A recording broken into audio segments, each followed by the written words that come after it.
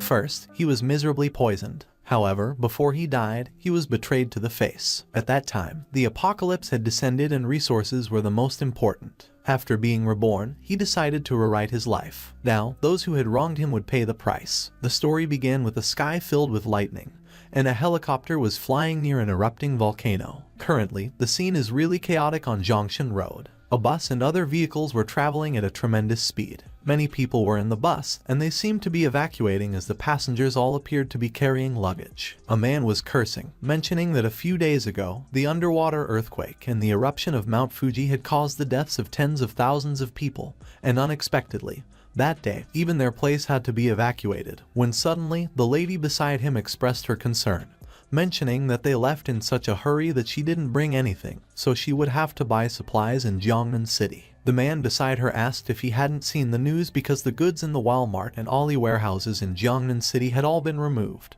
And another man chimed in, stating that it was old news because that day, Dongming Lake in Xingcheng dried up, and the Da Rundong warehouse was emptied too, which surprised the lady, and she said that the total value of those supplies was probably in the hundreds of billions. Suddenly, another person behind them chimed in, correcting the lady that it should be in the tens of trillions. A guy mentioned that the loss of supplies and various natural disasters were just the surface, so they should open their eyes to see because the end of the world was coming. The lady asked the man if it really was the end of the world, and the man beside her asked the guy if he was kidding because if it was really the end of the world, he was actually looking forward to it because that was when all living beings were equal. When the man heard the other man say that all living beings were equal, he pondered that even at the end of their world, there was no day of equality for all living beings. Recalling the disaster, the man realized that he knew it because he had personally experienced it. A huge monster emerged from the ground, and its mouth was filled with human bodies. The man recalled that in his last life, he was just an ordinary delivery man, and he looked so horrified when he saw that scene and asked what it was. The apocalypse had descended because, due to the abnormal release of solar energy,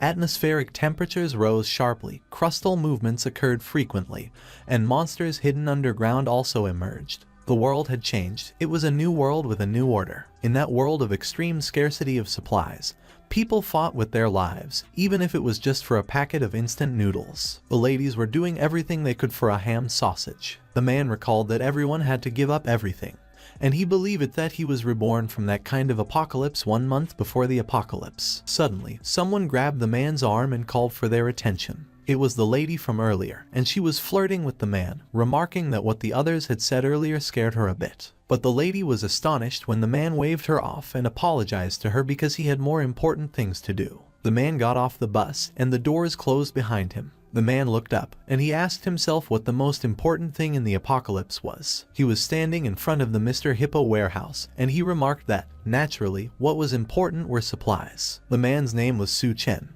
and as he grabbed his uniform, he considered that in his last life, he wasted his time searching for supplies, so at that time, he must be prepared in advance. As soon as Su Chen reached the entrance, the manager mentioned that being 21 seconds late would deduct half a day's salary, and Su Chen apologized to him. When he entered the warehouse, Su Chen mentioned that in his last life, during the apocalypse, the boss fled early, and his annual salary was wasted, so those supplies were compensation for him. The ground glitched as Su Chen took a step, and he proposed that they allow him to take them. He extended his arm and released a wave of energy as he commanded the space to unfold. The huge racks of supplies began to vanish as a system screen informed Su Chen that it had detected rice, cooking oil, and meat, and it was automatically storing the items. The racks of supplies seemed to reappear in a different place as the system continued to inform Su Chen that it was automatically storing. More racks of supplies appeared, and they were perfectly aligned with each other. As the racks of supplies finished reappearing, Su Chen stood on top of one of them, revealing the long lines of supplies in front of him, and he expressed that it was his power spatial ability. And as long as he unfolded the spatial ability, everything around him could be placed into a super large cubic space with dimensions of 10,000 meters in length, width, and height according to his will. There were also fish in the water stored above him, as he mentioned that the ability provides great convenience for purchasing supplies with $0, and by relying on that ability, he drained 2 freshwater lakes and looted several cities destined to be destroyed in the apocalypse. Su Chen remarked that in the apocalypse, even a packet of instant noodles was a luxury, not to mention fresh food, and time was frozen in that space so food would remain fresh no matter how long it was kept. He wept and mentioned that finally, he didn't have to eat dirt in the apocalypse like in his previous life. Su Chen brought his hands together. The system displayed the inventory of the supplies he had harvested at that time. Su Chen remarked that after collecting so many supplies, he could finally breathe a sigh of relief. Suddenly, the doors of the warehouse opened, and someone was conversing with another person, requesting their assistance in moving the goods out. It was the manager from earlier, and he was with two more delivery guys who appeared surprised. They cursed when they noticed that the entire warehouse was already completely empty. The manager appeared enraged as he inquired of Su Chen where everything went. Su Chen nonchalantly informed that he took everything, and they were surprised. The manager called Su Chen a bastard, and as he asked him how he had done it, he instructed the other delivery guys to catch him, and they immediately complied with their instructions. Suddenly, a glitch in space appeared, and Su Chen conveyed that he wouldn't be late anymore. One of the delivery guys attempted to grab Su Chen, but he was taken aback when Su Chen vanished into the glitch in space and bid them goodbye. He looked around and inquired where Su Chen was, while the manager appeared astonished as he mentioned that Su Chen had disappeared. Somewhere outdoors, another glitch in space materialized. Su Chen emerged from it headfirst, but he managed to maneuver himself midair so he could safely land on his feet. He mentioned that it was his second ability, Space Jump, and he could shuttle within a 3-meter space with that ability. Su Chen mentioned that in the apocalypse, with that ability, he could enter abandoned buildings to find supplies and safely escape, so even in the face of mutant beasts, the Space Jump could save his life at critical moments. He seized the uniform that he had been wearing. Su Chen tossed it up in the air, declaring that his zero-cost shopping mission was completed while the manager was scolding the two delivery guys behind him. Suddenly, his phone vibrated in his pocket. Su Chen read the warning indicating that the Earth had been experiencing movement, and localized natural disasters might occur, so they were advised to take precautions, but mentioned that overall, it was manageable and would not affect their daily lives, so they should not panic excessively. And he added that the official statement was to prevent panic, and he questioned if they were aware that the end was approaching. His phone grabbed Su Chen's attention when it vibrated again. But when he glanced at his phone, his expression suddenly turned dark. Someone named Jiang Zioqian was calling him. Su Chen let out a deep breath to calm himself down. As soon as he answered the call, Jiang Zioqian immediately accused him of playing disappearing with her, and even putting the house on sale with the real estate agent. And as she asked him why he was so naive, she interrogated him if he believed he could find a woman willing to be with him after selling the house. Jiang Zioqian was with another man.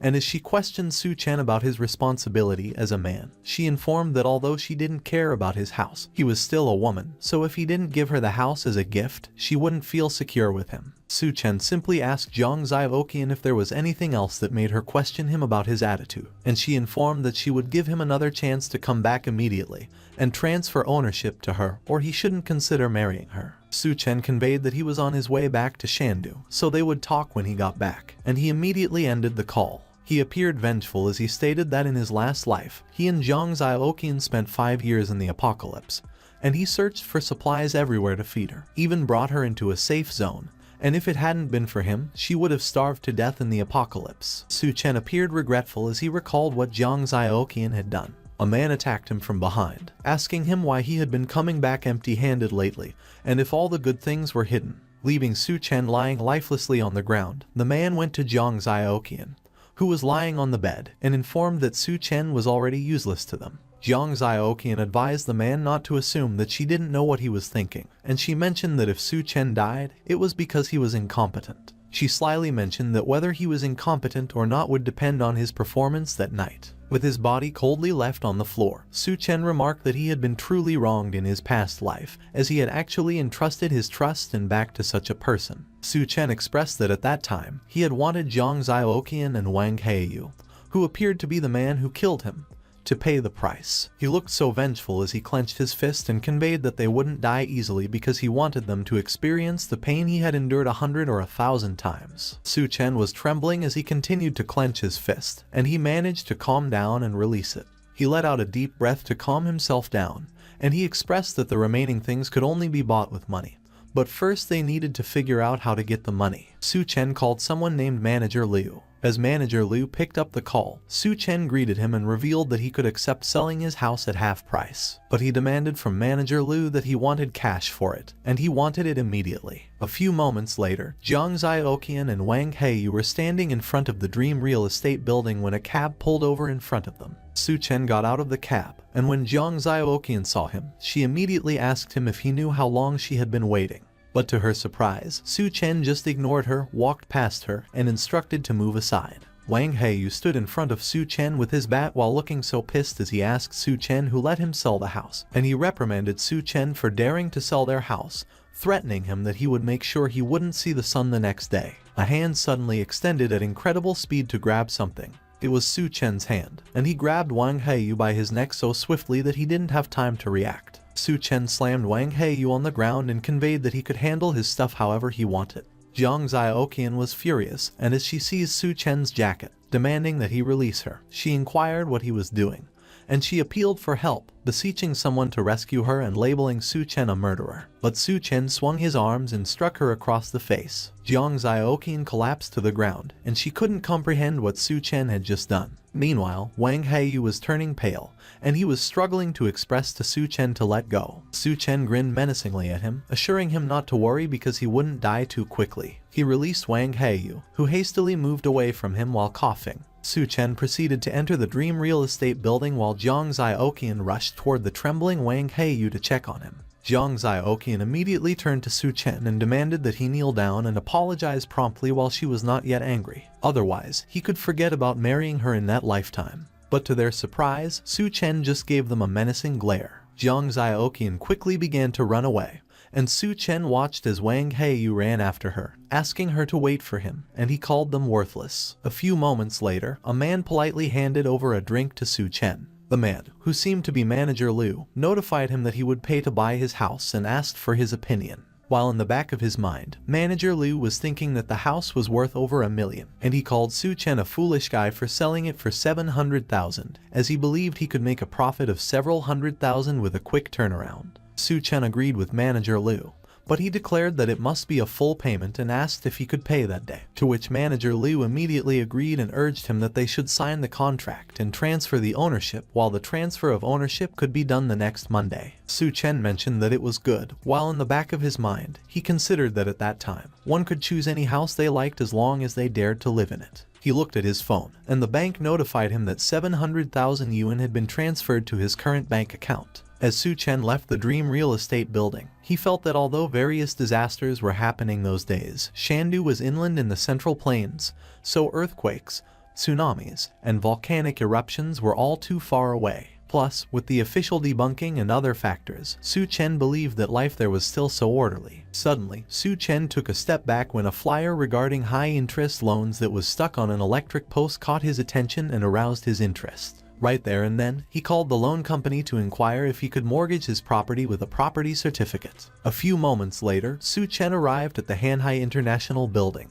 Inside the building was the Great Sea Loans Limited Company, and someone there complimented Su Chen's appearance while mentioning that his house didn't seem to be worth much. Su Chen seemed to recognize the guy he was talking to, and he asked him how much he could borrow over there. Su Chen recognized the man as Wang Heiyu's big brother, Wang Dahai, who had died in the mouths of mutant beasts in his last life, and Wang Dahai informed him that at most he could borrow 500,000, but he needed to leave the property certificate with him first. Su Chen strongly demanded that Wang Dahai add another 100,000, and while insisting that he wanted it immediately, he assured Wang Dahai not to worry because if he gave him a week, he would profit from it and immediately pay him back. Wang Dahai smirked, thinking that Su Chen was a gambler, so as long as Su Chen was involved in that, he was willing to sell even his own parents just to make a profit. But he considered him foolish for thinking that he could turn things around that day, and he informed him that as long as he could mortgage the property certificate with their company, everything else was negotiable. A few moments later, Su Chen checked his phone, and his bank notified him that 600,000 yuan had been transferred to his current bank account.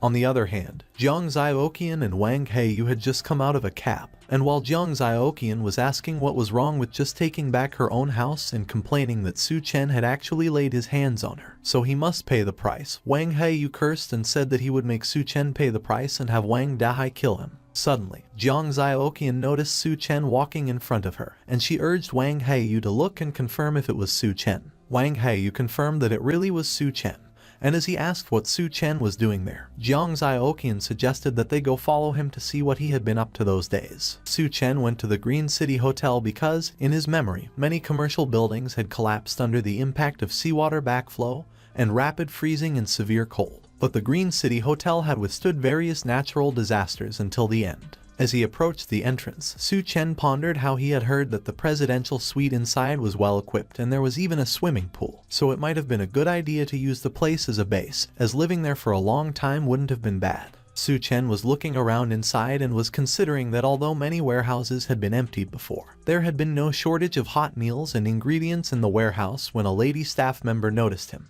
The lady introduced herself to Su Chen as Liu Xinrui, the hotel restaurant manager, and she asked Su Chen how she could assist him. Liu Xinrui was astonished when Su Chen mentioned that he wanted to order 1,000 tables for a banquet, and he asked her if she could do that. She immediately informed him that they could and mentioned that there were 5,000 per table, 10,000 per table, and even 30,000 and 100,000, while in her mind, she was considering that Su Chen was a young man with such a grand demeanor, so he must actually be a hidden second-generation rich. Su Chen instructed to let it be 10,000 per table, a total of 10 million, and as he mentioned that he would pay a 50,000 deposit so they could deliver to the address he provided and settle the balance a week later. Su Chen wondered if the Green City Hotel was of such high standards. Liu Xinrui agreed to the 50,000 deposit, and as she ushered Su Chen where he could make the payment, she assumed that just the cost of the ingredients would be estimated to be 50,000. But being able to connect with those wealthy people was worth it, and the most important thing in business is to learn to be smooth.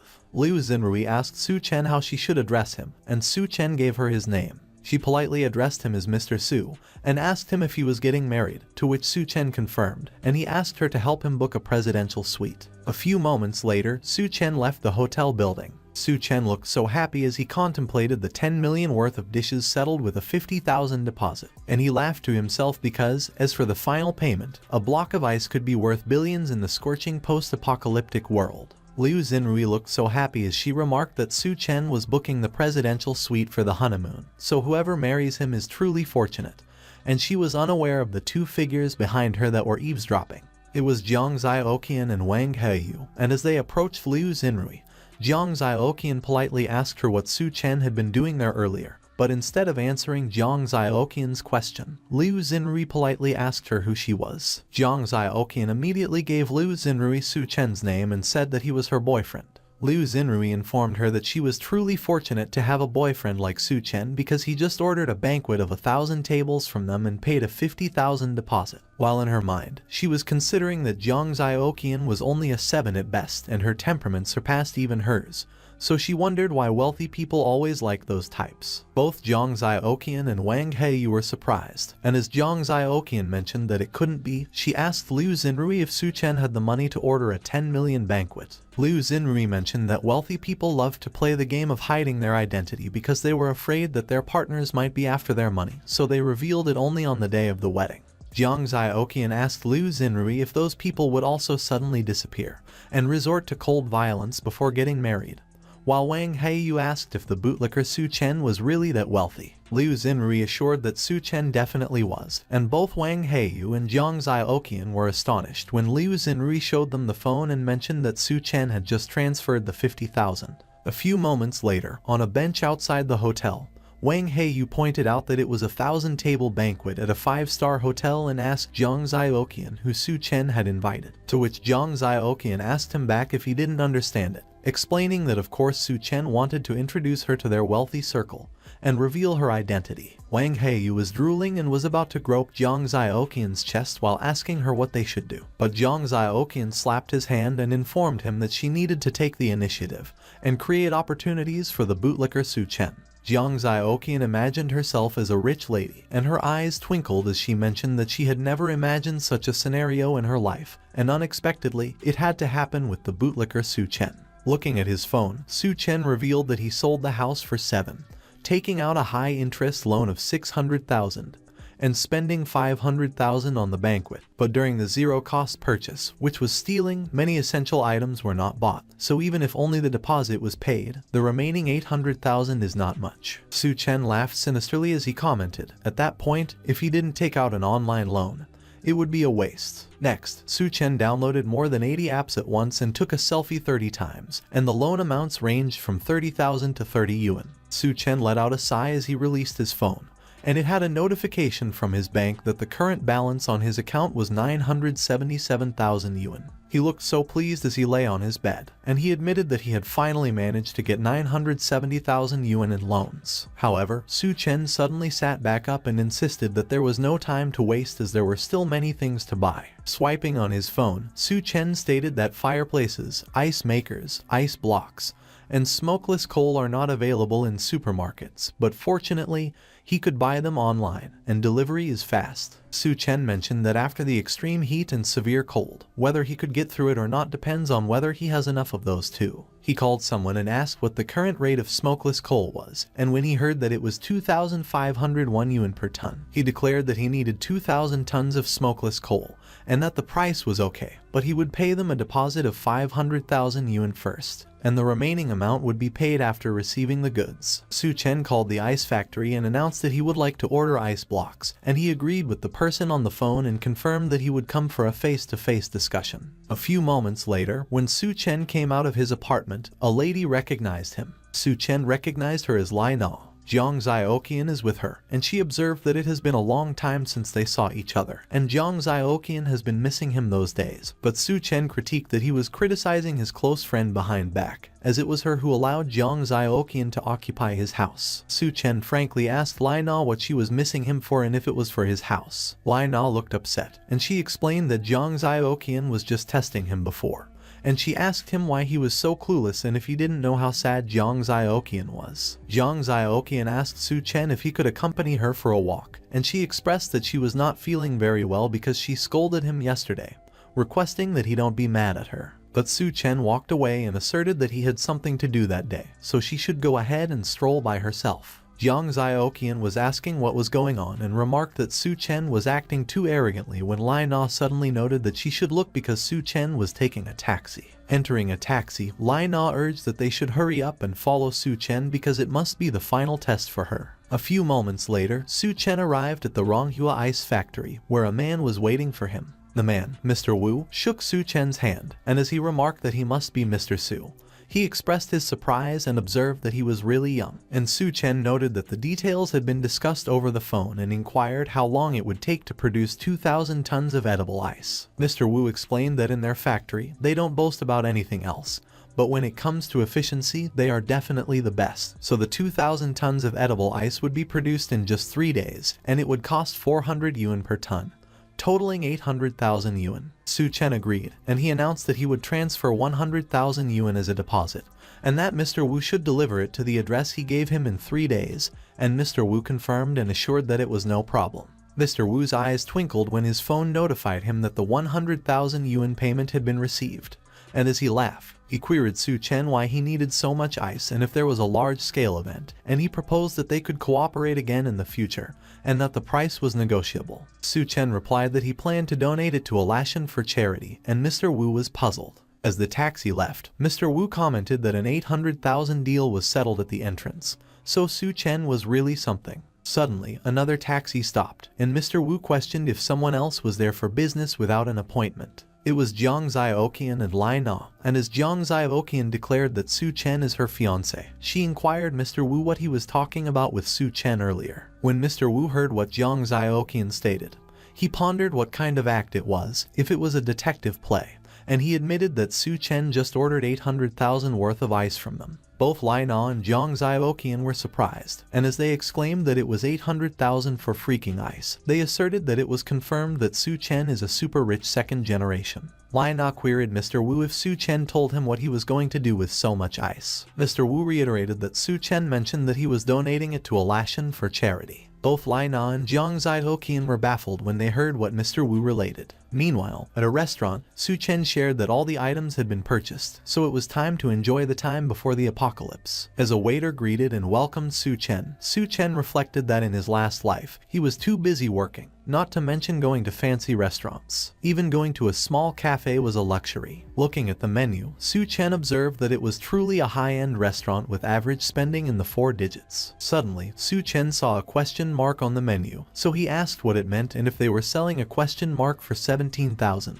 The waiter clarified that it was personally crafted by the head chef of their Yalan music restaurant, with the specific details depending on the chef's inspiration. And when Su Chen heard that, he commented that it sounded interesting, so he would go with that one, and the waiter concurred. Grabbing the book Shanhai Jing, which was a Chinese classic, Su Chen recalled that in his last life, at the beginning of the apocalypse, a strange force caused many creatures to mutate. Su Chen asserted that the monstrous serpent mentioned in Shanhai Jing, appearing in the midst of floods, resembled the mutated serpent he encountered in his previous life, but compared to mutation, he prefers to call it atavism. Meanwhile, a lady was carrying a dish towards Su Chen. She greeted Su Chen and declared that she is the head chef of Yalan Music Restaurant, and the dish she has is specially tailored for him based on his temperament. Su Chen was astonished when he recognized the lady. He recognized her as the Hell's chef, Duanya. Su Chen recalled that in his last life's apocalypse, Hell's chef possessed a magical culinary skill to turn decay into food,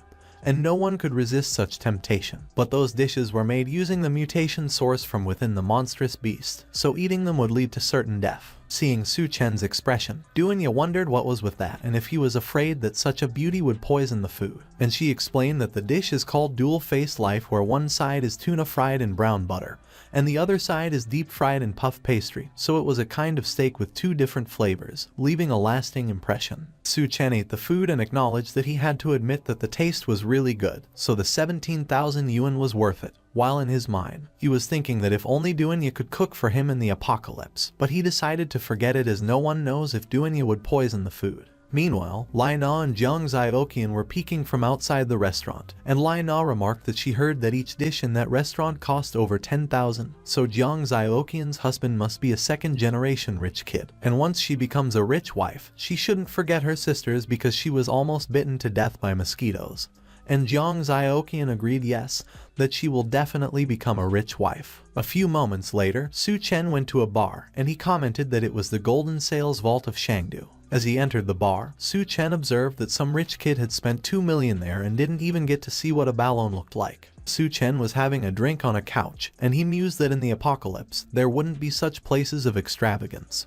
So he regretted not entering such a place in his last life. Suddenly, women approached him. They called him handsome and asked him why he wasn't drinking, and as Su Chen had a toast with them, another woman offered that she would drink with the girl. As he drank with the girls, Su Chen glanced at the girl sitting beside him. The girl's name was Union, and she looked embarrassed as her friend revealed that she was there for the first time because her boyfriend cheated on her, so they brought her out to have some fun. Union confessed that the scumbag didn't sleep with her and cheated with an old woman, so he really lacks taste. And as she asked Su Chen if men were really concerned about sleeping with women, Su Chen asserted that a real man's nature is engraved in his bones with reproductive desires. Suddenly, Union chugged her drink, and Su Chen was surprised, and he noted that that glass was a neat win. Union slammed the glass on the table, and while calling Su Chen handsome, she asked him if he was single, which caught Su Chen off guard. Union leaned towards Su Chen, and she was extremely red as she asked him if he was willing. And her friends cheered that it was the way to go because the scumbag was not even worthy of her, so she should be brave and go for it. Jiang Zioqian's attention was caught when she heard the cheers of Union's friends, and she was startled when she looked in their direction. They caught Su Chen's attention when Jiang Zioqian yelled and asked him what he was doing, while Lai Na asked if he was cheating. Su Chen put his arms around Union and declared that they should go outside. And Union exclaimed that he was so manly. He grabbed Union's hand, and as he ran, he proposed that they should go upstairs. Lai Na and Jiang Zioqian ran behind them, and Jiang Zioqian demanded that Su Chen should stop. Su Chen quickly entered one of the rooms, and he pulled Union in. He quickly closed the door behind him. With Union in his arms, he apologized to her and was about to mention something about Lai Na and Jiang Zioqian, but he trailed off. Union looked so embarrassed as she confessed that it was her first time, and Su Chen was taken aback. Su Chen asked Union if she was drunk, and he advised that she should wake up while flicking her forehead, which made Union whine in pain. He suggested that Yunyan shouldn't go out those days and stock up on food at home, and Yunyan agreed, but as she was about to articulate something else, she was cut off. Su Chen opened the door and asserted that love-brained people shouldn't come to places like that, and he was about to mention the future, but he concluded that Yunyan should just forget it as there is no future. As Su Chen left the room, he remarked that it was rare to have such an opportunity, so leaving like that was really such a waste. Jiang Zioqian kicked a door open and accused that she knew that Su Chen was in there while Lai Na was knocking on doors and insisted that he couldn't treat Jiang Zioqian like that. And when Su Chen saw them, he lamented that with those two around, that night's chance was gone. Su Chen was at a warehouse where huge trucks arrived. One of the drivers asked Su Chen where the 20 large fireplaces should be placed. Another driver mentioned that the warehouse doesn't have a refrigerated room and asked him if he was not afraid that the ice would melt. And as Su Chen instructed to move the fireplaces and ice makers to the innermost part in order not to block the entrance and to put the ice blocks there and that they should keep moving. Another man arrived and announced that he was there to deliver coal. Wang Heiyu arrived, and he told Jiang Zioqian that Su Chen rented a large warehouse in the suburbs and bought a lot of large machines that were currently being moved into the warehouse.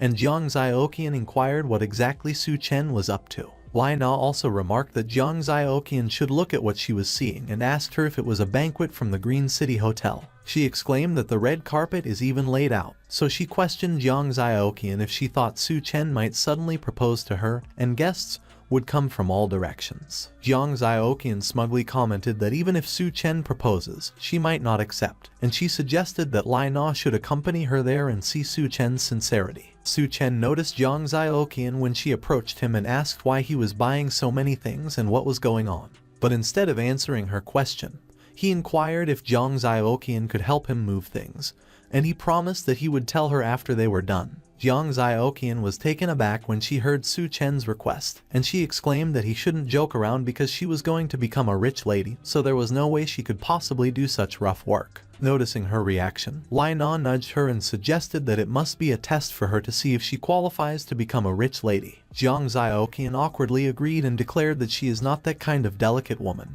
With all her might, Jiang Zioqian carried one of the boxes, and she declared that in order to become a rich lady, one must be well-rounded, so as long as she could withstand the test, Su Chen would definitely marry her that day. Lai Na seductively suggested to Su Chen that she would help too, and she was thinking that there was no second-generation rich that wasn't lustful, so as long as she showed a little, even if she couldn't become a rich lady, she could at least have a sip of soup. Meanwhile, Su Chen smirked, and he stated that he couldn't let the free labor go to waste because, with 1,000 tables of food and 2,000 tons of ice, even if the hotel and supplier sent people, it would still take a long time to move everything. It was already afternoon, and someone exclaimed that they had finally finished moving. It was Jiang Zioqian, and while she was shaking and dripping in sweat, she declared that Su Chen is really too much because they have been moving things from morning to evening without even a meal. So if she was going to be a rich lady, she would definitely make all his money hers. Lin Na was as exhausted as Jiang Zioqian, and as she called Su Chen a jerk, she complained that he actually made them move such heavy things and that those ice blocks weigh over 100 pounds each. Jiang Zioqian remarked that the test was over, and as she asked if Su Chen shouldn't announce that she was the bride at the moment, she mentioned that the wealthy guests should be appearing, and Lai Na agreed, and she commented that the food is getting cold yet the guests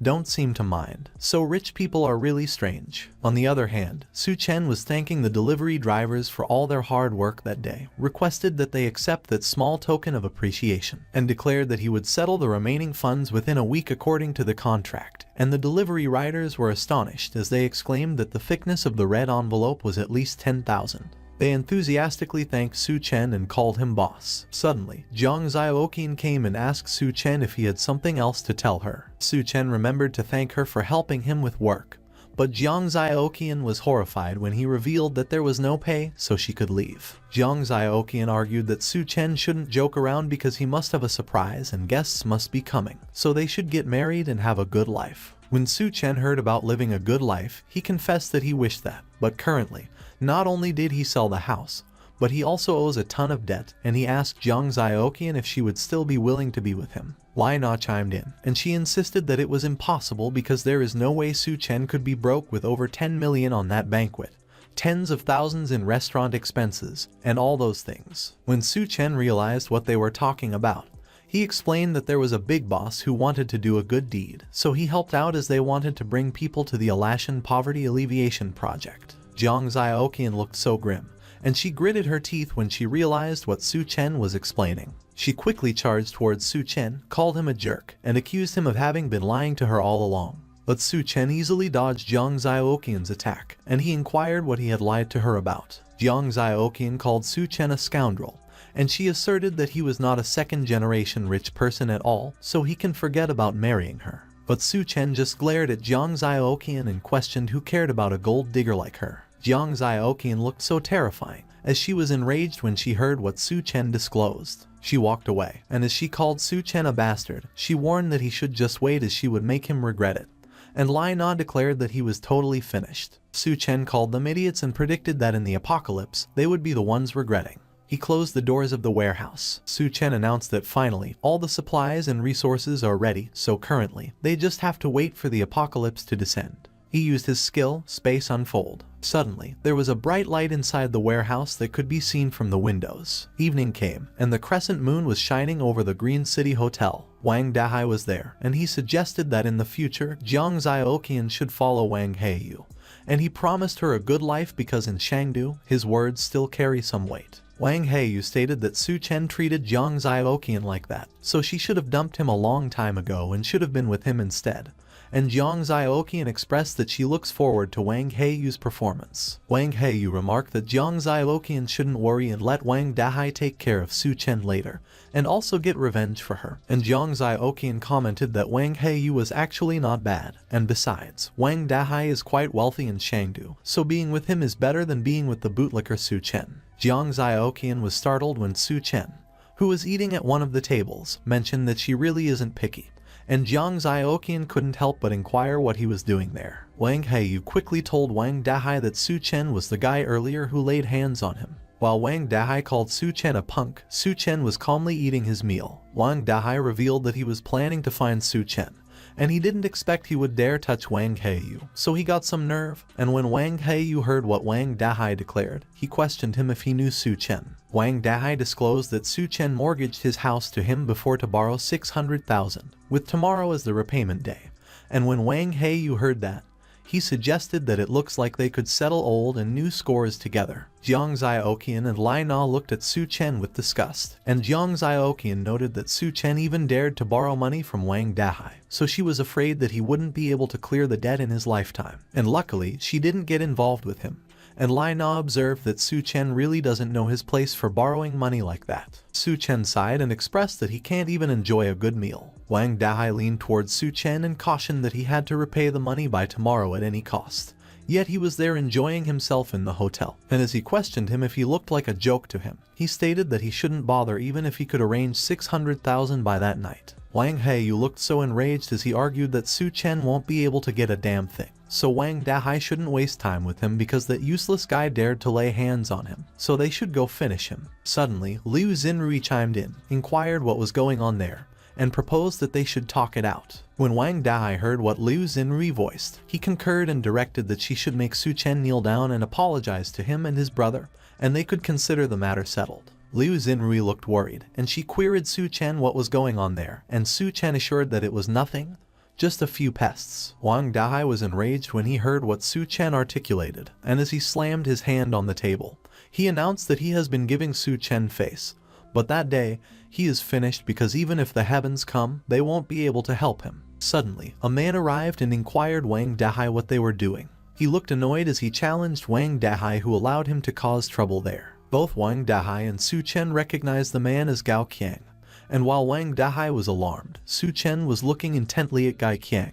Wang Dahai's attitude quickly changed as he queried Gai Qiang what he was doing there, and Gai Qiang indicated that he had important matters to attend to that day, so he shouldn't cause trouble there, otherwise, he should blame him for not giving face. Wang Dahai looked anxious as he knew that Gai Qiang is a well-known entrepreneur in Shangdu on the surface, but he has a wide network in the underworld, and there are many people under his command, so being on his bad side is not a good idea. So he agreed with Gai Qiang and asserted that he should go ahead as he would come to toast him later. Meanwhile, Su Chen recognized Gai Qiang as the Skull Crusher, and he recalled that in the previous apocalypse, Gai Qiang was a major force in Shangdu, and the Hell's Chef was also under his wing. Su Chen was astonished when he recalled that he heard before that the Green City Hotel was the first place to experience atavistic mutations after the apocalypse, and at the moment, it seems that Gai Qiang's ability to become a skull crusher was due to the early appearance of atavistic mutations there, so in that case, he was sorry. Gai Qiang turned to look when he noticed something. Meanwhile, Su Chen was glaring at Gai Qiang as he declared that his opportunity was currently his. Gai Qiang noticed Su Chen, and he remarked that he was a kid who had an interesting glare. A lady entered the room. It was Duanya, and she was with Gai Qiang, who remarked he had brought her as Mr. Sun requested. Duanya stated that she was wondering what Mr. Sun wanted to discuss with her. Mr. Sun laughed, and he expressed that he had heard about Duanya being a great beauty, and that day he finally got to meet her in person. He looked so ominous as he handed a glass of wine to Duanya and proposed that they should have a drink. Duanya was astonished, as she could clearly see that there was something dissolving in the drink. On the other hand, someone was swirling a glass of wine in their hand. It was Su Chen, and he revealed that in his previous life, he hid with Jiang Zhaoqian in the basement and barely survived the extreme heat apocalypse. Su Chen confessed that he never expected that at that time he would ditch her and she would end up following him there. He asserted that it was a good opportunity to settle old scores with Jiang Zhaoqian. While enjoying his wine, Su Chen was watching Wang Dahai and Wang Heiyu, and Wang Dahai inquired of Wang Heiyu if he felt like it was hotter at night than during the day, and Wang Heiyu concurred and suggested that it was why he suggested going to the pool to cool down as the girls will come out in swimsuits later. Both of them laughed sleazily, and as Wang Heiyu questioned Wang Dahai if thinking about it gets him excited, Wang Dahai commended that it was well done and he was quite clever. A few moments later, Jiang Zhaoqian and Lai Na arrived, and Lai Na observed that Jiang Zhaoqian should look at how bright the moon is, as it was almost like the sun, and Jiang Zhaoqian agreed, and she remarked that it was unusually bright. Suddenly, someone grabbed Jiang Zhaoqian's hand and queried her if she saw that. While the moon was shining brightly in the sky, the person proclaimed that their love for Jiang Zhaoqian shines as brightly as the moon. It was Wang Heiyu, and he declared that it was the witness of their love, but Jiang Zhaoqian ignored what he mentioned and complained that it was too hot, so he should hurry and take her to the pool. Meanwhile, Su Chen laughed and joked that their love was about to explode. Su Chen raised his glass and welcomed them back to the apocalypse. Suddenly, the moon turned red, and it began to rumble. Wang Dahai and the others were horrified when they felt the rumbling of the ground. Suddenly, all of them began running, and while Wang Dahai,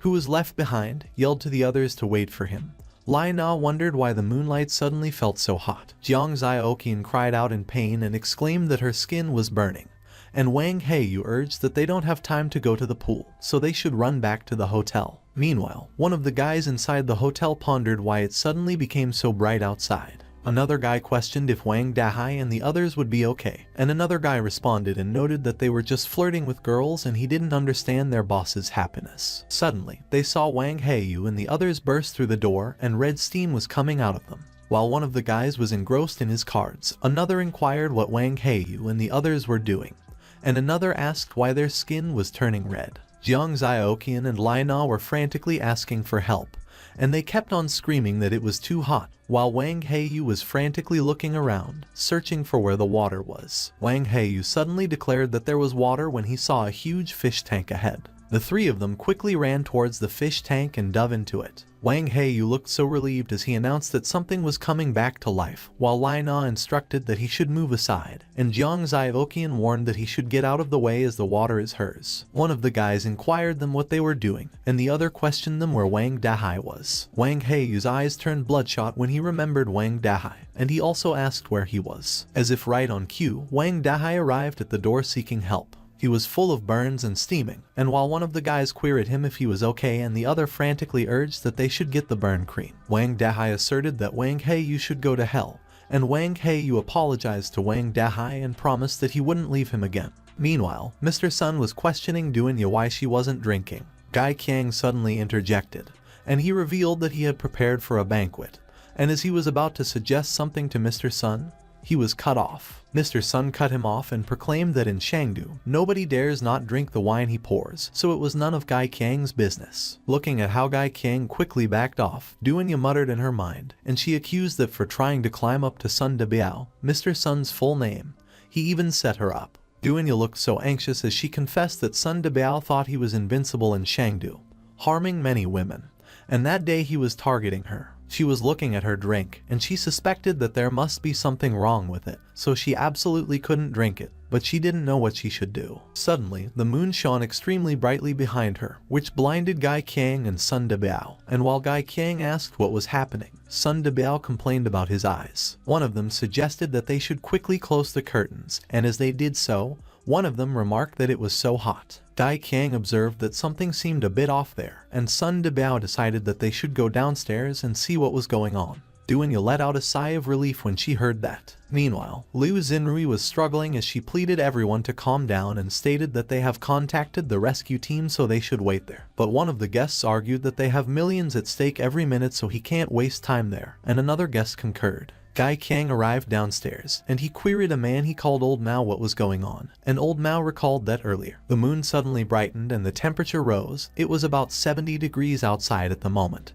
and the news says nearly 100 people were injured. On the other hand, Sun Debiao was calling someone named Minister Zhao, and as he consulted him if he could send someone to pick him up at the Green City Hotel, he acknowledged that he understood. Gai Qiang probed Sun Debiao how Mr. Zhao was doing, and Sun Debiao informed that Mr. Zhao was working to ensure that there wouldn't be any power issues at the moment, and nobody is available to come over, so things are a bit tricky. Meanwhile, Wang Dahai was expressing his pain while one of his men applied the cream to him, and as he remarked that the man could be more gentle, the man replied that he needed to go to the hospital.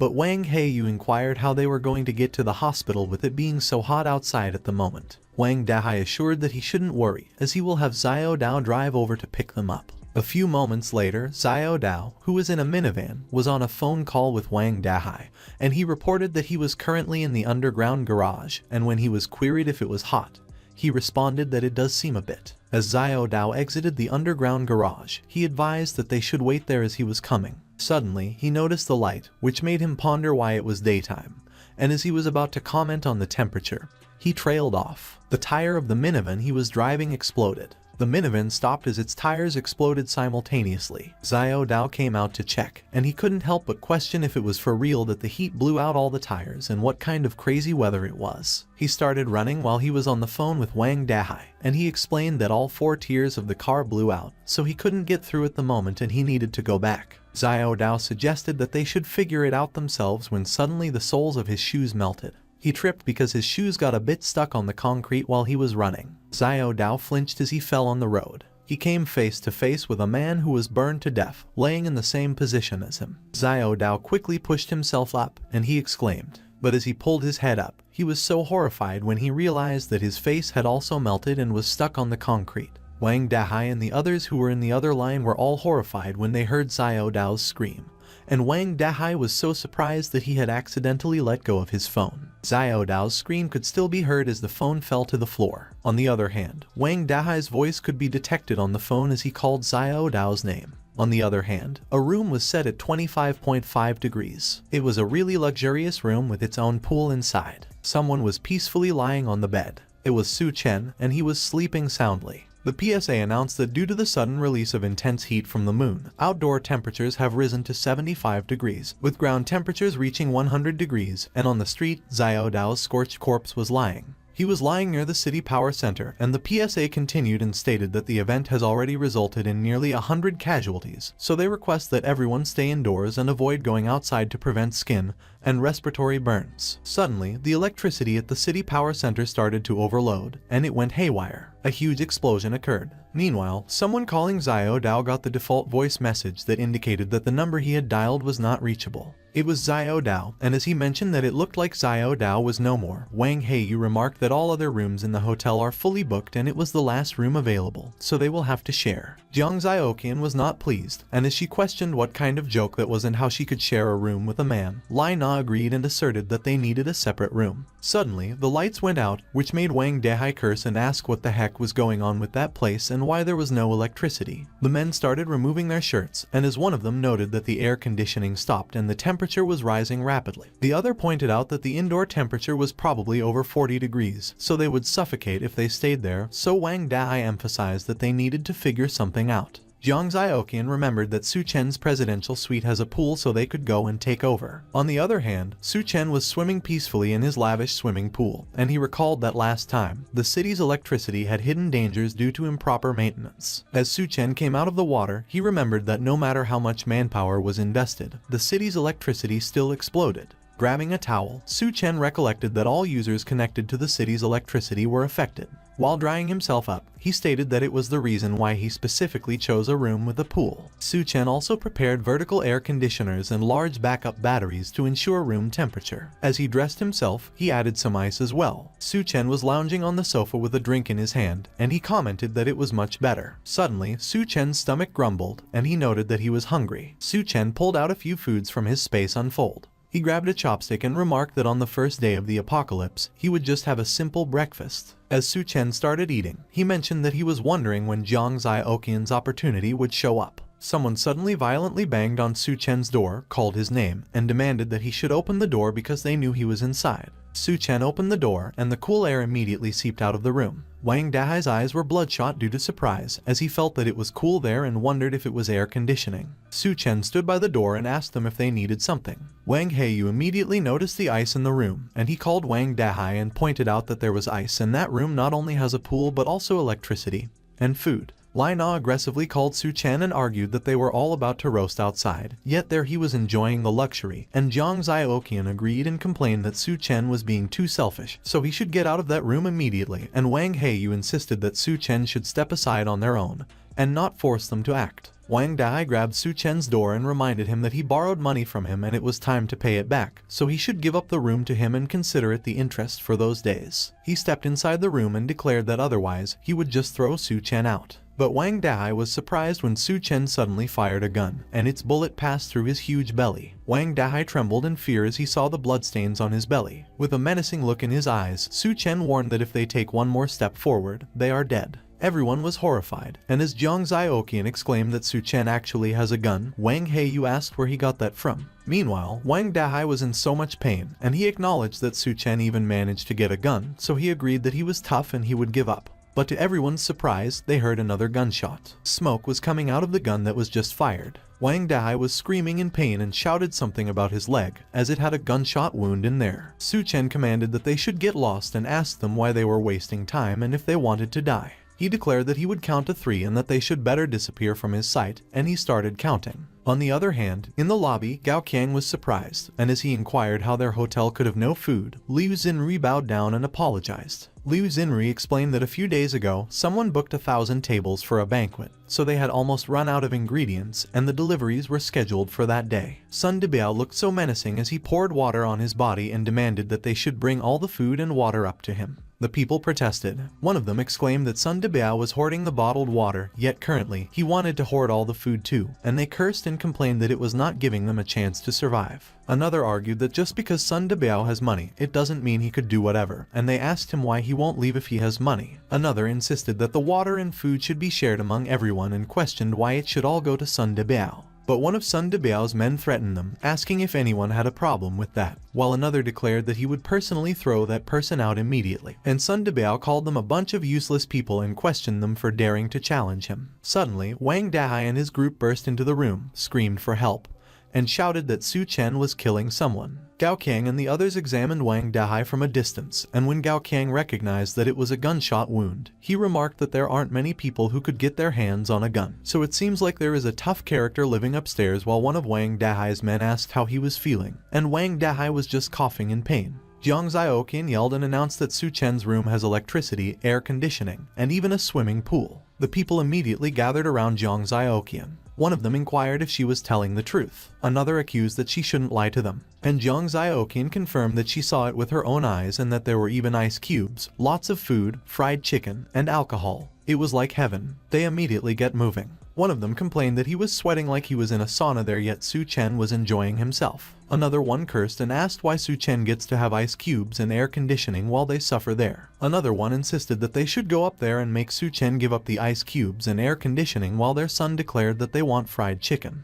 And when Gao Qiang saw that, he ordered that his men should go up and figure out what to do and asked to confirm if they don't need him to teach them, and the man assured him not to worry. A few moments later, the people arrived in front of Su Chen's door, and as he opened the door to ask them if something was wrong, the cool air seeped out of the room again. Everyone was taken aback by the cold, and while a man mentioned that they had come there to discuss something with Su Chen, he remarked that it was so cool there that it felt like every pore was relaxing. A lot of people have gathered in front of Su Chen's door. One of them inquired if it wasn't an emergency situation and if Su Chen could let them in to cool off for a bit because in the whole hotel, only his room had air conditioning. An older man stated that young people should learn to respect their elders and care for the young. A lady commented that Su Chen was definitely a talented and helpful person while a child was peeking inside the room looking for fried chicken. The child yelled when he saw fried chicken on the table. He immediately went feral, charged inside while drooling, and shouted that he wanted fried chicken. The child took a step inside the room. Suddenly, someone kicked him in the stomach and blew him away. Everyone stepped aside so they didn't get hit by the child, and the parents were horrified and called their son. It was Su Chen who kicked the child, and he declared that the parents should control their kids, otherwise he wouldn't mind helping them manage. The people were enraged. One of them exclaimed that it was just a kid and questioned how Su Chen could even think of hitting him, and another accused that Su Chen was a murderer. Everyone charged forward and shouted that someone like Su Chen doesn't deserve to stay in that room, so they should kick him out. A man from behind suggested that Su Chen was alone, so everyone should charge and go in. But before he could finish talking, Su Chen fired his gun and a bullet pierced through his head. His blood splattered on the man beside him, who was horrified. The other men were frozen, and they watched as the man fell on his back. As the man fell to the ground with his forehead smoking from the bullet, the other men were terrified. Su Chen confidently declared that he may be alone, but they only have one life. At the Green City Hotel, someone was yelling and calling their big brother. It was Wang Heyu, and he was trying to go fetch Wang Dahai, who was thrown out while asking the other men why they left Wang Dahai outside. But the men tried their best to stop Wang Heyu, and one of them remarked that he should calm down because Wang Dahai was already dead because his wound was already infected and rotting, and with that temperature and no medicine, he couldn't hold on. Wang Heyu yelled Su Chen's name, and he looked so enraged as he declared that it was all the bastard Su Chen's fault. Meanwhile, near CCTV, someone was calling Su Chen Brother Chen, and they mentioned that they knew he couldn't bear to shoot them as he was just scaring Wang Dahai, while another called Su Chen and asked him if he had forgotten how much they loved him. It was Zhang Zioqian and Lai Na, and Zhang Zioqian stated that Su Chen just let her in and she would do anything he wanted, while Lai Na expressed that if Su Chen let her in to cool off a bit, she was willing to accompany him and Zhang Zioqian that night. Su Chen opened the door, and with a smirk on his face, he commented that sisterly love sure runs deep, so they should come in. Both ladies were surprised, and as Zhang Zioqian exclaimed that she knew Su Chen wouldn't abandon her, Lai Na uttered that Su Chen was such a good person. Suddenly, Wang Heyu charged forward, and as he bulldozed between Zhang Zioqian and Lai Na, he shouted that they should get the hell out of the way because he was going to kill Su Chen.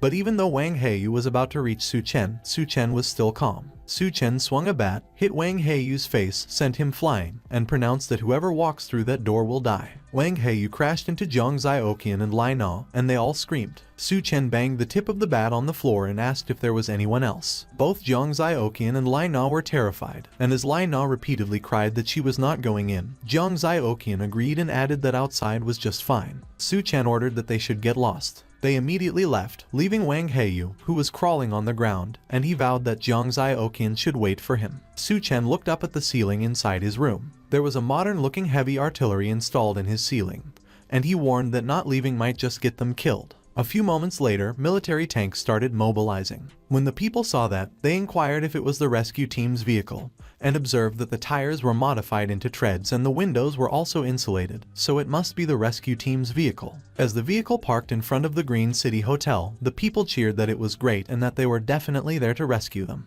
As multiple military personnel in full protective gear came out of the vehicle, the people proclaimed that they were saved. One of them announced that everyone should step back and make way and asked if academician Liu Zhengguo was there. A man stepped forward, and as he identified that he was Liu Zhengguo, the military personnel handed him protective gear and informed that they are the rescue team, so he should hurry up and put on the insulated suit so he could leave with them. But when the people heard that, one of them protested and questioned if they weren't there to rescue all of them, and another one agreed and argued that they can't just rescue Liu Zhengguo alone. The military personnel explained that everyone should calm down because the authorities have already launched a rescue operation, and that midnight was the coldest time of the day, so that night they could make their way to Silicon Valley Plaza on their own. It was the nearest rescue point. The people rejoiced when they heard that. Even Gao Kang's face lit up, and as one exclaimed that there was a rescue operation by the authorities the next morning. Another remarked that it was great as the authorities haven't completely abandoned them yet. Suddenly, Sun Debiao aggressively approached one of the military personnel, and he declared that he is from Sun Group and that he will give him 1 billion to give him the insulated suites as he wanted to leave immediately. The military personnel easily restrained Sun Debiao and explained that academician Liu Zhengguo was their geological expert,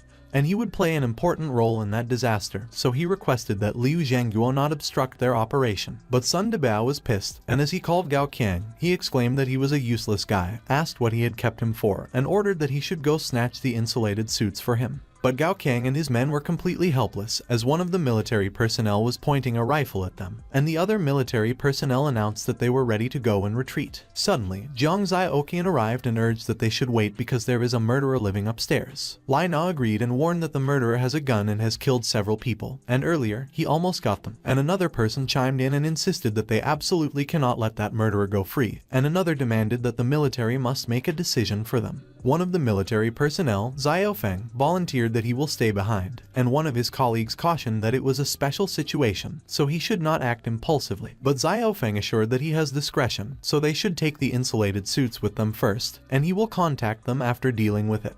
A few moments later, Xiao Feng was walking up the stairs, armed but without his insulated suit, and he murmured that he would see who Su Chen really was. Jiang Zioqian had a menacing smile on her face, and she sneered that after Su Chen was shot dead, she could stay in that room and wait for rescue. Light footsteps were echoing through the hallway where Su Chen was placed at the end. It was Xiao Feng, and he was hiding in the corner, waiting for an opportunity to strike. But he suddenly noticed something in the flower pot in front of him. Xiao Feng was surprised when he discovered that there was a camera in it. Suddenly, the door of Su Chen's room opened, and Su Chen threw a grenade. When Xiao Feng saw the grenade landing in front of him, he cursed. Xiao Feng covered his eyes as he prepared himself for the impending explosion. But he heard a hissing sound, which he immediately recognized. Xiao Feng realized that it was tear gas, and he started coughing. Unaware of the figure behind him that was about to hit him with a bat, Xiao Feng continued to cough and muttered that it didn't look good, so he should retreat quickly. The figure swung the bat, and a huge thud was heard. A few moments later, Xiao Feng was regaining his consciousness while Su Chen was watching over him, and as he groaned that his eyes were stinging, he wondered where he was because it felt so cool there. Su Chen was looking at Xiao Feng's ID, whose full name was Lu Xiao Feng, and he commented that he was the deputy captain of the special forces and that since he was awake, they should talk.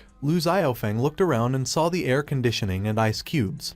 So he asked Su Chen who he was exactly and how he got the gun and flash grenades. Su Chen responded that he was just a recent graduate, and the gun and everything else were something he picked up during a trip to the Middle East. But Lu Xiaofeng questioned Su Chen if he was kidding him, and Su Chen replied that if he didn't believe him, there was nothing he could do. Su Chen asked Lu Xiaofeng if the government had set up rescue points or zones for citizens to go to the next morning. Lu Xiaofeng was startled, and he questioned Su Chen how he knew about that. Su Chen mentioned that it looked like Lu Xiaofeng knew about it just like in his previous life, and he explained that even though the temperature drops significantly in the early morning, staying exposed to the moonlight for more than 10 minutes could still lead to fainting, and many people will die on the way to the rescue. Lu Xiaofeng looked away from Su Chen as he commented that there was no other way because, although they have established safe zones, modifying rescue vehicles is difficult and many people couldn't hold on any longer, so they have no choice but to let residents go to the rescue points on their own the next morning, and in fact, thick blankets and heavy coats could also help isolate the temperature, so as long as they don't fall down, it should increase the survival rate. While tapping Lu Xiaofeng on the shoulder, Su Chen asked him if it was real, which made Lu Xiaofeng panic and reply that of course it was. Su Chen pointed a gun behind Lu Xiaofeng's head. Lu Xiaofeng panicked, and as he pleaded that Su Chen should wait a moment, he requested if he could tell the others about using thick blankets before he kills him, and he promised that he would just use the walkie-talkie, but he shouldn't worry because he won't call for backup. But suddenly, the ropes were cut down by a knife. Lu Xiaofeng was baffled when Su Chen untied him, so he inquired what it was. Still pointing his gun, Su Chen stated that he respected what Lu Xiaofeng was doing, so he wouldn't kill him that time, but he wouldn't tolerate his repeated provocations towards him, and Lu Xiaofeng questioned if Su Chen wasn't afraid that he would call for backup to deal with him once he left. When Su Chen heard Lu Xiaofeng's question about being afraid, he instructed that he should look up and see what was there, and Lu Xiaofeng looked terrified when he looked up. Lu Xiaofeng remarked that it was a surveillance turret with facial recognition cameras and machine guns, and he inquired where Su Chen got something like that. Su Chen proudly revealed that he told Lu Xiaofeng earlier that he got it from the Middle East, and that once that thing activates, no one in that room except him will survive. But Su Chen noted that in that situation, they probably don't have the time to deal with him either. Lu Xiaofeng looked worried, but he acknowledged that he understood. A few moments later, Lu Xiaofeng came back to the vehicle wearing his insulated suit, and when the people saw that, one of them asked if he just left like that. Another exclaimed that Lu Xiaofeng only mentioned the blanket but didn't say anything about what happened upstairs. Another asked the others if they didn't see that Lu Xiaofeng's guns were all confiscated. And another questioned if Su Chen was really that powerful that even a soldier couldn't handle him. Sun Debiao looked extremely pissed, and he cursed. He slapped Gao Kang across the face and demanded what the hell he kept him for and why he didn't act earlier. Sun Debiao kicked the people on his way as he walked out, called them a bunch of useless idiots, and ordered that they should get lost, which pissed old Mao, and as he questioned Gao Kang how long they have to tolerate Sun Debiao, Gao Kang responded that the authorities have started the rescue operation, so once order is restored, they will still need to leverage Sun Debiao's connections up there. But Gao Kang was startled when Su Chen suddenly appeared and challenged if Gao Kang still dreams of restoring order in times of chaos. Old Mao called Su Chen a little punk, angrily questioned where he came from, and threatened that he would kill him, but Gao Kang stopped him and urged that he should hold on. Gao Kang recognized Su Chen, and he asked him why he came downstairs. Su Chen poured a bucket of ice cubes on the table and announced that he was there to make a deal with Gao Kang. Both Gao Kang and Old Mao were stunned when they saw the ice. Old Mao was surprised when he saw the ice cubes, and he exclaimed that there must be more good stuff in Su Chen's room, so they should kill him and take all his stuff. But Su Chen nonchalantly pointed a rifle at Old Mao's throat, and Old Mao immediately raised his hands in the air. Gao Kang laughed awkwardly, and as he called Su Chen his friend, he suggested that Su Chen shouldn't mind Old Mao, and that they should just talk about the deal. A few moments later, someone was sucking on an ice cube, exclaiming their pleasure, and they declared that it was too awesome. Old Mao mentioned that he has been stuck there for 3 days, and it was the first time he has felt so good, so he couldn't even imagine what is in Su Chen's room. And Gao Kang proposed that they should agree to Su Chen's demands first, find an opportunity to kill him because by then, the room will be theirs. Suddenly, Sun Debiao arrived, and he kicked Gao Kang in the stomach and called him a sneaky bastard for hiding ice cubes. Sun Debiao stomped on Gao Kang's head while he was kneeling on the ground, and he warned that next time, if he doesn't voluntarily bring out the good stuff, he's dead meat. Gao Kang looked so enraged by what Sun Debiao had done. Sun Debiao took the bucket, started to suck on an ice cube, and commented that it was so damn awesome. As he mentioned that they have also run out of instant noodles, so without rescue they will starve to death for sure, he suddenly noticed Duenya sitting on the floor. He sounded amused when he approached Duenya, and he remarked that despite the heat, she still refused to take off her clothes, which was quite modest of her. Duenya was alarmed when Sun Debiao suddenly grabbed her wrist and suggested that he liked playing with someone like her, and he was in the mood at the moment, so she should come with him. She slapped Sun Debiao, called him a bastard, and insisted that he shouldn't touch her. But Duenya was horrified when Sun Debiao got so enraged that he ripped her clothes, called her a filthy, and announced that he would just have his way with her there so everyone could have a taste later. Duenya glared at Sun Debiao with contempt in her eyes as she tried to cover her chest with her arms, and Sun Debiao laughed as he asked if she was all soaked and feeling hot already, and he offered to do her a favor and take it all off for her. Sun Debiao was pissed when an ominous figure suddenly stood behind him and commanded that it was enough. It was Gao Kang, and as Sun Debiao cursed at him and ordered that he should shut his mouth because he was giving him face, Sun Debiao asked Gao Kang if he knew who he was talking to. But Sun Debiao was stunned, and he fell silent when Gao Kang stabbed him in the neck. The people repeatedly exclaimed that someone had been killed when they saw Sun Debiao kneel on the ground, and Gao Kang affirmed that Su Chen was right that it was already chaos, so Sun Debiao might as well die along with it. Gao Kang declared that the place was under his command, so everyone else either goes to the rescue point or dies there. Duenya was stunned by what she just witnessed while Su Chen was observing from the balcony, and he seemed casual about it. Su Chen noted that it seems his words were effective, and since Gao Kang was the boss there in his past life, if he accelerates the process of that matter, he wonders if Gao Kang's opportunity would come earlier as well. Sun Debiao's corpse was thrown out of the Green City Hotel, right beside Wang Dahai. A few moments later, in a room, Jiang Zioqian and Lai Na were kneeling in front of someone holding an ice bucket, and as Jiang Zioqian called the person a strong brother, she pleaded that he should give it to her as she wanted it, while Lai Na promised that he should give it to her as she would do anything for him. It was Gao Kang, and he chugged the water inside the ice bucket. He threw his leftovers at Jiang Zioqian and Lai Na and remarked that since they wanted ice water, they should follow him as he will have to do whatever he wants. As Old Mao asked Gao Kang if they were not going to the rescue point,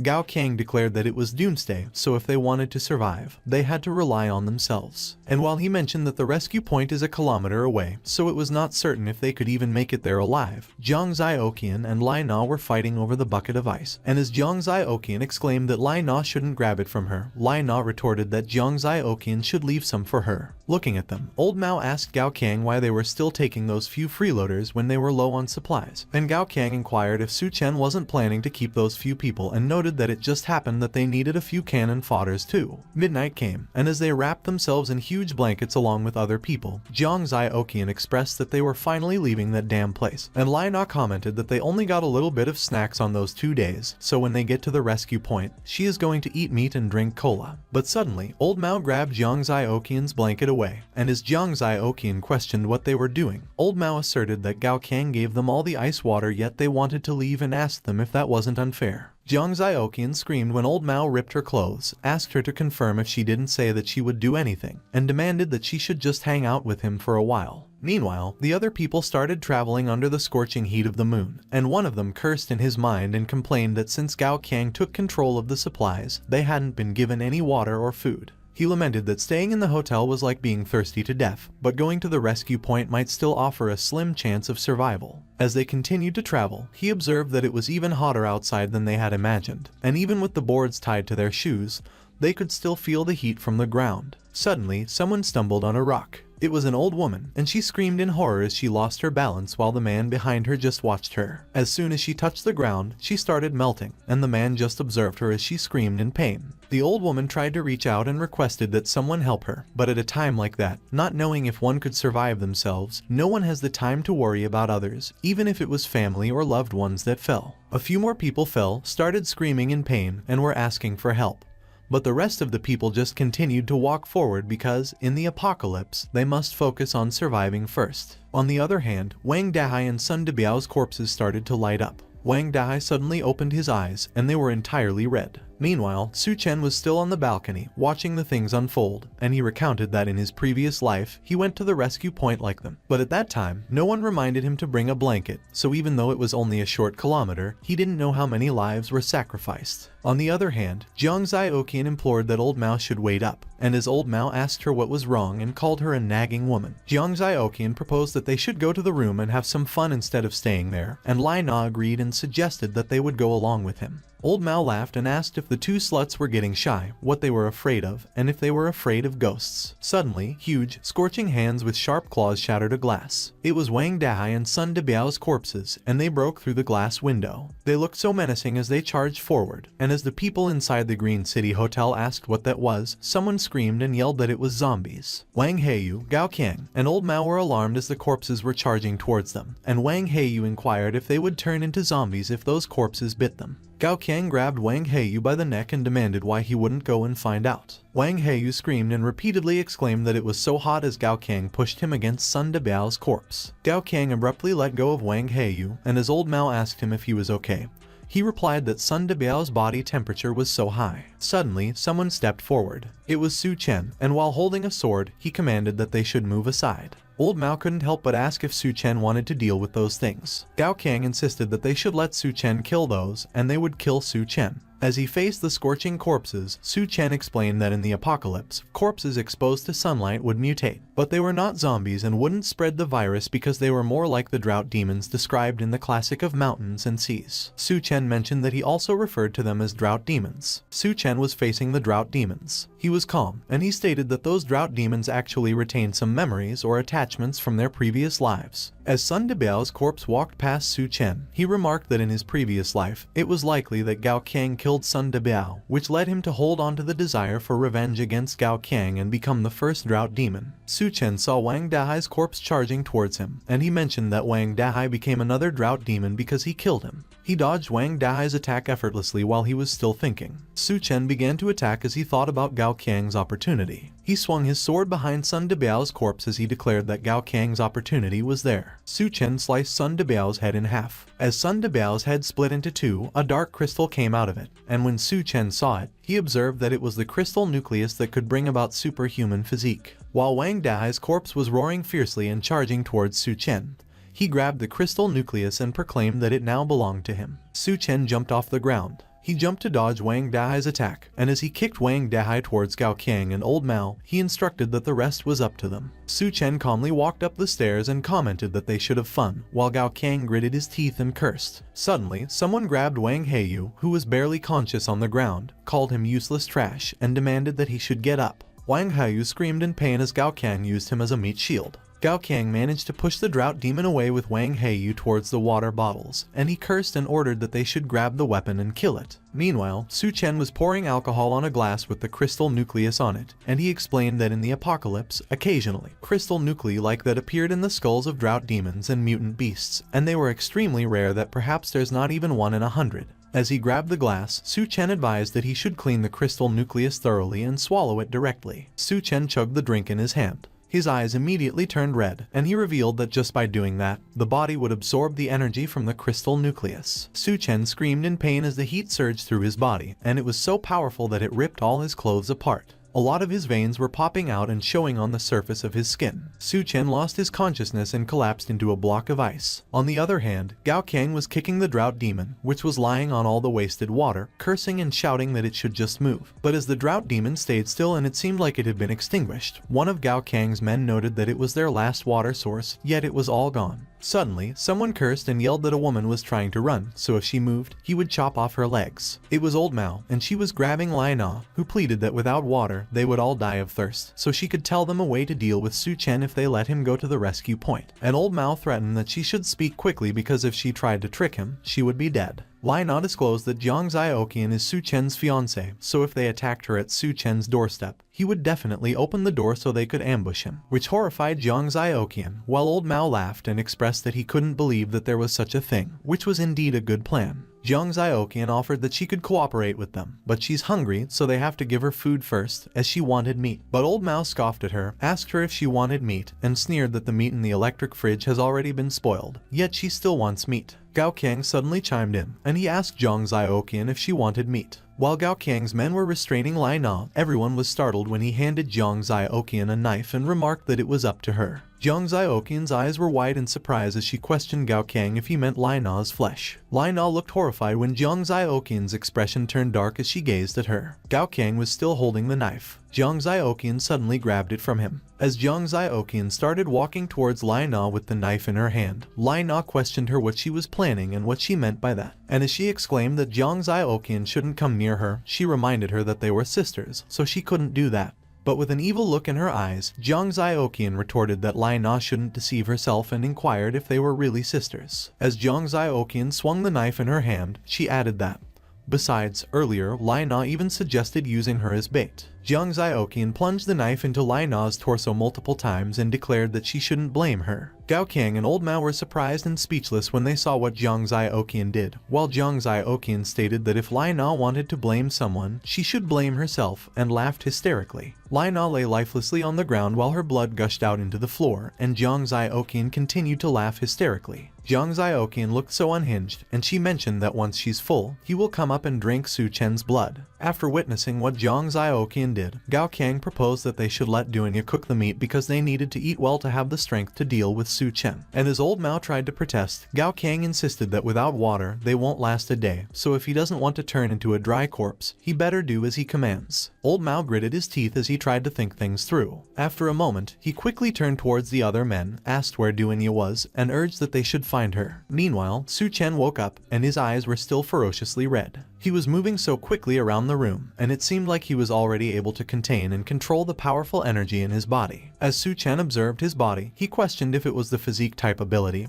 and noted that he felt like his heat resistance had improved. He smashed a block of ice into pieces and exclaimed that his muscles and strength had also increased. Suddenly, Su Chen noticed the surveillance footage outside his door, and he observed that someone else was there. It was Duanya who was in front of Su Chen's door, and as she wondered if they were all going crazy like Gao Qiang, she remarked that downstairs was no longer safe, so it was her only hope, and luckily, she still had some leverage. Without dressing himself, Su Chen opened the door, stood in front of Duanya naked, and inquired if everything was okay. Duanya was looking down at that moment, and she was surprised and immediately turned red. She screamed and called Su Chen a scoundrel, and Su Chen immediately apologized to her and explained that it was an accident, and they entered the room, leaving the hall empty. A few moments later, Su Chen had already dressed himself, and as he awkwardly cleared his throat, he mentioned that his resources are limited and they only just met, so he asked Duenya to confirm that he couldn't just take her in because she's pretty. And in his mind, he thought that based on his knowledge from the previous life, Duenya is a very strong-willed woman, and she had a cooperative relationship with Gao Qiang.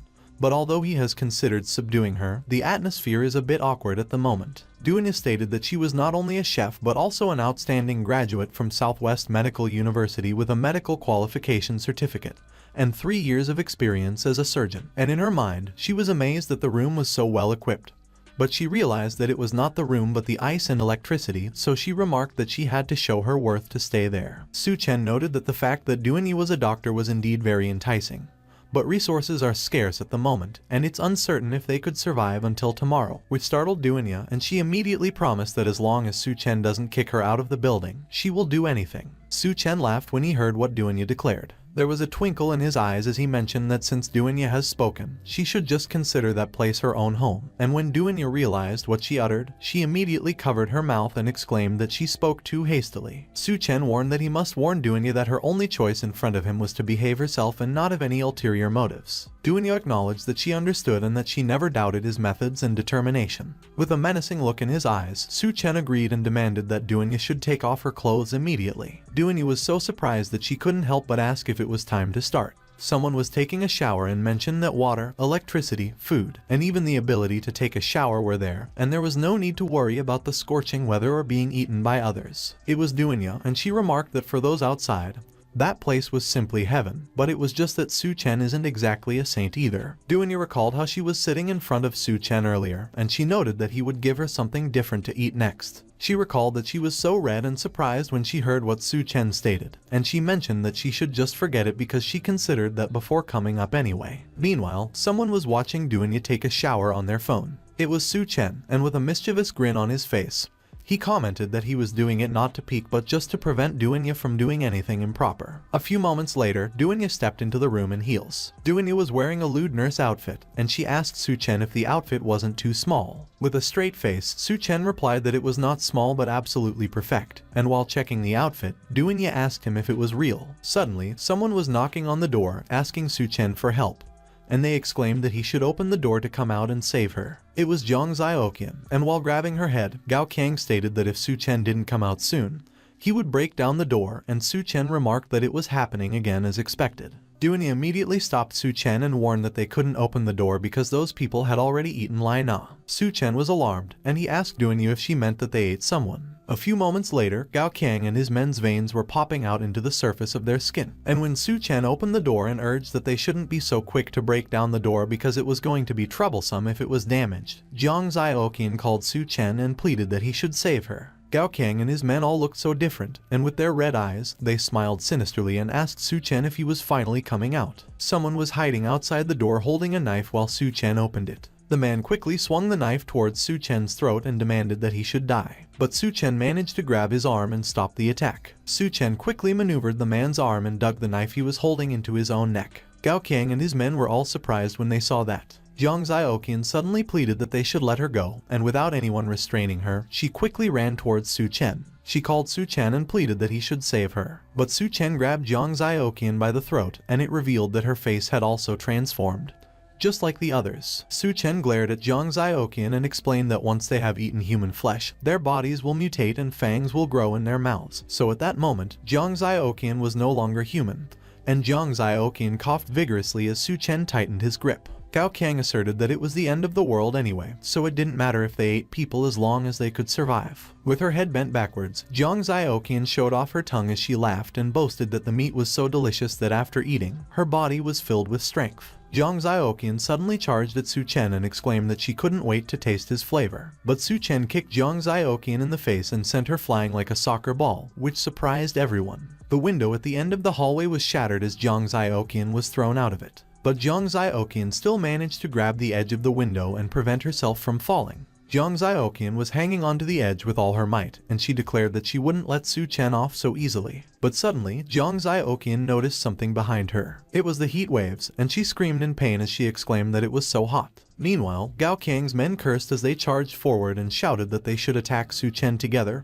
and not give him a chance to draw his gun. Su Chen was unfazed, and he scoffed and asked if he really needed to waste a bullet on them. One of Gao Qiang's men jumped over Su Chen and warned that he shouldn't underestimate him too much. But suddenly, Su Chen pulled out a gun, and as he mentioned that he likes wasting, he put a bullet through the man's head, who was not able to finish what he was saying. Old Mao quickly ordered that everyone should spread out as they charged towards Su Chen. While Su Chen was busy shooting the other two, Old Mao managed to get behind Su Chen, and he noted that they were not just stronger, even their reaction and speed had improved. Old Mao was about to attack Su Chen from above and remarked that in a situation where he was on guard, he couldn't even hit them. He looked so menacing as he prepared to deliver his punch at Su Chen. But to his surprise, Su Chen suddenly appeared in front of him, grabbed his head, and asked him if he was done talking. Su Chen smashed Old Mao's head into the floor and commanded that he should go die. Suddenly, one of the men holding a knife charged at Su Chen, but Su Chen managed to catch his arm before he could plunge the blade into his neck. Su Chen grabbed the knife and used it to slit the throats of the two men around him. Gao Qiang suddenly screamed as he charged towards Su Chen to deliver a punch, but he was surprised when Su Chen grabbed him by the throat. Su Chen slammed Gao Qiang on the wall so hard that the wall cracked. While Su Chen was still holding Gao Qiang by the throat, a drought demon suddenly came up by the window. Su Chen was surprised when he saw that.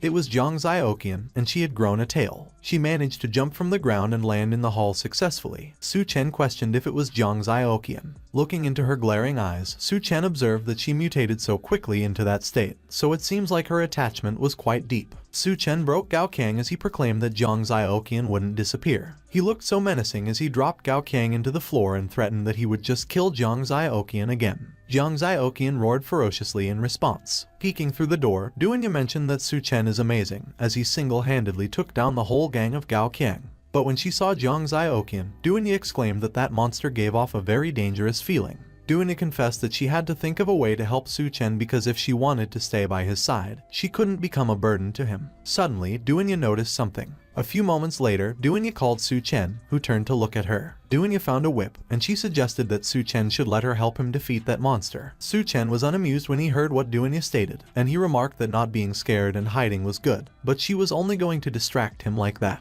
Duanya was puzzled, and she asked how come, but she turned red when she looked at her outfit and realized. Meanwhile, Jiang Zioqian was growling. She roared ferociously, and she looked so pissed. Jiang Zioqian suddenly charged at Su Chen at an incredible speed. Su Chen was alarmed when he noticed that Jiang Zioqian was charging towards him. Jiang Zioqian was so fast that Su Chen was not able to dodge her attack, and she managed to claw at his torso. Duanya got worried, and she called Su Chen. But Su Chen managed to use his superpower berserker mode in time, and he didn't receive any scratches from Jiang Zioqian's attack. Jiang Zioqian looked at Su Chen, and she got more enraged. She quickly moved and jumped at Su Chi from behind. Jiang Zioqian opened her mouth very wide, and she was extremely focused on biting Su Chen's shoulder. But as she bit down on Su Chen, her fangs were not able to pierce through his skin. Jiang Zioqian looked so disappointed when Su Chen asked her if she couldn't bite, and if those fangs were just for show, and he declared that it was already his turn. Su Chen grabbed both of Jiang Zioqian's arms. Without letting Jiang Zioqian go, Su Chen jumped behind her. Jiang Zioqian was shaking as Su Chen landed on her back. She was puzzled when Su Chen suddenly asked her if she was ready. Su Chen ripped her arms off, and while ripping Jiang Zioqian's arm, Su Chen kicked her so hard that she crashed on the floor and created cracks in it. Jiang Zioqian was squirming in pain on the floor. On the other hand, Su Chen landed on the floor a few meters away from Jiang Zioqian, and he was still holding her arm that he ripped off of her. Throwing Jiang Zioqian's arms on the floor, Su Chen proclaimed that he had planned to let her suffer more in the apocalypse,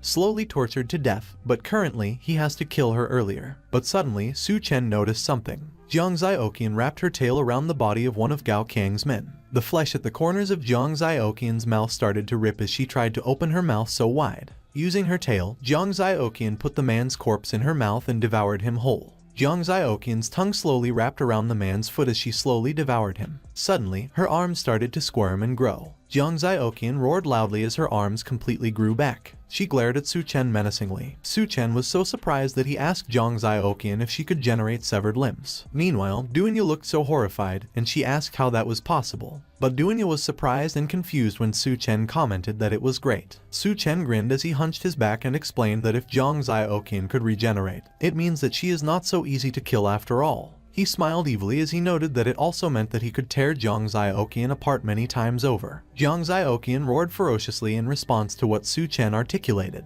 But before Zhang Zioqian could react, Su Chen had already tapped her by the shoulder and grabbed her arm, which surprised her. Su Chen taunted that Zhang Zioqian should let him see just how many times her body could regenerate. He declared that they would start with the left hand, and as he ripped off Zhang Zioqian's arm, she roared in pain. Su Chen grabbed Zhang Zioqian's other arm and announced that next was the right hand, which horrified Zhang Zioqian. Zhang Zioqian roared in pain again when Su Chen ripped her other arm. Su Chen stated that next were the tail and both legs, and as he threw those parts in the air, he stepped on Zhang Zioqian, who was lying helplessly on the ground. When Zhang Zioqian's limbs started to grow, Su Chen proclaimed that it was just the first round. Zhang Zioqian was still lying on the floor, unable to move and completely out of breath as she finished fully growing her limbs. Su Chen smiled ominously as he asked Zhang Zioqian if she was ready and announced that the second round was starting soon. He declared that they should get started, and as Su Chen began ripping Zhang Zioqian's limbs again, Duanya watched, and she was astonished. Zhang Zioqian was in so much pain as she grew back her limbs again, and Su Chen proclaimed that it would be the third round. Su Chen continued to repeatedly rip Zhang Zioqian's limbs until they reached the fourth and fifth rounds. When they reached the eighth round, Su Chen stated that it was not just the limbs but even the eyes and tongue that could regenerate. And when they reached the 16th round, Su Chen declared that internal organs could regenerate too, so it seems like except for the head, everything else could regenerate. But when they reached the 21st round, Zhang Zioqian was already crying on the floor, unable to regenerate, and when Su Chen asked why it couldn't regenerate after 21 times, he proclaimed that he was planning to gouge out the eyes, but he would let it be because, after all, he's not a devil. Zhang Zioqian seemed to have regained her consciousness, and with tears in her eyes,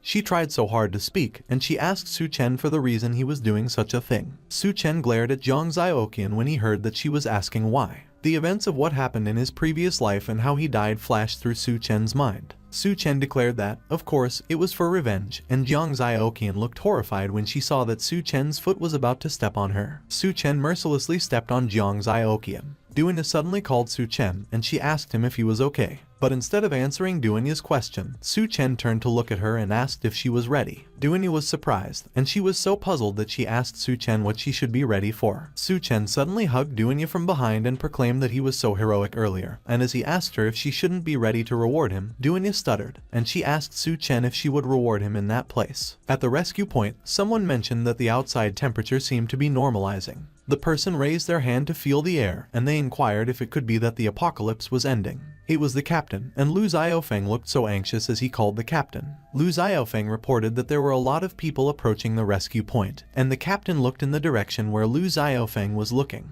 The captain took a closer look as she tried to figure out what those people were. She was looking at a horde of people who had turned to drought demons. The captain's eyes went wide, and she exclaimed that it was a zombie horde. She insisted that they should quickly evacuate the civilians from the rescue point while she held the horde, and Lu Xiaofeng tried to protest, but she commanded that it was an order. The drought demons swarmed towards the rescue point, and as the captain fired her rifle at them, Lu Xiaofeng pleaded that she not die, and she instructed that he should shut his mouth and get out of there. On the other hand, Su Chen was using his superpower berserker mode, and he declared that next, he would let someone experience the power of the berserker. Duanya was surprised, and as she asked Su Chen if they were doing it again, she inquired how many times it had been. Su Chen laughed evilly and remarked that the extreme heat wave was over and he had to go out for a bit, so of course he would leave Duanya with some unforgettable memories, and Duanya asked him if she couldn't come with him. Su Chen explained that the people around him must meet two conditions. First, they must be valuable, and second, they must absolutely obey his orders, and while being drowned in pleasure, Duanya acknowledged that she understood. It was already evening, and as Su Chen accessed his space unfold,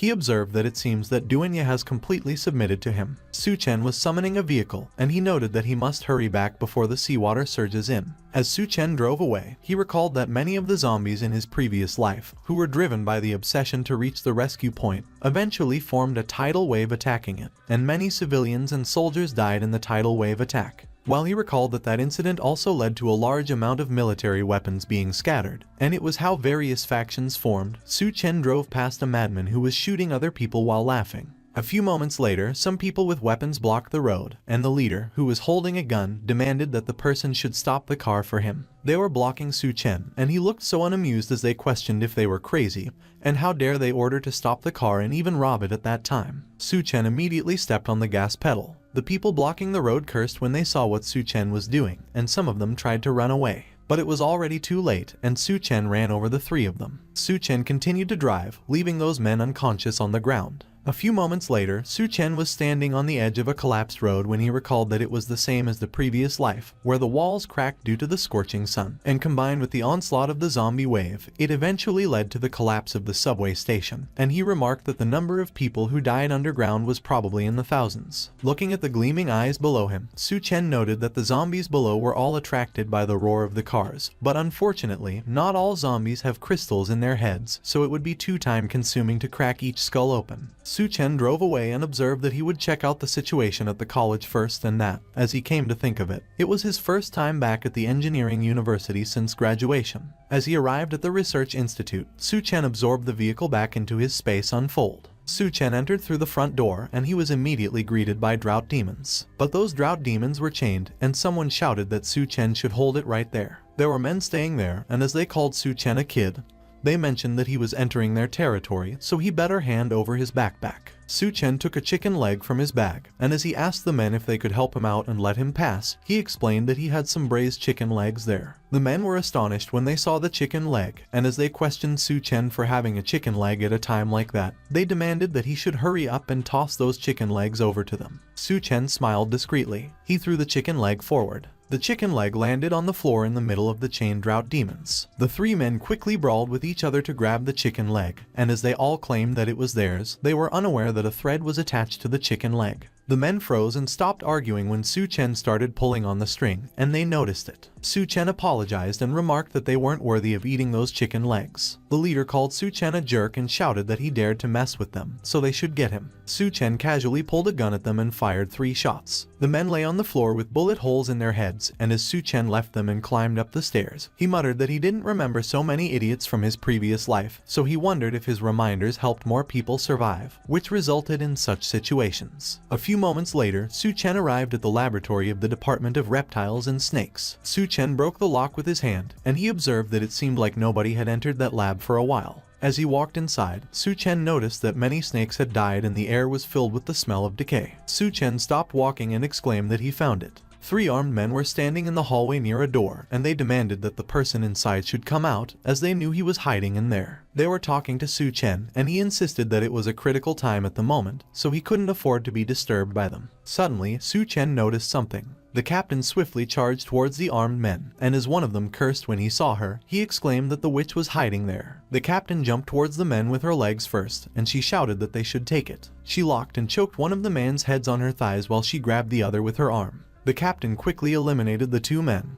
and as the last man insulted her by saying that she was a witch, she quickly jumped on his shoulder and grabbed his head. Before the man could react, the captain twisted his head and broke his neck. But suddenly, someone pointed a gun behind her head and remarked that those moves were not bad. The captain quickly hit the gun with her elbow to deflect it. She quickly flipped and raised her leg in the air, which startled Su Chen, who was the one pointing the gun at her. The captain sat on Su Chen's face and tried to twist his head, but she was surprised and asked why she couldn't twist it. Su Chen was speechless for a moment at the compromising position they were in, and he requested that the captain should wait and asked what she was doing. A few moments later, someone was pointing a gun while they were asking another person who they were. The captain was tied up on a chair, and she asked what was going on in there. She introduced herself as Bai Kang, the captain of the Azure Tiger Special Operations Team, and she demanded that Su Chen behave himself and let her go. Su Chen asked if Bai Kang knew someone named Lu Xiaofeng from the Special Forces team, and Bai Kang asked him if he knew Lu Xiaofeng. Recalling what he did to Lu Xiaofeng, Su Chen explained that he once saved Lu Xiaofeng's life. A few moments later, someone was cooking meat on a portable stove, and someone acknowledged that they understood.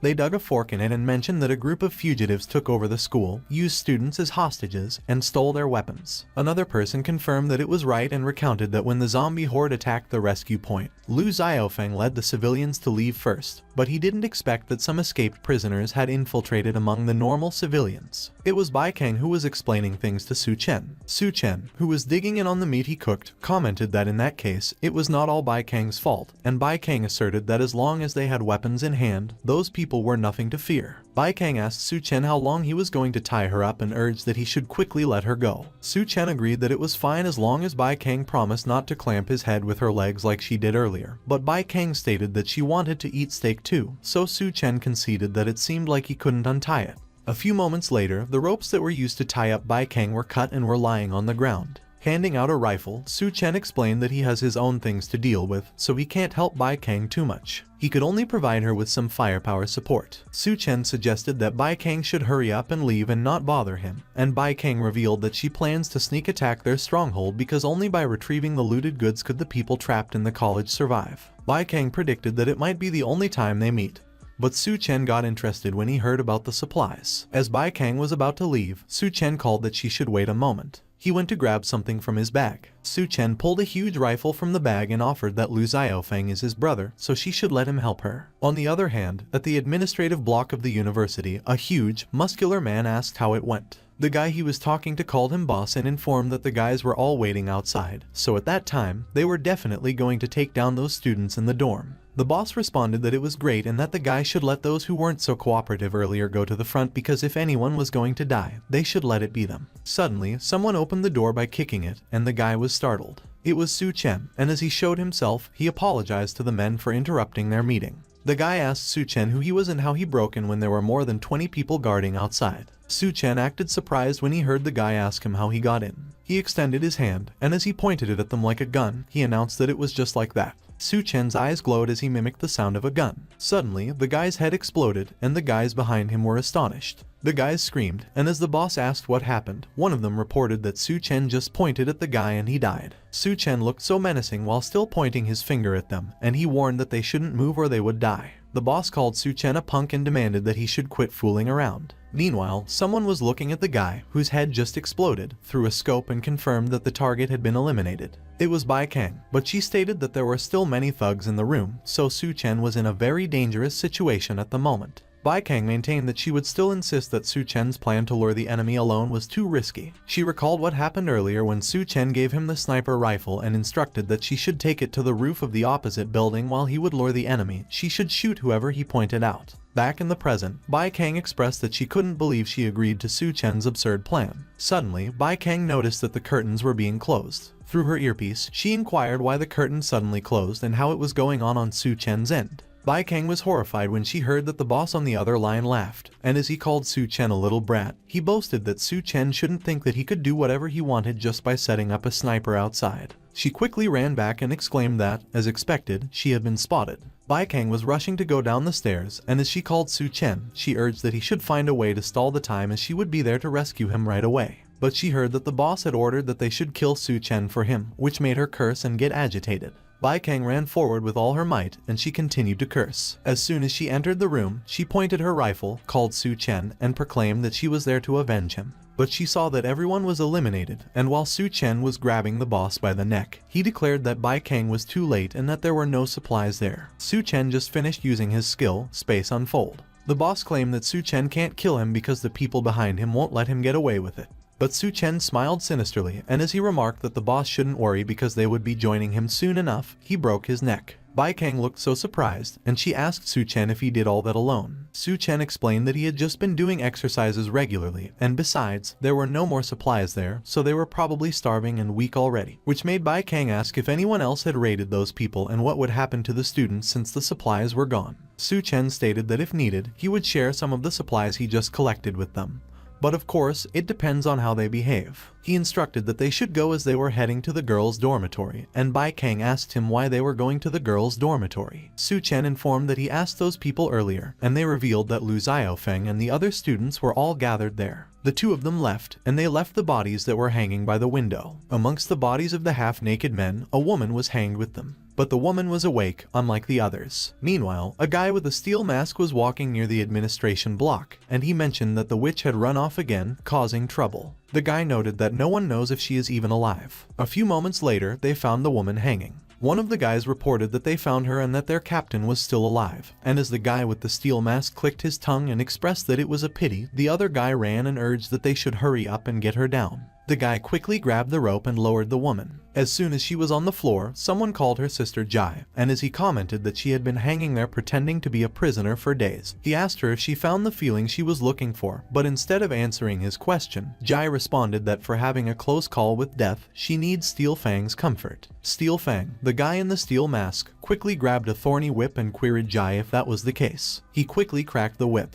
It hit Jai on the back, and she screamed. Steel Fang questioned Jai how she was feeling. Jai let out a moan of pleasure as she admitted that it was much better, and she asked Steel Fang if she saw everything. Steel Fang interrogated Jai, who took away his supplies. Jai disclosed that it was a devil, and Steel Fang demanded that she should tell him the name as he would make him pay. She mentioned Su Chen's name. On the other hand, at the girls' dormitory, Bai Kang asked Lu Xiaofeng how he got hurt, and Lu Xiaofeng responded that he was fine and it was great to see her back. Lu Xiaofeng recognized Su Chen, and as he inquired what he was doing there, Bai Kai mentioned that Su Chen claimed that he was his brother. Su Chen quickly diverted the topic and noted that Lu Xiaofeng's injury looked quite serious, so he should let him take a look at his wound. Removing the bandage, Lu Xiaofeng remarked that it was just a scratch, but for some reason, it was getting worse, and when Su Chen saw the wound, he explained that it was the cannibals, those things that eat people, because their nails are full of bacteria and viruses, so without medicine, it could be life-threatening. Lu Xiaofeng was crestfallen, and he noted that currently, medicines are rare sources that are impossible to find. But he can't accept it, for him to die like that. He was astonished when Su Chen shoved multiple packs of medicine in front of him and instructed that he should take those, as it should be enough. Bai Kang quickly asked Su Chen where he got so many medicines. But instead of answering her question, Su Chen just stated that he mentioned before that Lu Xiaofeng is his brother. Su Chen explained that in his previous life, there was a man in the military whose combat power was comparable to a humanoid nuclear bomb, known as the God of War, and if that person was Lu Xiaofeng, his investment wouldn't be for nothing. Lu Xiaofeng noted that he owed Su Chen a favor, but he knew that he didn't come there just to deliver medicine, so he should state what he wants. With a serious look on his face, Su Chen disclosed that the Great Flood is coming soon, so they need to evacuate quickly. Su Chen noted that the extreme heat has already caused the glaciers to melt rapidly, resulting in seawater flooding, and by then, the entire land will be submerged in floodwater, which made Lu Xiaofeng and Bai Kang worry. Suddenly, a female student chimed in and dismissed that it was nonsense. She asked Su Chen where the flood was coming from and remarked that she thinks that he just wanted to drive them away and monopolize the school's resources. Su Chen recognized that it was Fang King, his classmate, who was a second-generation rich, famous female boxer at the university, and she likes to create gender divides. Fang King noticed that Su Chen was holding a bag, and she quickly asked him if he had any food in it. She demanded that he should bring it to her and let her see it as she attempted to grab the bag. But to her surprise, Su Chen slapped her across the face. Fang King was astonished, and she questioned Su Chen for daring to hit her. Suddenly, the people behind Su Chen cheered. One of them commented that it was a good slap because Fang King was being a nuisance around there. Another one stated that Fang King has been hogging a whole dorm by herself and they have been fed up with her for a while. Another one agreed and noted that it was just because she has some stinking money at home. And as another expressed that they should kick her out, Su Chen remarked that it looks like Fang King was quite infamous around there. Fang King was pissed, and as she inquired if they dare treat her like that, she stated that she would go find her dad and have all of them killed. As Fang King walked away, Bai Kang asked Su Chen if that was okay, and as Su Chen remarked that Fang King was going to find her dad, he queried Bai Kang if she was going to stop her. Fang King continued to walk out, and she was unaware that someone was about to grab her from behind while she claimed that men in that country are all beneath her, especially Su Chen, as they can't hold a candle to gentlemen from abroad.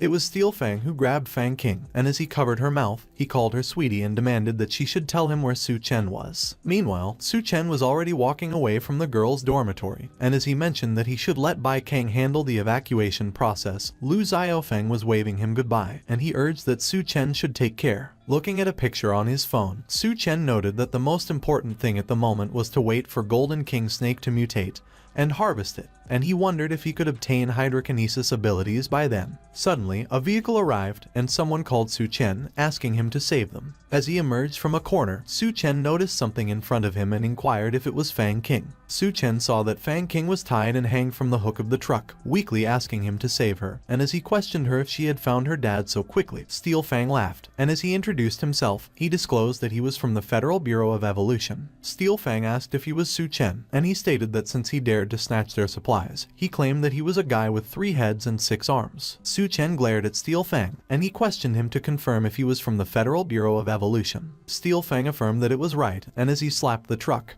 He mentioned that for that meeting, he even prepared a gift for Su Chen. The container doors slowly opened. As the doors fully opened, it revealed that there were a lot of drought demons inside. Steel Fang questioned Su Chen if he was ready to die. Lu Xiaofeng and Bai Kang were startled when they heard a loud noise, and Bai Kang remarked that it was the direction where Su Chen left. Bai Kang decided that she would go check it out first, so Lu Xiaofeng should stay there and guard. But Lu Xiaofeng refused and declared that he was coming with her. Meanwhile, Steel Fang was laughing hysterically. Steel Fang questioned Su Chen if Fang King is his classmate, and as he suggested that he would give Su Chen a chance to be a hero and save the beauty, he declared that if Su Chen kneels and begs him, he will let Fang King go. Su Chen responded that saving Fang King actually isn't impossible, and when Fang King heard that, she questioned Su Chen if it was real, and when she exclaimed that it was great, she urged that Su Chen should hurry up and kneel down to save her. But Su Chen countered that there was a problem. Fang King demanded Su Chen to explain the problem and if he didn't declare that he was going to save her, and she reminded Su Chen that he just promised that he would save her. She was furious as she emphasized that Su Chen vowed to save her and asked how he could go back on his word and if he was even a man. Su Chen asserted that, of course, he is a man, but he is not worthy of saving Fang King, so he suggested that he help her contact those foreign gentlemen and see if they were willing to save her. When Fang King heard that, she insisted that it was the reason, it was just because she called Su Chen inferior, and she questioned Su Chen if he was taking revenge on her like that over such a small thing. As Fang King inquired if Su Chen expected that she would apologize and beg him to save her, she concluded that the truth is that Su Chen is a completely pathetic man, and she doesn't need him to save her. Su Chen questioned Fang King if it was real, and as he pointed ahead, he hoped she would remember her own words in a bit. Fang King was puzzled about what Su Chen was pointing at, so she looked down and saw that the drought demons were already below her, ready to bite. She immediately called Su Chen, admitted that she was wrong, and repeatedly pleaded that he save her while the drought demons were munching on her. Steel Fang laughed hysterically and declared that Su Chen was truly a person who wouldn't help in a dire situation. But it was okay anyway, as he will soon be joining Fang King as he will show him the technology of their Federal Bureau of Evolution. As he applied a black powder to his face, Steel Fang explained that he just applied it to himself, and those monsters would obediently listen. Su Chen remarked that applying ashes to himself would indeed make the drought demons think that he was one of them. Steel Fang was surprised when he heard that the powder was ashes. He quickly started spitting vigorously, and he exclaimed that it was disgusting. Steel Fang cursed, and he commanded the drought demons to get Su Chen and tear him to shreds, and the drought demons did as instructed. As the drought demons charged at him, Su Chen prepared himself to fight and crossed his arms. Su Chen quickly summoned 2 swords, one from each of his hands. He quickly moved past the drought demons while slashing them. As Su Chen landed on the ground, he returned his swords into his space. After he finished spitting, Steel Fang cursed Su Chen as a bastard who dared to play with him before dying, and he turned to check on Su Chen. Steel Fang was startled when he saw Su Chen standing in front of him, and he asked how Su Chen got there. Meanwhile, Lu Xiaofeng and Bai Kang just turned around the corner and saw what was happening. Bai Kang quickly got alarmed when she saw Su Chen. She exclaimed that Su Chen was surrounded.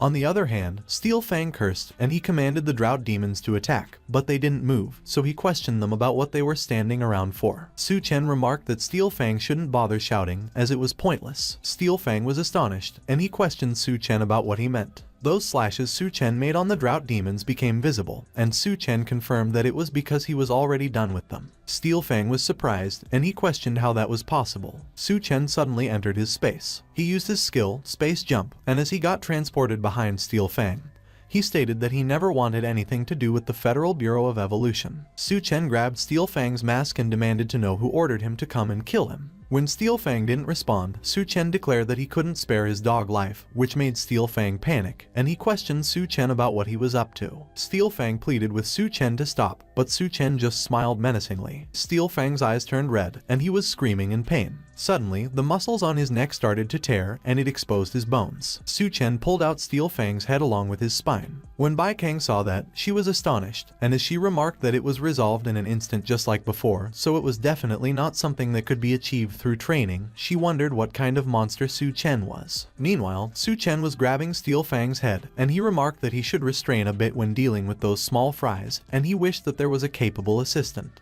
On the other hand, at the Green City Hotel, the surroundings were quiet. Inside the room, Duanya was arching her back as she pleaded with someone not to do it. Duanya opened her eyes and called Su Chen's name. She jolted herself into sitting down, and she exclaimed that Su Chen shouldn't leave her behind. When she came to her senses, Dunya was panting, and as she confirmed that she had dreamed about Suchina again, she questioned why he hadn't returned yet. Suddenly, Dunya heard a loud noise, and she quickly looked around the room. She recalled when Su Chen questioned what qualification she had to stay by his side if she was useless, and she declared that she absolutely wouldn't become a burden to him. Dunya picked up a gun and determined that she wanted to be Su Chen's right-hand man. As she moved towards where the sound was coming from, she quickly entered and pointed her gun. But to her surprise, the room was empty, and she remarked that it was weird because the voice clearly came from there. Dunya suddenly heard the noise, and she quickly looked behind her. Her eyes widened in surprise when she recognized what it was. Dunya was standing so close to a drought demon, and she looked so horrified as she wondered when it appeared behind her. As Dunya wondered when the drought demon appeared behind her, she took a step away from it. But she bumped into the table behind her. Dunya was alarmed, and as she glanced behind her, she exclaimed that she was blocked by the table. She realized that she was holding a gun, but as she was about to raise it, it bumped against a chair. Dunya was astonished when the gun flew towards the table behind her. The drought demon roared ferociously. Dunya closed her eyes, and she lamented that she was doomed, but suddenly, the drought demon bit the chair beside her. She wondered what was going on and what the drought demon was doing.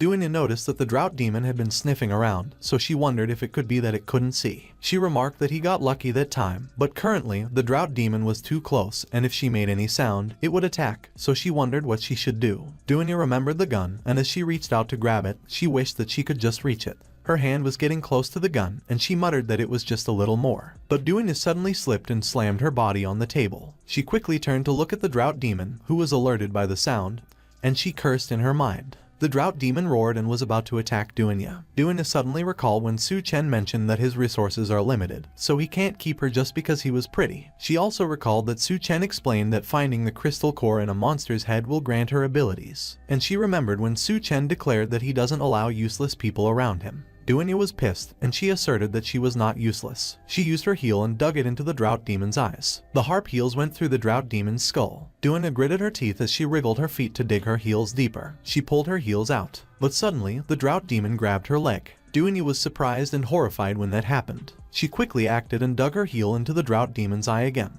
After Dunya pulled her heels out, the drought demon began falling down. The drought demon slumped into the floor in front of Dunya. Grabbing an axe, Dunya proclaimed that it was a shame that Su Chen didn't see it and that she was not useless at all. Dunya stepped on the drought demon's head and declared that she would see if there was a crystal core in its head. Meanwhile, at the engineering university, Bai Kang and Lu Xiaofeng followed Su Chen's advice and started organizing the students to evacuate. Bai Kang even contacted her brother, Bai Ming, and asked him to bring his troops to join them and ensure the students' safety. And the snake, which Su Chen paid special attention to, also began its mutation. Looking intently at the snake, Su Chen observed that he would see just how far it could mutate. Su Chen noted that he even prepared a big bucket of water for it and placed the bucket on the floor. The snake began moving towards the bucket, and when Su Chen saw that, he was surprised, and he commented that the snake knew that it needed to get into the water to complete its mutation, so that saved him the trouble. As soon as the snake touched the water, it began transforming into a monster. Su Chen was surprised when the bucket started to bulge. The bucket exploded, and water splashed all over the place. When he saw the monster, Su Chen questioned if it had such massive growth from just the initial mutation, and he speculated that it was a good thing that it was only given a bucket of water, as it would have been a disaster if it had waited for the flood to come. Su Chen summoned a sword and suggested that since the snake had chosen to submit to him, he might consider keeping it as a pet.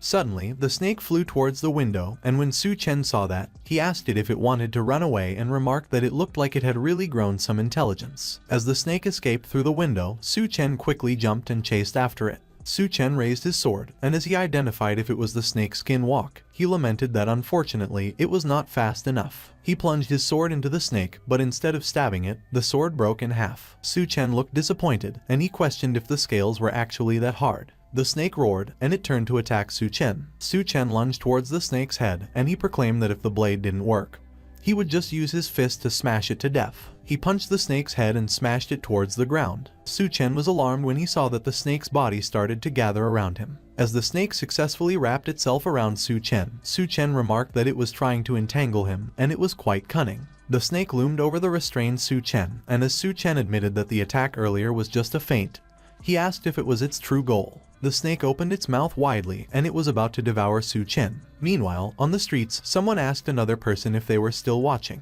It was Bai Ming, and he also teased Bai Kang if she couldn't bear to part with the handsome guy named Su Chen. But Bai Kang retorted that if Bai Ming doesn't speak, no one will treat him like a mute. Bai Ming observed that Bai Kang really likes Su Chen. And as he inquired if Su Chen isn't doomed if he stays there, Bai Kang insisted that Su Chen won't die, but Bai Ming challenged her if she was sure. Bai Kang declared that the first time she saw Su Chen, she felt that he was very strong, and he had that deep gaze that was mysterious and unfathomable. It was like he was a monster, so they will definitely meet again. Suddenly, someone extended their hand to grab something. It was Su Chen, and as he loosened the snake's grip with his other hand, he grabbed the snake's head with the other and he taunted if it didn't really think that it would trap him. The snake got nervous, and Su Chen mentioned that he heard that snakes have highly developed nerves, so even if someone chops off their heads, they could still bite, and he speculated what would happen if he did something different. Su Chen yanked the snake's head and placed it in front of him. He stepped on the other half of its mouth while pulling up the other half, and he ripped the snake in half. A few moments later, Su Chen picked up a crystal core and exclaimed that he had found it. Su Chen inspected it, and he wondered what kind of ability it could bring him. The extreme heat destroyed people's will, and the flood sweeping the entire world completely destroyed human civilization. Even inland cities like Chengdu could not escape the flood's devastation, and the engineering university's low terrain left only tall buildings, like the administrative building, above water. Meanwhile, Su Chen, who has absorbed the Golden King Snake's crystal core, was currently immersed in the flood, and as he dived further deep into the water, he explained that, as expected, absorbing the Golden King Snake's crystal core granted him a new ability, and his body has undergone further changes. Su Chen remarked that after coming in contact with water, his body not only developed tiny scales, but his strength has also qualitatively improved, and his eyes have become more sensitive to light, as if a protective membrane has formed in front of them. Inspecting his hand, Su Chen noted that he was not using his mouth or nose to breathe, yet he didn't feel any suffocation, and it felt as if he was breathing through his skin, so he wondered if it was the ability of the Golden King Snake. Su Chen commented that although it was not a water manipulation ability, being able to breathe underwater was quite beneficial. As he emerged into the surface, Su Chen observed that the floodwaters surged from the Green City Hotel area, and swimming upstream against the current was possible, but the current was fierce and the debris in the water would act like hidden weapons. Looking into the horizon, Su Chen remarked that it seems that the volcanic eruption has reached its peak, and because Chengdu is far from it, the sky still looks relatively clear, but when the massive amounts of volcanic ash fill the air, blocking out the sun, the doomsday winter won't be far off. Su Chen expressed that in the face of those apocalyptic events, human civilization is just a joke, so to avoid becoming prey, one must enhance their strength, and in his previous life, after the Great Flood, Chengdu saw the emergence of several powerful factions. He mentioned that the low-level terrain in the northern part of the city, forming a water area, was occupied by the army of the Golden King Snake and the Female Corpse King. Su Chen stated that the southern part of the city became the gathering place for the cannibalistic tribe of the Devourer clan. He noted that the western part of the city was controlled by the Rat King and his arm of rats. Su Chen indicated that the eastern part was occupied by the Skull Crusher Gao Kang from the Green City Hotel, and in his previous life, he almost died several times at their hands. But he explained that in that life, he had already dealt with Gao Kang and the Golden King Snake ahead of time, and to stay strong, the best method was to get the remaining crystal cores. Su Chen mentioned that, however, the Devourer clan has a large population and numerous factions, while the Female Corpse King is elusive, making it nearly impossible to find her at the moment. He remarked that in his previous life, the University of Technology had experienced a rat plague, so the Rat King should be there, and if he found it in advance, he could get its crystal core with minimal effort. Noticing the sinister creatures that have gathered around him, Su Chen stated that it seems that he has relaxed too much because he has ended up surrounded. On the other hand, two men were holding onto a tower for their dear lives, and one of them cursed and asked how a flood broke out. The bald man noticed something in the water, and he exclaimed that the other man should look because someone seemed to be swimming towards them. But the other man responded that he should stop making a fuss because, at that point, anyone in the water is as good as dead. But as the man turned to look at it, he seemed to recognize who was swimming. The man was surprised when he recognized Su Chen, and he exclaimed that the guy actually hadn't been drowned by the flood. He looked pissed as he remarked that if the Bureau hadn't sent them to watch Su Chen, they wouldn't be stuck in that flood, so if Su Chen dares to come there, he will kick him right back into the water. But the bald man observed that Su Chen was moving really fast, and it looked like something was following him, which surprised the other man. The man screamed when he saw the sinister creatures following Su Chen, and he asked what the hell those things in the water were and why Su Chen was able to swim so fast against the current. The bald man yelled that Su Chen was coming over there, so he called Su Chen, and as he declared that they were from the Federal Bureau of Evolution,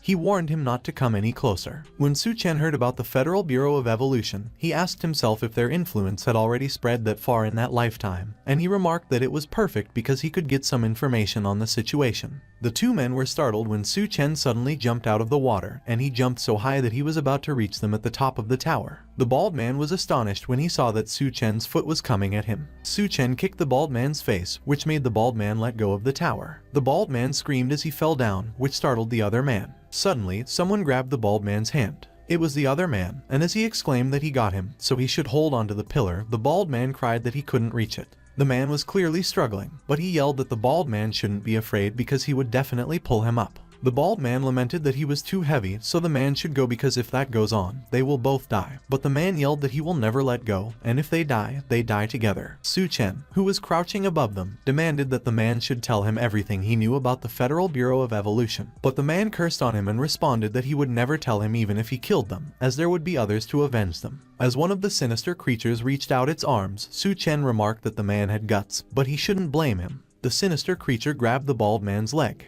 The bald man screamed as he was pulled by the sinister creature. Su Chen commented that the bald man got pulled down himself, so it was really not his fault. But the other man paid no attention to him, and he declared that he was coming to save the bald man. The man jumped into the water, and he was submerged just behind the bald man. He was astonished when he saw the sinister creature that was charging at him. The man immediately cried that he was going to die. But as he flinched, Su Chen suddenly came and slashed the sinister creature. Su Chen moved quickly while he was slashing all the sinister creatures around. When the man saw that, he wondered if Su Chen was really human, and he exclaimed that he was too strong. A few moments later, the three of them were on top of the tower. One of the men remarked that he did owe Su Chen one so he would tell him what he knew, and he revealed that they were actually sent by the Federal Bureau of Evolution to monitor him. The man stated that the Federal Bureau of Evolution is located at the Technology University, led by Chief Liui and a team of researchers, and they were just doing what they were told. Whatever orders come from above, they follow. Su Chen remarked that last time, the rat disaster also erupted at the Technology University, so it seems like there is a connection between the rat disaster and the Federal Bureau of Evolution. So he asked the man if the lab there does research on rats. The man responded that only researchers are allowed into the labs, so they don't know much about what goes on inside. Su Chen declared that no matter what, he had to go investigate the situation there before the rat disaster. Meanwhile, Dunya, who was still in the Green City Hotel, luckily obtained a crystal core from the zombie's head. Her eyes were wide open. She also screamed in surprise. Dunya was out of breath, and as she looked at her hands, she asked if she had succeeded. She suddenly asked if the water had flooded to that floor when she noticed the water, but she didn't notice the tentacles that were lurking around her feet. Dunya suddenly noticed something. She noticed the tentacles that turned out to be huge worms, but they had already slithered around her body, and she asked what that thing was. The huge worms wrapped around her body, and she exclaimed that it was slimy and gross. Dunya was surprised when the mouth of a worm came up to her face. The worm opened its mouth, which contained multiple teeth, and it was ready to attack. It was ferocious, and it pounced towards Dunya. Dunya closed her eyes, but she managed to catch the worm with her hands. But the worms wrapped themselves around her arms, which made her let go of the head, and she was alarmed. Dunya was bent over while the worms slithered around her body, and she cried that she was completely entangled and couldn't move at all. The worms faced Dunya, and she exclaimed that there were many of them. Dunya cursed, and she groaned that she didn't even have time to get used to her ability. She remembered when Su Chen mentioned that as long as she could find and consume the crystal core, she could obtain its ability, but many monsters look ordinary, and she can't tell what ability the crystal core holds just by their appearance. As Su Chen materialized an apple, Dunya asked how she could use it if she didn't even know what ability she had. Su Chen handed the apple to her and instructed that she should feel it, feel her body, feel the environment, feel every change, and try to master and control it.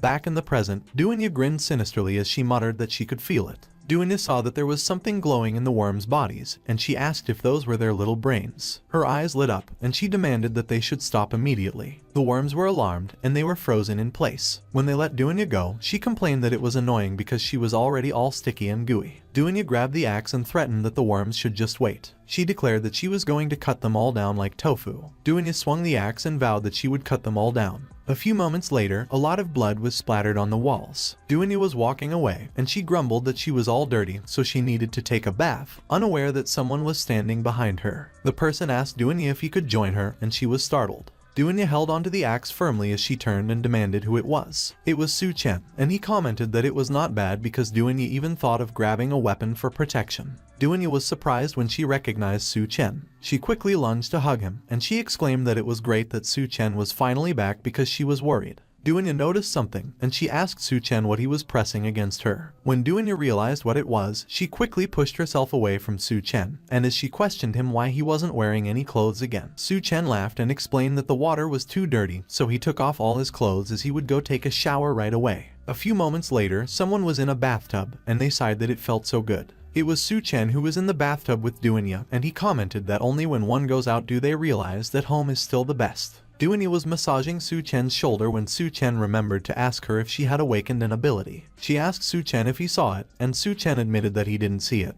but he could feel it through the temperature of her mouth. Duanya was flustered when she heard what Su Chen remarked, and she asked what kind of temperature there could be in her mouth. Su Chen asked Duanya what her ability was, and when Duanya revealed that it seemed to be a type of mind control ability, he questioned her if that mind control ability could be used on food. Duanya confessed that she didn't know, and she asked if she should practice on Su Chen first. Su Chen asked Duanya how she would practice. Suddenly, Su Chen's iris lit up. Duanya used her ability on Su Chen to make herself look different in his eyes, and as she called him master, she asked his opinion on that kind of practice. But she was startled when she saw a huge monster behind Su Chen, and she wondered what it was, if it was Su Chen's mental power. Duanya was astonished, and she admitted that if it weren't for Su Chen's consent, she might have collapsed the moment she tried to influence him. Su Chen had that sinister glow in his eyes as he laughed, and he commented that he could see that it was quite a good ability. He declared that he was going to make Duanya practice until her legs went weak, and he laughed. The morning came, and the currents around the Green City Hotel had relatively calmed down. Suddenly, someone fired a gun. They were shooting some worms, and the worms' bodies exploded. Su Chen was teaching Duanya to shoot, and he instructed that she should focus her mind, control it with her thoughts, and set her aim. But Duanya asked if Su Chen wasn't going to the University of Technology and why he still had time to teach her shooting. Su Chen stated that he was giving Duanya half a day to familiarize herself with her abilities and shooting skills, and as he asked her to confirm if she mentioned that she was from the medical university, Duanya said yes and asked him why. Su Chen announced that Duanya was coming with him next because it was time to show her usefulness. While they were riding a speedboat to travel to the University of Technology, Duanya asked Su Chen if it was okay for her to come out dressed like that, and Su Chen responded that it was fine because even if she didn't wear anything, no one could do anything to her. Duanya was the one craving the speedboat, and while Su Chen was leisurely drinking his wine on the back, she asked him if he had been to the technology university before. When Su Chen confirmed and that he came to see a friend, he wondered if his friend survived. Duanya reassured Su Chen shouldn't worry because good people have good fortune. They continued to travel through the waters for some time. A few moments later, Duanya announced that they had arrived. They arrived at a gloomy, barricaded place, and she revealed that it was the technology university. Su Chen quickly looked to their side when he noticed something. A man was on the walls, and he fired his gun. Su Chen quickly grabbed Duanya and protected her from the bullets. The man inquired who they were and what they were doing there. Su Chen explained that it was the technology university where the mutant Rat King rose last time.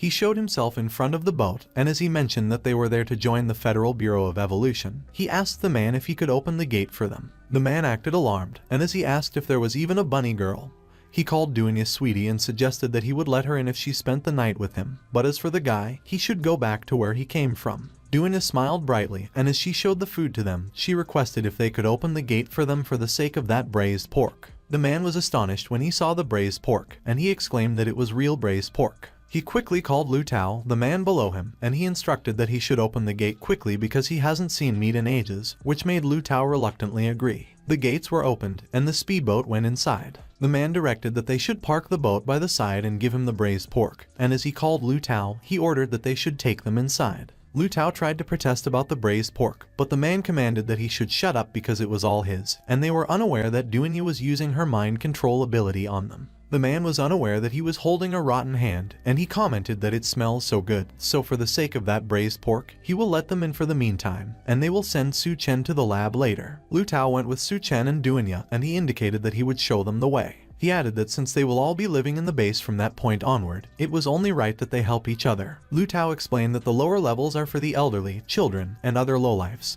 so he will take them upstairs to find a clean room when a kid suddenly bumps into him. He got annoyed, and as he asked the kid what was wrong with her and if she couldn't walk properly, the kid apologized and mentioned that she was feeling a bit dizzy. Doon-ya quickly checked on the kid, and as she observed that it looked like she was too weak from hunger, she asked the kid where her parents were, to which the kid answered and shared that they went to find food and haven't come back yet. Doon-ya commented that she had a piece of bread there, and as she handed it to the kid, she asked her if she wanted it. The kid was in pain, but she still asked Doon-ya, whom she called Bunny Sister, if she wouldn't be hungry if she ate the bread. Doon-ya was flustered when she heard what the kid called her when Su-chen suddenly chimed in and assured that the kid shouldn't worry because her bunny sister will never go hungry. The kid argued that Su-chen was lying because there was no one who didn't go hungry those days, which made Su-chen snicker. Su-chen stated that the kid could doubt his character, but she shouldn't doubt his strength, and he summoned something. As Su-chen summoned some food and proudly declared that they won't go hungry as long as someone is his woman, Lu Tao asked where that hot pot came from, and when the kid saw the hot pot, she expressed that she wanted to be Su-chen's woman too. Doon-ya quickly shoved the bread in the kid's mouth, who chewed on it with tears in her eyes, and advised that kids shouldn't talk nonsense, so she should eat up. Suddenly, Su-chen heard someone cursing and shouted that someone was cooking food there. 3 men arrived, and one of them, who seemed to be the leader, commanded that the bunch of lowlifes should get lost, and as he asked if they didn't know that hoarding food was against the rules, he mentioned that all materials must be handed over first in exchange for contribution points. He stated that he didn't remember anyone exchanging food those past few days and asked who was breaking the rules. The kid got terrified, and as she clung to Doon-ya, Doon-ya reassured that she shouldn't be afraid because she would make sure that those men spoke properly. Doon-ya glanced over to Su-chen, and he nodded. The leader was startled when someone called for his attention. It was Doon-ya, and as she asked the men if it wasn't the food they were after all that time, she summoned some food and announced that those things were prepared for them. Her eyes glowed as she used her mind control ability, and she commanded that they should enjoy themselves to their heart's content. The men were amazed, and as one of them commented that it was much meat, the other stated that it smelled so good, while the other cursed and declared that it was all his before laughing hysterically. The 3 of them munched on the food like there was no tomorrow, and as one of them commented that the familiar feeling was making him want to cry, the leader remarked that it was delicious and good. The leader laughed and acknowledged that Doon-ya was quite a sensible girl, so he would punish her again that night. But he declared that the newcomer broke the rules and must be punished, which amused Su-chen, and he asked if they would punish him. The leader commanded that they should bring them out. They immediately brought out 2 chained men that didn't seem to be in their right minds, and the leader informed that the punishment is a life or death duel with those 2, either Su-chen kills them or be killed by them. Su-chen immediately recognized that they were the 2 brothers he had encountered before at the tower, and he wondered what was going on.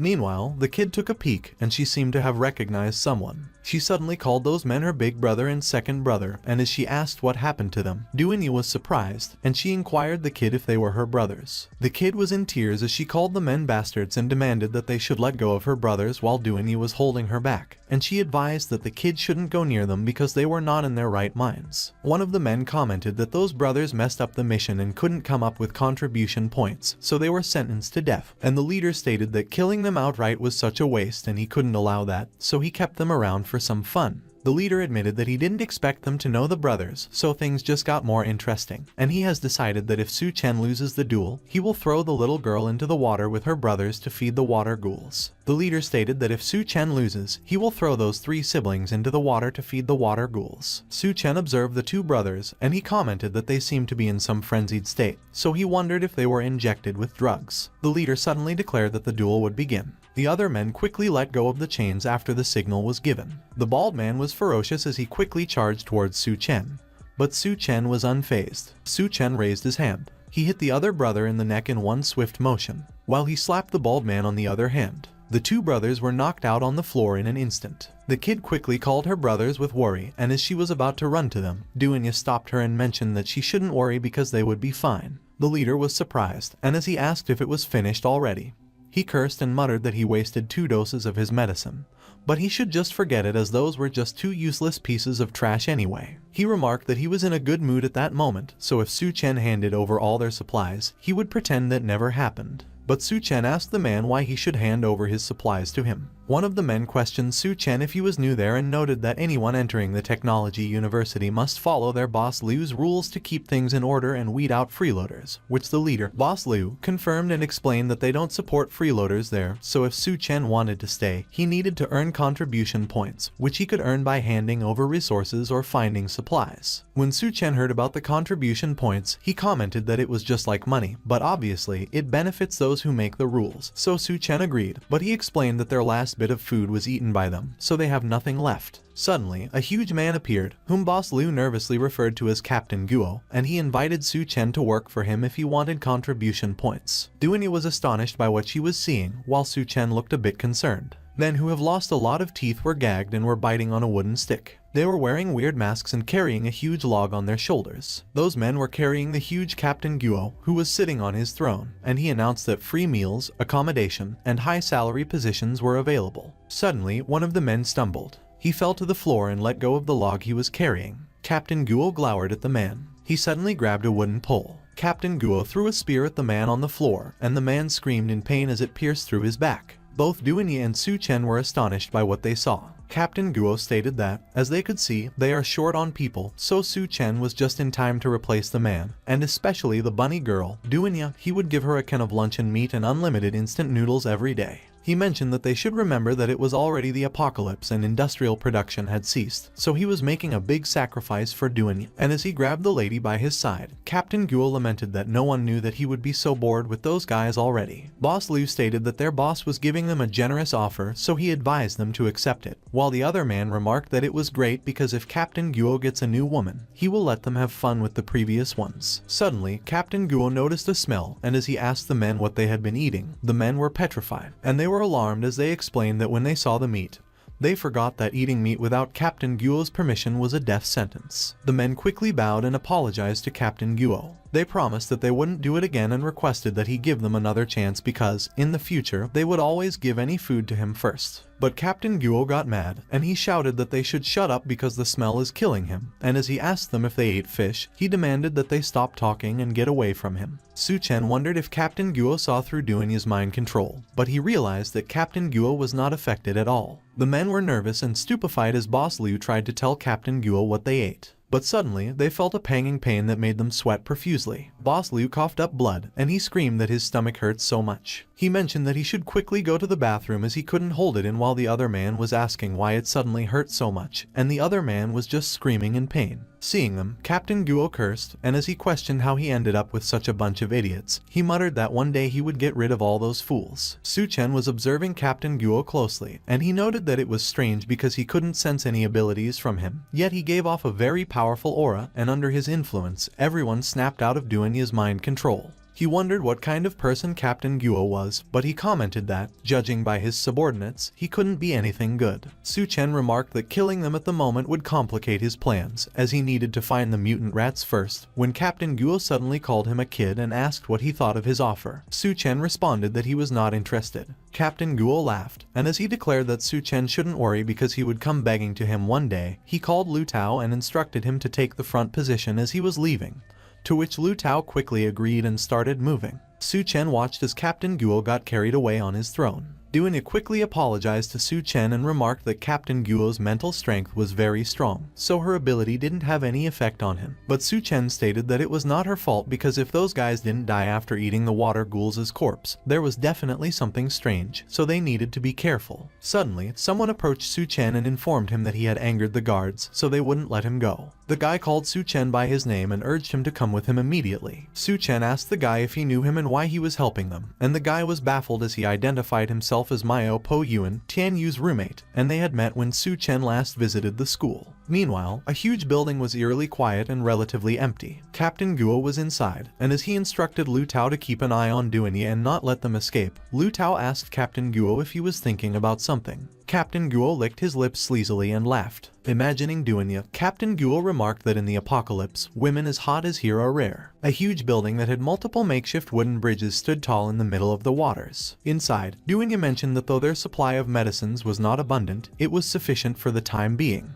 Duany treated one of the brothers, and as she remarked that they were not in immediate danger, the kid thanked her and exclaimed that she was amazing. Meanwhile, Su Chen asked Myo Po Yuan if all the students lived there, to which Myo Po Yuan confirmed and explained that all the surviving students, regardless of gender, were taking refuge there. Myo Po Yuan added that since Tian Yu often helped everyone, that place was considered their field team's territory, which intrigued Su Chen, as Myo Po Yuan affirmed that it was right and that their field team was strong enough to fight the Devourer clan head-on even if they encountered them. Su Chen noticed that someone armed approached them. It was Tian Yu, and he inquired if Su Chen was interested in joining in. Myo Po Yuan teased that Tian Yu should look who he brought back and gestured towards Su Chen. Tian Yu took off his mask, cursed, and exclaimed that it was really Su Chen. He quickly hugged Su Chen and admitted that he thought he was gone and couldn't believe that he was still alive, so it was great. To which Su Chen responded that it had been a long time since they saw each other, and Tian Yu agreed that it was rare for them to meet again, so they must have a drink. He added that he just came back from a mission so he could stay with him for a few days. Suddenly, Tian Yu noticed something. Tian Yu saw Duanya and pointed out that he had seen her before as she was the legendary beauty of their university, the cold goddess Duanya, but Duanya shrugged it off and dismissed that those were things of the past, and they didn't matter anymore. Tian Yu asked Myo Po Yuan why the legendary goddess was there and dressed as a bunny girl, but instead of answering his question, Myo Po Yuan asked if she was senior Duanya from the medical school, and remarked that it was no wonder she was beautiful. Duanya called Su Chen and mentioned that she needed to change her clothes as it was too embarrassing to be dressed like that in front of juniors, to which Su Chen agreed and encouraged her to change. Both Myo Po Yuan and Tian Yu got nosebleeds, and as Myo Po Yuan questioned why Su Chen hugged the goddess, Tian Yu cursed. A few moments later, Tian Yu ushered them into a room. He apologized and mentioned that it was a bit messy there, so he requested that Su Chen sit wherever he liked while Duanya could change in the room. And as Duanya thanked Tian Yu, Su Chen was amazed and observed that it was a luxury single room, to which Myo Po Yuan chimed in and admitted that he was jealous, and it was all thanks to contribution points. Tian Yu noticed that Su Chen didn't bring any bags and inquired where the clothes were from. But Su Chen distracted him by asking if he was right that his missions must be very dangerous. Tian Yu responded by asking if there was anywhere that wasn't dangerous. He remarked that Su Chen and Duanya were lucky as they looked clean, so they hadn't experienced the apocalypse yet, so they shouldn't leave and should join the field team as he could take care of them. He added that someone as excellent as Duanya wouldn't even need to go out for food, and she could just take care of the wounded. But Tian Yu warned Su Chen about something, and Su Chen asked him what it was. Tian Yu advised Su Chen to stop showing off everywhere. He also urged Su Chen to stop making people wear bunny girl outfits, and as he inquired what Su Chen was thinking when it was the apocalypse, Su Chen assured him that Tian Yu shouldn't worry because he would protect Duanya. Tian Yu hit Su Chen on the head to scold him, and as Tian Yu reiterated that Su Chen should make sure that he did, Tian Yu reminded him of high school, when he got bullied and didn't dare to fight back, and Tian Yu was the one who chased those guys away. While Duanya undressed inside the room, Tian Yu confided that Captain Guo wasn't a nice guy, and the women he took an interest in never had a good ending, especially beautiful ones like Duanya. As Tian Yu warned that Captain Guo wouldn't let it go easily, Duanya was still changing in the room, and she was unaware that Jai was watching her. Suddenly, Jai pointed a dagger at Duanya's throat and ordered her not to move. Duanya asked Jai who she was and what she wanted, and Jai informed her that Captain Guo sent her to help arrange her accommodation. Jai added that Duanya was a woman, so she couldn't sleep with those men, but Duanya countered that there was enough space there, so they didn't need her help. But Jai insisted that it wouldn't do because Captain Guo specifically asked for Duanya to go over. Duanya used her mind control ability on Jai and commanded that they didn't need it. Jai's eyes turned red, and she froze when she got under Duanya's mind control. Duanya asked if Jai could let go, and Jai complied. Duanya remarked that using mental power to forcibly control someone was difficult, but she could manage for a short time. She walked towards the door and mentioned that Su Chen could handle the rest when Jai's hand suddenly moved. Jai suddenly dug the dagger she was holding in her hand. Duanya noticed that, and she asked Jai if she pierced her own palm to use the pain to force herself awake. Jai did not answer Duanya's questions and charged at her without a word. Duanya was slammed against the wall when Jai pressed her body against hers and Jai raised her dagger. Jai sneered that she almost fell for Duanya's trick and that she was a strange little girl. Suddenly, Tian Yu and Myo Po Yuan knocked on the door of the room and asked Duanya what was happening in there, why there was so much noise just from changing clothes, and if she was okay. Jai covered Duanya's mouth, and as the guys observed that there was no answer and if something really happened, they announced that they were coming in. The door broke, and Su Chen stood in front of it. Jai glared at Su Chen and declared that he was courting death. She quickly charged towards Su Chen without a second thought.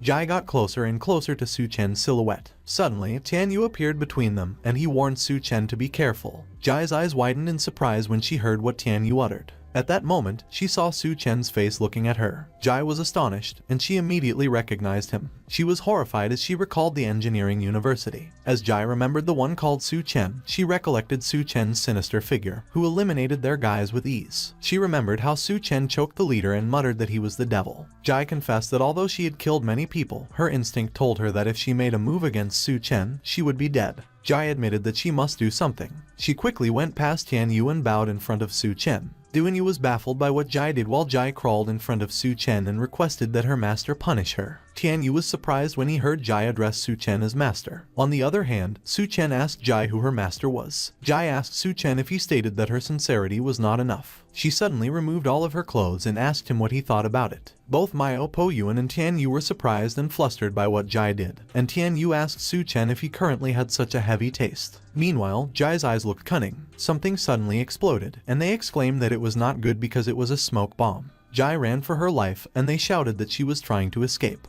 But to Jai's surprise, Su Chen was able to quickly grab her face. Su Chen asked Jai if she claimed that it would be that easy to get away. Jai panicked, and as she cried out that Su Chen should wait a minute because he couldn't kill her, she asked him if he remembered the girl he saved, and she revealed that she and her two brothers had been taken to the arena. But Su Chen just replied that it didn't matter. Su Chen ordered that Jai should get lost, and he threw her out of the building and into the water. Tian Yu asked Mao Po Yuan who the girl Jai mentioned was, and Mao Po Yuan informed that it was Xiao Mei and her two brothers and that the guards must have taken them while they just left. Mao Po Yuan asked Tian Yu what they should do because if they didn't save them, they would be bitten to death by those big rats. It caught Su Chen's attention when Mao Po Yuan mentioned rats. Su Chen suggested that they should go check it out while Tian Yu walked after him and urged him to stay calm and try to avoid conflicts. On the other hand, at the arena, Captain Guo declared that Xiao Mei's two brothers failed to complete their task, which is a death sentence. Captain Guo proposed that since Xiao Mei was willing to enter the arena, he might consider giving them a chance. While the two of Xiao Mei's brothers were tied up and had a noose on their necks, one of them pleaded that Xiao Mei should run and not believe Captain Guo, but Captain Guo warned that it was too late to leave at that moment. Xiao Mei vowed that she wouldn't leave and asked Captain Guo if he would really let them go. Captain Guo answered of course, as long as she could survive. The gates opened, and a huge rat came out behind Xiao Mei. With a terrified look on her face, Xiao Mei slowly looked behind her. She saw that the huge rat had opened its mouth to devour her. The rat bit Xiao Mei's arm, and she screamed in pain. Xiao Mei continued to scream as the rat waved her around in the air. She recalled how one of her brothers mentioned that he found a lot of mushrooms, and as she asked her brother if mushrooms weren't poisonous, the bald man, her other brother, asked how they could let Xiao Mei eat something so uncertain.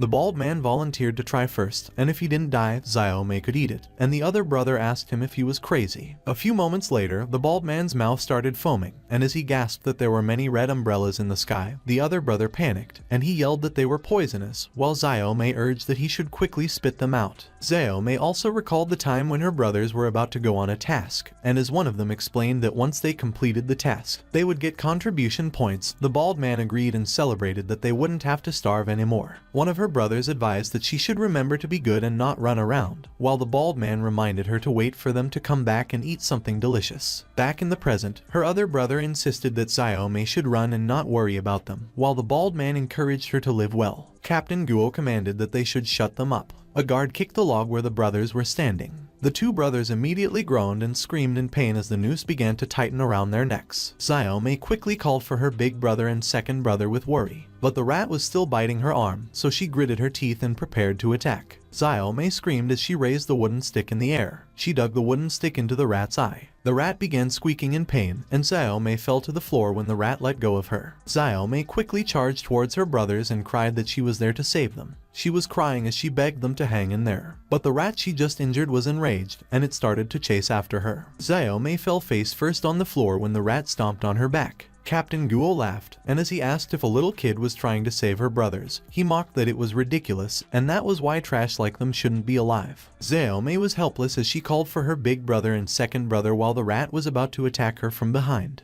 The two brothers were gritting their teeth, and they wondered why it was happening when they just wanted to live. Xiao Mei pleaded if someone could help them and who could save them. Suddenly, Su Chen appeared and killed the rat by slapping it. The rat's head was gone in an instant. Xiao Mei was astonished by what she just saw. Meanwhile, Tian Yu was with Duan Yan Tian Yu, and he complained that Su Chen was too impulsive. Captain Guo was also astonished by what he just witnessed. On the other hand, Su Chen asked if that was all and observed that it seemed like the rat was just big, but in his mind, he noted that there were no crystal cores in the rat and that it felt different from ordinary mutant creatures. Captain Guo cursed Su Chen and threatened that he was seeking death. Another gate started to open up. There were more rats in there, and as they looked at Su Chen with their evil eyes, Captain Guo promised that he would fulfill Su Chen's wish. Tian Yu and Mio Po Yun helped the brothers while Duan got Xiao Mei, and as Tian Yu suggested that they should rest there for a while, Xiao Mei asked her brothers if they were alright. The bald man replied that it was thanks to Xiao Mei and that she saved them. Xiao Mei responded that it was Su Chen who saved them. On the other hand, Jai walked around while she soaked wet, leaving puddles on the floor. Jai was with a doctor, and as he asked her if the man down there was the special research material that she mentioned,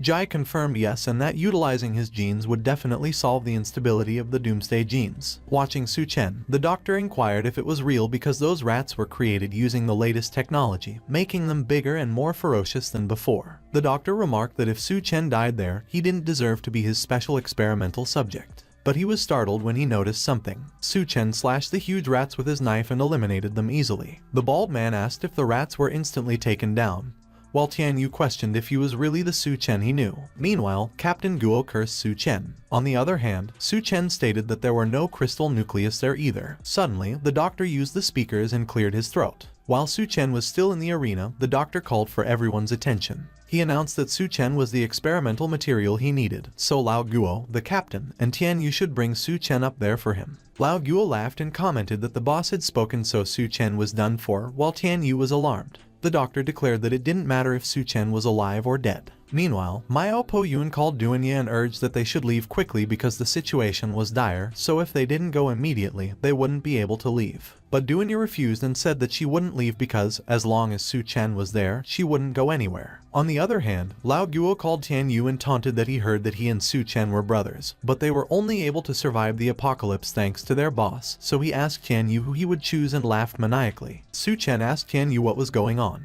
Tian Yu explained that the man upstairs was Liu Han, and at the beginning of the apocalypse, he developed a drug that made people stronger, thus he was able to control the university. He mentioned that the drug required them to trade their life force for strength, so once they couldn't get the drug, they became weaker than anyone else. Su Chen asked Tian Yu if he would be willing to come with him if he proposed that he had a way. But Tian Yu apologized to Su Chen and admitted that he was afraid that he had no choice. Lao Guo laughed hysterically and exclaimed that he never expected to see brothers turning against each other that day, which was interesting. He commented that the time was almost up and the boss was still waiting. Lao Guo charged at Su Chen and demanded that he should let him do it. Suddenly, Tian Yu jumped off the ground. Tian Yu kicked Lao Guo in the face and declared that he didn't want to choose that day. Lao Guo crashed and skidded on the ground. Tian Yu took off his jacket and loomed over Lao Guo, who was pissed at him. Lao Guo questioned Tian Yu for daring to betray Liu Han, but Tian Yu replied that he didn't care about the boss because he just wanted to use the drug to control him. He said that he had nothing to lose, so if he died, he died. Su Chen was moved by what Tian Yu did. Tian Yu proclaimed that if anyone dared to touch his brother, he would fight them to death, and Su Chen remarked that Tian Yu was just like before. Tian Yu charged forward to attack Lao Guo, and Lao Guo challenged that since he wanted to die, he would crush them all together. But Tian Yu retorted that with just Lao Guo, he was far from enough. He bombarded Lao Guo with punches. Lao Guo laughed and revealed that Liu Han knew that Tian Yu would betray him, so he gave Tian Yu the level 1 drug, and he used the level 2 drug. Tian Yu was astonished when he heard about the level 2 drug. Lao Guo raised his meteor hammers and boasted that his fat was the strongest defense, so no one could hurt him. He swung his meteor hammers to attack Tian Yu. Tian Yu managed to block Lao Guo's meteor hammers with his hands, but the force was strong that he coughed up blood. Seeing that Tian Yu was struggling, Lao Guo laughed. Lao Guo declared that Tian Yu should die. He clicked a button that was on his meteor hammer. When Tian Yu saw that, he exclaimed that it was not good because the meteor hammer was electrified. Tian Yu was horrified, and he prepared himself to be electrocuted. But suddenly, Su Chen kicked the meteor hammer away from Tian Yu. Lao Guo was astonished when he saw that his meteor hammer was flying towards him. While Su Chen stepped on Lao Guo's meteor hammers and dug them into his eye and chest, he mocked Lao Guo by asking if he was right that he heard no one could hurt him. Tian Yu was surprised with what he saw that his mouth was left wide open. Mio Po Yun and Duan Ye were surprised as well. Meanwhile, Liu Han looked upset with what he just saw. Lao Guo screamed in pain as he got electrocuted by his meteor hammers. Su Chen effortlessly landed back on the ground and left Lao Guo. Liu Han remarked that it was interesting and that he was getting more and more intrigued by Su Chen. He explained that he had spent all his resources and manpower there to find a way to evolve humans into perfect beings, leading to significant breakthroughs in his experiments. Liu Han declared that Su Chen's recent display of strength proved his value. He offered Su Chen an opportunity to join his experiment and become the first perfect human. But Su Chen asked him if he meant a rat when he mentioned the perfect human. Liu Han was amused and acknowledged that Su Chen managed to guess his primary research direction. He confirmed that Su Chen was right because rat genes are indeed the closest to human genes. He added that he would use rat genes to create an army of rat men and conquer the world, and in such a case, the apocalypse would be heaven for them, so he laughed and asked Su Chen if he was excited. Su Chen responded that he was not excited at all because it sounded really stupid. Liu Han was disappointed by Su Chen's response. While Jai was aiming a rifle at Su Chen, Liu Han pointed out that it seemed Su Chen didn't understand how great evolution could be, so he should show him. Jai fired the rifle. The rifle didn't fire a bullet but a syringe, and it went past Su Chen. The syringe hit Lao Guo. Lao Guo's body started to disfigure and his skin squirmed. Seeing what happened, Tian Yu asked if Lao Guo's body was mutating. Duanyi inquired what kind of things those people were researching. As Lao Guo continued to transform, Liu Han commented that he was a sumo wrestler and his fat made him resistant to hits. He turned into a disgusting monster, and Liu Han observed that Su Chen was no match for Lao Guo, who had combined with the level 3 drug he just injected, which enhanced strength and healed. Liu Han asked Su Chen if he could see the greatness of evolution. But Su Chen gave Liu Han the middle finger and retorted that he was just turning people into monsters. Liu Han retorted that Su Chen was an ignorant fool and ordered them to kill him and extract his genes from his corpse. Lao Guo roared loudly, and Su Chen immediately became vigilant of his movements. He rolled at incredible speed towards Su Chen, and Su Chen quickly took a step back. Duanyi warned that Su Chen should watch out. Su Chen prepared to take Lao Guo head on, and he insisted that Lao Guo should give it to him. He grabbed Lao Guo and demanded that he should stop. Su Chen managed to grab the meteor hammer, and as he asked Lao Guo if he claimed that putting a couple of batteries in a weapon could kill someone, he ripped its batteries out. He vowed that he would let Lao Guo taste the batteries as well. Su Chen shoved the batteries into Lao Guo's mouth. The batteries started to produce sparks as they got crushed inside Lao Guo's mouth. Su Chen confidently turned his back, and a huge explosion occurred. Tian Yu asked if Lao Guo was dead, while Duanyi just stood there, worried. On the other hand, Liu Han commented that Su Chen used the battery explosions to cause damage. But Liu Han pointed out that the level 3 drug had a strong healing capability, and Lao Guo began healing himself. As Lao Guo, who looked completely like a monster, stood back up, Liu Han declared that in the face of the power of evolution, Su Chen was utterly powerless, and he laughed maniacally. Su Chen charged towards Lao Guo and complained that it was annoying. He delivered a powerful punch to Lao Guo's face. Lao Guo was crushed on the ground, and Su Chen continued to bombard him with punches. Su Chen remarked that very few people knew about superpowers those days, so it would be best not to let others see how he used his. As the arena got filled with dust, Duanyi commented that it was blocking the view. On the other hand, Liu Han wondered what exactly Su Chen was planning. Meanwhile, Su Chen jumped over Lao Guo, and he remarked that the guy kept recovering, so Liu Han's research was quite something. But Su Chen noted that his space didn't just contain supplies, and he used his skill, Space Unfold. Huge chunks of cement and metal bars were summoned, and they all fell towards Lao Guo. Lao Guo froze in place, and Su Chen boasted that he had prepared so many secret weapons. When Tian Yu heard those materials crashing on the ground, he asked what that noise was. On the other hand, Liu Han wondered what Su Chen was up to at that moment. As the dust began to dissipate, the mountain of debris was revealed, and Su Chen was sitting on top of it. Duanyi, Tian Yu, and Miao Po Yuan were all surprised by what they saw. Tian Yu asked if it was a pile of cement and steel and if the fatty was buried underneath the debris. Meanwhile, Liu Han was enraged, and he cursed Su Chen. He declared that he didn't care who Su Chen was or where he got that pile of junk because he would make sure that Su Chen died without a place for burial for daring to provoke him like that. As the rats around the arena woke up, Liu Han warned that Su Chen should look around him because they were all dead meat for sure. But Su Chen merely commented that it was perfect because he wasn't planning on letting any of them go either. Duanyi stated that they were surrounded. Tian Yu remarked that they were the ones who once went to the lab, and he asked if they had all mutated into rat men. Su Chen declared that his target was Liu Han up there because if they didn't deal with him, things would never end. Miao, Po Yuan, and Duanyi were taken aback when Su Chen mentioned that he would leave things to Duanyi. Duanyi remembered when Su Chen told her that she had no right to stay by his side if she lost her value, so she replied that Su Chen shouldn't worry because she would keep them under control. Su Chen walked away and instructed that if Duanyi couldn't handle it, she should just call out to him loudly. Duanyi took a step forward to take charge. She called everyone and announced that they should listen up. Dunya explained that she would control those guys, and in her mind, she thought that there were quite a lot of them, and she had never controlled so many at once, but she must do it. She directed that everyone should just focus on killing.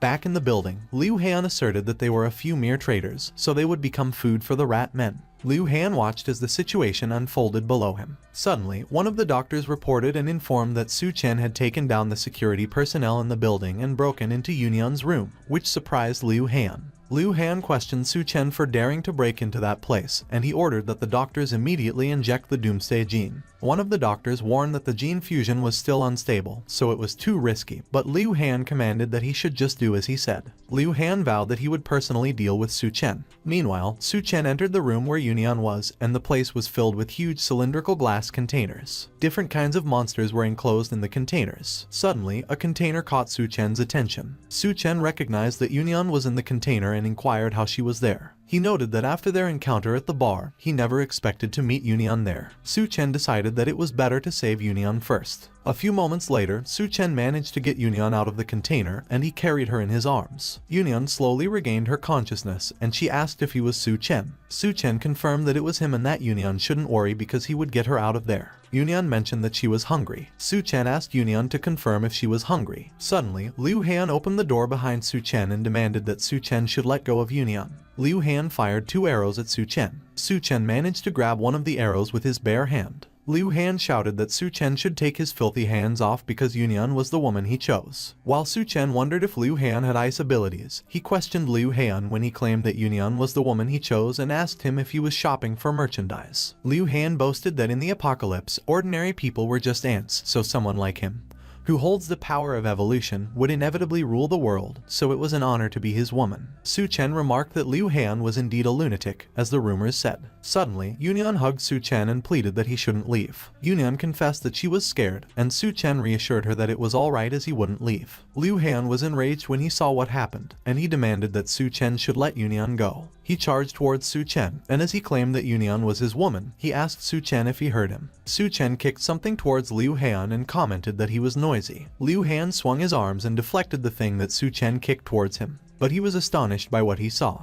Liu Han saw that Su Chen was kissing Yunyan in his arms. The two of them slowly parted their lips after they kissed. Yunyan reminded Su Chen, who told him to leave her the last time, and said that it was what he owed her. She lost her consciousness, and Su Chen called her name and urged her to wake up. Liu Han was enraged as he questioned Su Chen for daring to do such a thing. He declared that in that case, all of them should go to hell together. Liu Han's face, body, and hands transformed. He became a monster and proclaimed that he would show Su Chen the power of a god. Su Chen challenged Liu Han to come on. Su Chen mentioned that Yunyan should rest there for a bit and eat the chocolate, and Yunyan agreed. Suddenly, Su Chen spotted Liu Han. Liu Han warned Su Chen that he was courting death for daring to be distracted at a time like that. But Su Chen simply swung his arms and easily destroyed Liu Han's body. Su Chen inquired if that was it. Meanwhile, Yunyan asked Su Chen if the people downstairs were his friends. Su Chen confirmed it and added that she was right. Yunyan remarked that she wouldn't eat Su Chen's stuff for nothing. She broke the window and declared that she would take care of the people downstairs. Yunyan recalled and reminded Su Chen that Liu Han wasn't that easy to kill, so he should be careful. She jumped out of the window. Yunyan fearlessly fell toward the ground that was filled with big rats. As Yunyan continued to fall, her size increased until she became a giant before crashing onto the ground. Yunyan screamed in pain and complained that her butt hurt, and as Dunya wondered if she was seeing things, Tianyu questioned if that was a woman. Tianyu exclaimed that it was a giant woman and asked how a giant woman had suddenly appeared. As Yunyan stood up, Tianyu warned her not to step over his head because he could see the color. Suddenly, Yunyan stepped on one of the giant rats. She realized that those were rats. There were a lot of rats crawling out of the buildings. They ran around and ate the people they came across. Yunyan suddenly cried out for help, exclaiming that there were many rats. She demanded that the rats stay away and get away, adding that they were disgusting. And as Dunya urged her to stop because she was going to step on them, Tianyu shouted that they should run because she had gone crazy. On the other hand, Su Chen acknowledged that he knew it. He observed that Yunyan really had such a powerful ability. Suddenly, Su Chen noticed the little rats running behind him. He remarked that Liu Han wasn't that easy to kill. The rats wrapped themselves around Su Chen and began merging their flesh to devour him. They crawled over Su Chen until his head was entirely covered. Suddenly, huge claws emerged from the merging rats. It was Liu Han. He laughed and claimed that it was practically an immortal body. On the ground, Tianyu asked what was happening and why the rats suddenly stopped. The rats were all looking in the same direction. They realized that the rats were all looking up. The rats were all staring at Liu Han. Tian Yu questioned if that monster was the Rat King. They observed that all the rats were kneeling, and they were worshipping the Rat King. Suddenly, Yunyan grabbed the huge medal. She struck the rats with it and demanded that they get out of her way. Yunyan called Liu Han a filthy rat and asked where Su Chen was, and Liu Han sneered that he was already gone. Liu Han threatened that with Yunyan daring to talk to him like that, she was just asking for death. Yunyan cursed as the rats started jumping on her arm. Meanwhile, the others were also fighting off the rats, and as Tian Yu questioned why those rats had suddenly gone berserk, Duan advised that they should hold their position. But Yunyan argued that there were too many and they couldn't hold them off. Liu Han laughed and boasted that with that rat army, he would rule. But he was cut off when Su Chen's hand suddenly emerged from his chest as Su Chen apologized and mentioned that it took a bit of time to find the crystal core. Liu Han, shocked, demanded to know what was going on because Su Chen should have been completely devoured by him. Su Chen emerged from Liu Han's body by ripping it in half. Liu Han, in disbelief, muttered that it was impossible. Su Chen declared that Liu Han's crystal core was now his. The rats were crazed and they tried to squeeze in between the railings. Some of the rats emerged from the narrow spaces between concrete and the drainage on the ground. They were fierce as they chased after Tian Yu and the group. Tian Yu mentioned that those rats could squeeze through any crack, so they should watch out for the underground drainage. Suddenly, the bald man was surprised when a rat came out of the drainage in front of him. He couldn't react quickly and the rat grabbed his leg. The bald man cursed as the rat pulled him in. More rats grabbed the bald man, and as they dragged him towards the drainage, the bald man repeatedly pleaded that they should let go of him. Xiao Mei and her other brother noticed what was happening with their big brother. The bald man urged his brother to forget about him and take care of Xiao Mei. Just as he finished his sentence, the rats successfully dragged the bald man into the drainage. The floor shut closed. The other brother screamed and cried no. Tian Yu was alarmed with what he saw, and he exclaimed that there were too many of them. On the other hand, Mio Po Yuan challenged the rats to come at him. Tian Yu confessed that he was at his limit and couldn't even swing his arms anymore. Meanwhile, Yunyan cursed and complained that her stomach was growling again. Tian Yu stated that it was impossible to hold them off and that it was something only a god could do. Suddenly, Tian Yu was horrified when he saw the Rat King make his move. The Rat King jumped off the roof. It fiercely landed into the ground in front of Duanya and sent the other rats flying.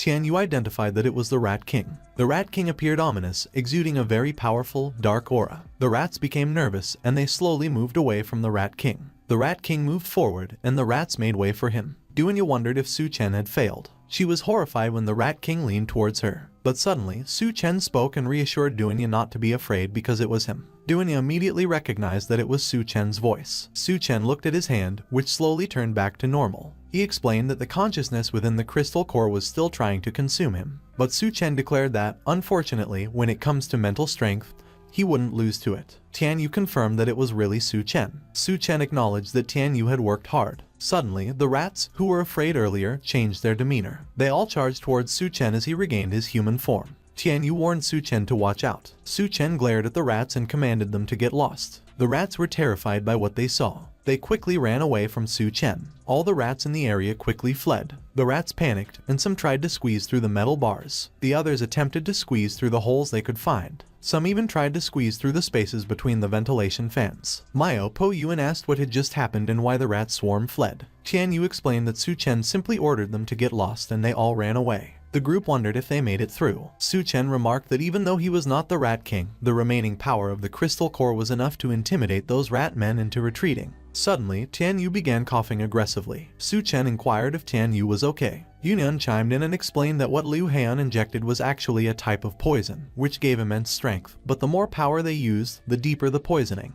Su Chen asked what he could do to save Tian Yu. Yunyan informed him that in Liu Han's lab, there was a corpse, and using its blood to make a serum should neutralize the poison. Su Chen asked if it was the lab Yunyan mentioned. He explained that the pressure there was intense and it felt like a black hole. Su Chen opened the door. As he stepped inside, he entered some sort of barrier. Su Chen wondered what that feeling was. He remarked that it was like he had passed through a wall made of mental power. Su Chen noticed Professor Xiao, and he began to wonder why and remarked that they mentioned the lab had a corpse. Professor Xiao responded that she was there. She addressed Su Chen as classmate Liu, and when Su Chen heard that, he insisted that she must be mistaken. Suddenly, Liu Han greeted Professor Xiao, and when Su Chen looked at his reflection, he wondered if he was Liu Han at the moment and if it was an illusion. Su Chen noted that whatever it was, he needed to wake up quickly. Professor Xiao invited Liu Han to come and have a seat, and as Liu Han agreed, Su Chen speculated that he must have entered Liu Han's memories. Liu Han suddenly asked Professor Xiao what she was doing, and she responded that it was too stuffy in the lab, so she was taking off her coat.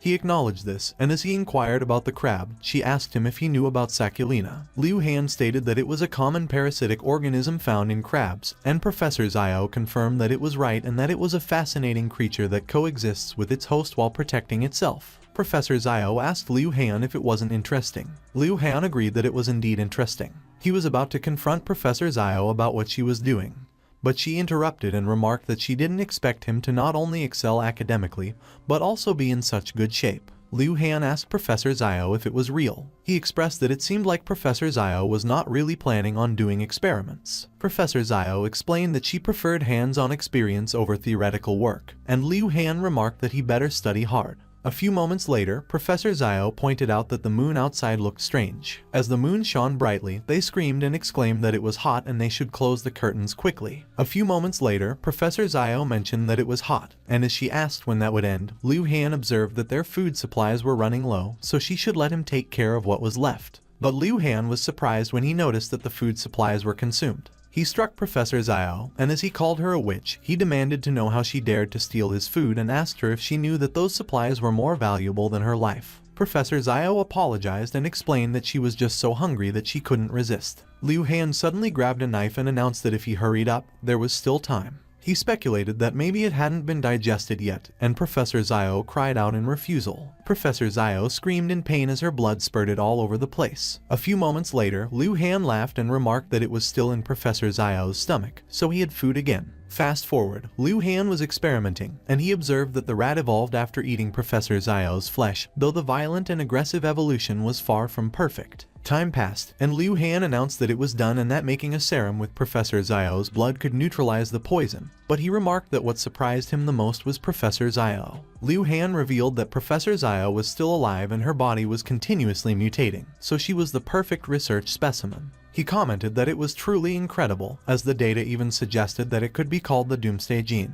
Liu Han suggested that they should see what surprises Professor Zhao's brain held. He added that after all, Professor Zhao wouldn't die. Liu Han laughed maniacally as he cut Professor Zhao open. Professor Zhao asked Liu Han if he had found the crystal core that he had been searching for. She suggested that Liu Han should eat it and questioned why he was hesitating. Professor Zhao asked Liu Han why he wouldn't eat it, and Su Chen suddenly remarked that it was because it was just a piece of rotten meat. Professor Zhao was amused, and she asked Su Chen how he figured that out. Su Chen explained that if it was the real crystal core in his hand, Professor Zhao would be dead by that time, and Professor Zhao questioned whether Su Chen actually broke through her illusion. Professor Zhao cursed and lamented that she finally found a suitable human, and she was close. Su Chen declared that he would have to open Professor Zhao's brain himself, and Professor Zhao begged him to wait. Professor Zhao pleaded that she was just a poor woman who had been hurt by others, and as she asked Su Chen if it wasn't her power that he wanted, she offered to give it to him if he spared her. Su Chen explained that when Sakulina enters a host, it takes over the host's consciousness. He grabbed Professor Zhao's head, and she screamed in refusal and begged him not to do it. But Su Chen asked Professor Zhao if she promised that he would give her a chance, and her blood spurted all over the place. Su Chen observed that without the crystal core, the body was starting to disintegrate. He concluded that it seemed there was no problem that time. But suddenly, Su Chen noted that Professor Zhao turned to ash, and as he inquired about the antidote he was looking for, he speculated that there must be an antidote in one of those vials in the lab. Yunyan asked if they had seen that after the flood receded, the bodies that were underwater mutated again. Duanya replied that they should stop looking and keep moving. Yunyan called Duanya. She asked Duanya where Su Chen was taking those medical students, and Duanya responded that the ratmen who escaped were lurking near the University of Science and Technology, so that place was no longer suitable for human habitation. Duanya explained that those surviving medical students were rare talents in the apocalypse, so Su Chen planned to take them to a safe zone. Yunyan asked if that wasn't a long way off and complained that she was already hungry and couldn't take it anymore, so she was going to find Su Chen. But Duanya responded that Yunyan was not allowed to go, and Yunyan asked why not. Duanya explained that if Yunyan was with them, she had to listen, and Duanya stated that it was for Yunyan's own good. She recalled what happened previously when she asked Su Chen what was wrong with him. Su Chen replied that Duanya shouldn't worry because he was just feeling a little hot.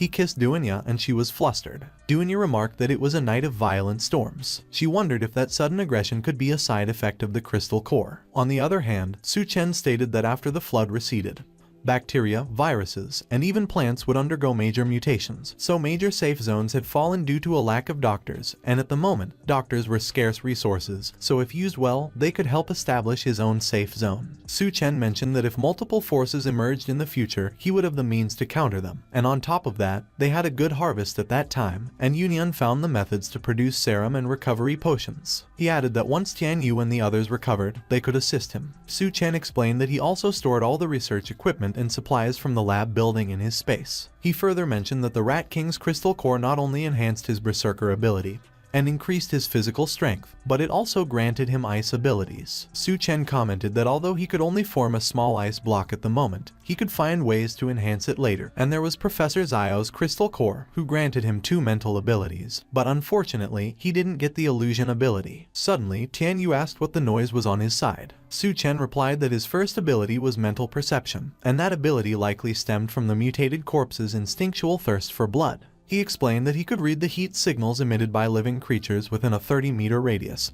and that it was an ambush by the Devourers. Suddenly, Mao Po Yuan remarked that everyone should look up. They saw a woman hanging by the streetlight, and the group asked what was going on and who did that. Xinyu mentioned that it was Rui Rui, her roommate, and she asked what they were waiting for when there was a human life at stake, so they should hurry up and save Rui Rui. One of the men replied that he would go right away, but Su Chen responded that they shouldn't meddle in other people's business, so they were leaving. Xinyu asked Su Chen how he could be so cold-blooded, letting someone die without helping, and if he was even human. She cursed and added that none of them were men, and some of the men responded that they couldn't just let someone die, so they were staying. Xinyu urged that they should quickly get Rui Rui down. The other men began untying Rui Rui, and they assured her not to worry because they would definitely save her. Suddenly, arrows flew towards the men. The 2 of them screamed in pain as they got hit by the arrows. Xinyu was alarmed by what she saw. As the Devourers charged towards them, they cursed and remarked that it was a trap. Xinyu cried out as they got surrounded by the Devourers. One of the Devourers commented that Xinyu was such a kind-hearted little girl, and with her as bait, they could attract even more. He grabbed Xinyu's thighs and asked her to let him see. The Devourer liked Xinyu's scent, and as he called his brother Shun and asked if he could have some fun with her first, Xinyu pleaded that the Devourer let her go. The other man called the Devourer a bastard and demanded that he let Xinyu go, but Shun sliced him with his axe and told him to shut up. Shun remarked that food should accept its fate as food.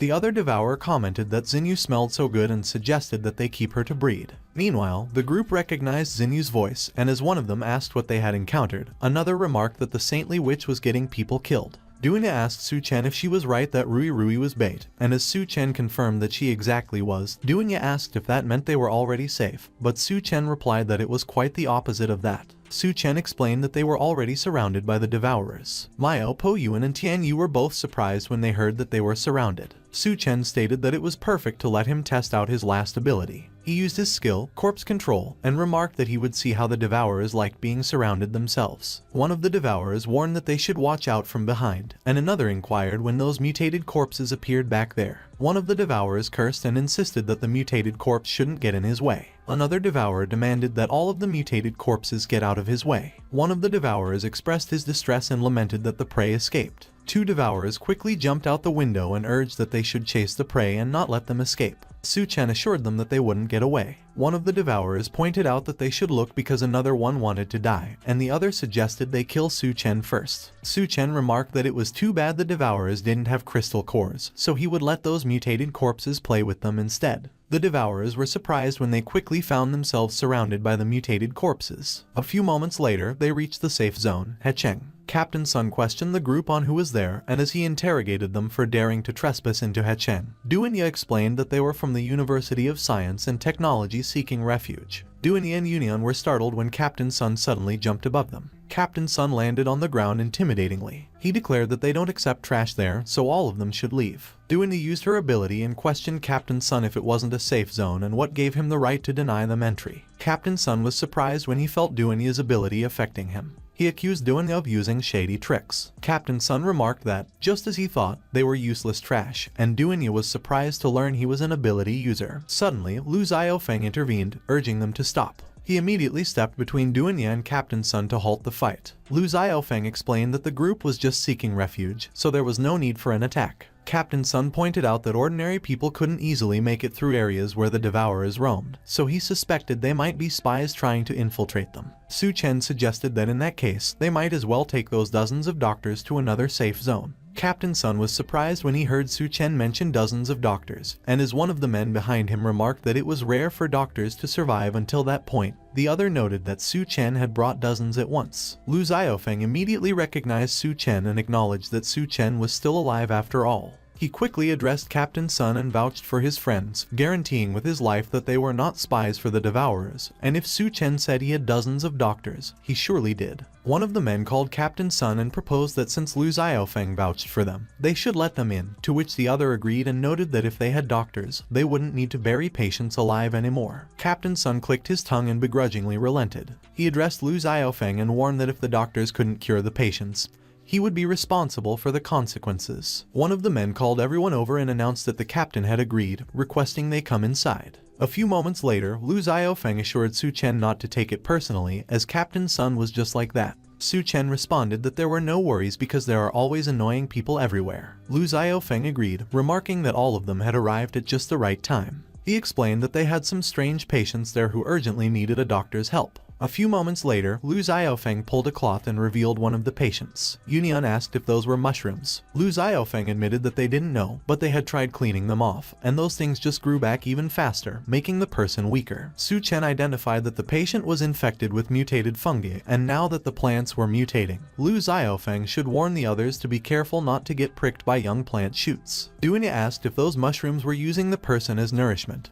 and as Su Chen confirmed they probably were, Yunian offered to find someone to analyze it and see if they could come up with some medicine. Su Chen stated that it was just the beginning because if those newly mutated plants weren't cleared out, they would quickly grow and start attacking humans. And when that happened, the Devourer tribes would seize the opportunity to attack the safe zones, turning many people into livestock for them. He added that the Devourer tribes growing stronger was definitely not in his best interest, so if he could use the safe zone as a base and prepare in advance, he'd better check out the situation there first. Suddenly, Zhang He cursed and ordered everyone to move out of the way, and someone remarked that the young lord was driving recklessly again. Zhang He demanded that everyone get the hell out of his way and threatened to run over the people. He fired his gun and snarled that the peasants shouldn't get in his way. Su Chen observed that someone was firing a gun in the safe zone and asked Lu Xiaofeng if his team wasn't doing anything. Lu Xiaofeng explained that the team had already been disbanded, and as Su Chen inquired if it was because they had let the refugees into the city as a condition, Lu Xiaofeng confirmed that was exactly the case, noting that Zhang He was the city lord's son who believed the elderly and children were useless to the safe zone, so he often deliberately ran them over. Suddenly, Zhang He noticed Yunian and pointed out that there were more newcomers. Zhang He quickly drove his vehicle toward Yunian. He addressed Yunian as a little girl and offered her a ride, claiming he was a big brother who could take her to get something good to eat. Yunian responded that she was so hungry she couldn't walk anymore, and as she asked Zhang He if he could carry her, Zhang He eagerly agreed, stating that he would be more than happy to. Lu Xiaofeng cursed and was about to confront Zhang He, but Su Chen stopped him, assuring him that it was fine as long as Zhang He could carry Yunian.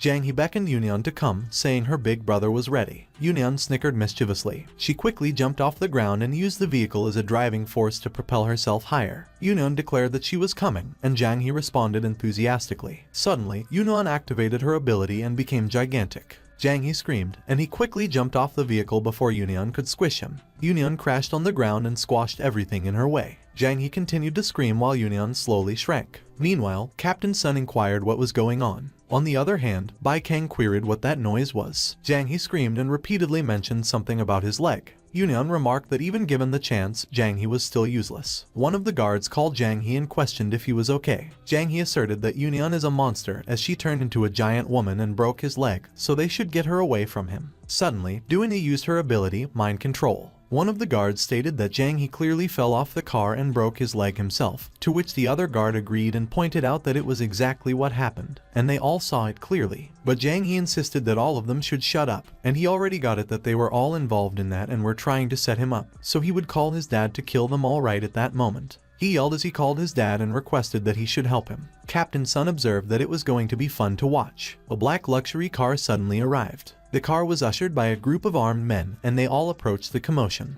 The armed men continued to march forward. Lu Xiaofeng cursed and commented that Zhang He was really calling for the city lord, while Yunian noted that the city lord sure has a grand presence. The city lord got out of the car. He wondered if someone could tell him what was going on there. Lu Xiaofeng explained that his brother brought dozens of doctors there to seek refuge, and as he was about to say what Zhang He did, he was cut off. Zhang He called his dad and demanded that he should kill them immediately because of his leg. but the city lord slapped Jang He across the face. The city lord pressed Jang He just how many times he had to tell him to treat everyone who comes there with respect and that he shouldn't give him any young master attitude. He reminded that Jang He should remember that their vision was to turn that place into a beacon of hope in that apocalypse, and to make everyone who comes there feel warmth, to which the people commented that it looked like the city lord is a good man because even his own son gets punished when he does wrong, and no one would have thought that there would be such a noble-hearted person left in the apocalypse, and they see a truly kind soul. The city lord declared that his sincere invitation to all of them is to stay with them and help build that dream together, and they will provide the best food and the most generous conditions. And as the people demanded if it was real, they repeated that it was amazing and that they wanted to stay, and they praised the city lord. Lu Xiaofeng called Su Chen and informed that everyone could stay at that moment. But Su Chen had already disappeared, and Lu Xiaofeng probed where he went. A few moments later, Su Chen and his group created a campfire, and Yunyan interrogated why they weren't staying in the city. Duanya interrogated Yunyan if she really thought that the city lord wouldn't take revenge after she crippled his son, and Yunyan implored if the three of them were sleeping in the woods that night. Yunyan expressed that it was her first time and solicited Duanya if she could teach her, which made Duanya sigh, and she pried Yunyan about what she was even thinking. Duanya responded that no one knows if they will even get to sleep that night, which surprised Yunyan, and she raised an inquiry to Duanya if they have so much energy. Su Chen suddenly announced that they should stop messing around because someone was coming. He called the men as his friends over there and urged that they should come out, which made the leader of the men click his tongue, and he remarked that he didn't expect Su Chen to be so vigilant. The leader noted that they broke Zhang He's leg and interrogated if they thought that they could sneak away so easily. When Su Chen heard what they revealed, he clarified that he just didn't want to go on a killing spree in the city and accidentally hurt his friend's team. The leader observed that Su Chen was unarmed and he was talking about a killing spree, which made another man wonder why they were wasting time talking, and he urged that the leader should let him finish Su Chen off. But Su Chen punched the man, and his entire body immediately turned to shreds. The leader was surprised by what just happened with just one punch. He commanded that they should fire and shoot the gun. But Su Chen summoned his swords and quickly sliced the armed men as he ran past them. The leader proposed that Su Chen shouldn't kill him because if he spared him, he could tell him a secret about the city lord. Su Chen was intrigued and he prompted that the leader should continue. The leader disclosed that the city lord has close ties with the nearby Devourers clan, and every week they secretly trade. Su Chen inquired what kind of trade it was, and the leader revealed that the city lord exchanges refugees with the Devourers for food. Yunyan quizzed the leader if they trade living people to the Devourers, and the leader replied that it was all the city lord's doing. Suddenly, one of the guards doing the trade inquired of the Devourers what they were planning and if it wasn't just food, to which one of the Devourers answered and indicated that the rotten food would be thrown at the gates of the safe zone before dawn. The Devourer acknowledged that as for the guard, of course, it was the usual, and he chomped on the guard's neck. He pulled the guard's entire head along with his spine. The leader recounted that the guards were just refugees hired temporarily as the city lord never leaves any witnesses alive, and he pleaded with them if they could already let him go because he had told them everything he knew. Su Chen concluded that it would not be so fast because there is still something they need his help with. The leader screamed and requested help. One of the Devourers questioned why there was someone hanging over there, and the other Devourer exclaimed that no one cares, so he should just knock the leader and bring him back. The leader tried to explain who he was, but the Devourer already charged at him and declared that he was his next meal. The leader coughed up blood as the Devourer punched him in the stomach. Yunyan commented that the Devourer broke her new toy. The Devourers mentioned that they should watch out because Yunyan was an ability user. Yunyan remarked that she guesses she will have to make them her new plaything. The Devourers cursed and insisted that there was an ambush from upstairs too. Duanya remembered that Su Chen added that the Devourers have further mutated, so their skulls are probably so hard that even bullets couldn't pierce them, and Duanya voiced that they should let her test that theory. She fired her rifle and hit the Devourers in their heads. One of the Devourers queried if it was 3 shots at the same spot. The Devourers' heads exploded after being hit by Duanya's bullets. Meanwhile, the Devourer that Yunyan grabbed screamed as he released all his strength to stop Yunyan from grabbing him. The Devourer wondered if Yunyan believed that she could catch him. Suddenly, Su Chen grabbed the Devourer's head from behind. Su Chen effortlessly crushed the Devourer's head with his hand. A few moments later, Su Chen, Duanya, and Yunyan stayed at a house, and Duanya questioned Su Chen how he found out about the city lord's deal with the Devourers. Su Chen took out a bed and food from his storage space, and he noted that he heard rumors about settlement bases doing that for a while, and that day, he just tested the waters and unexpectedly hit the jackpot.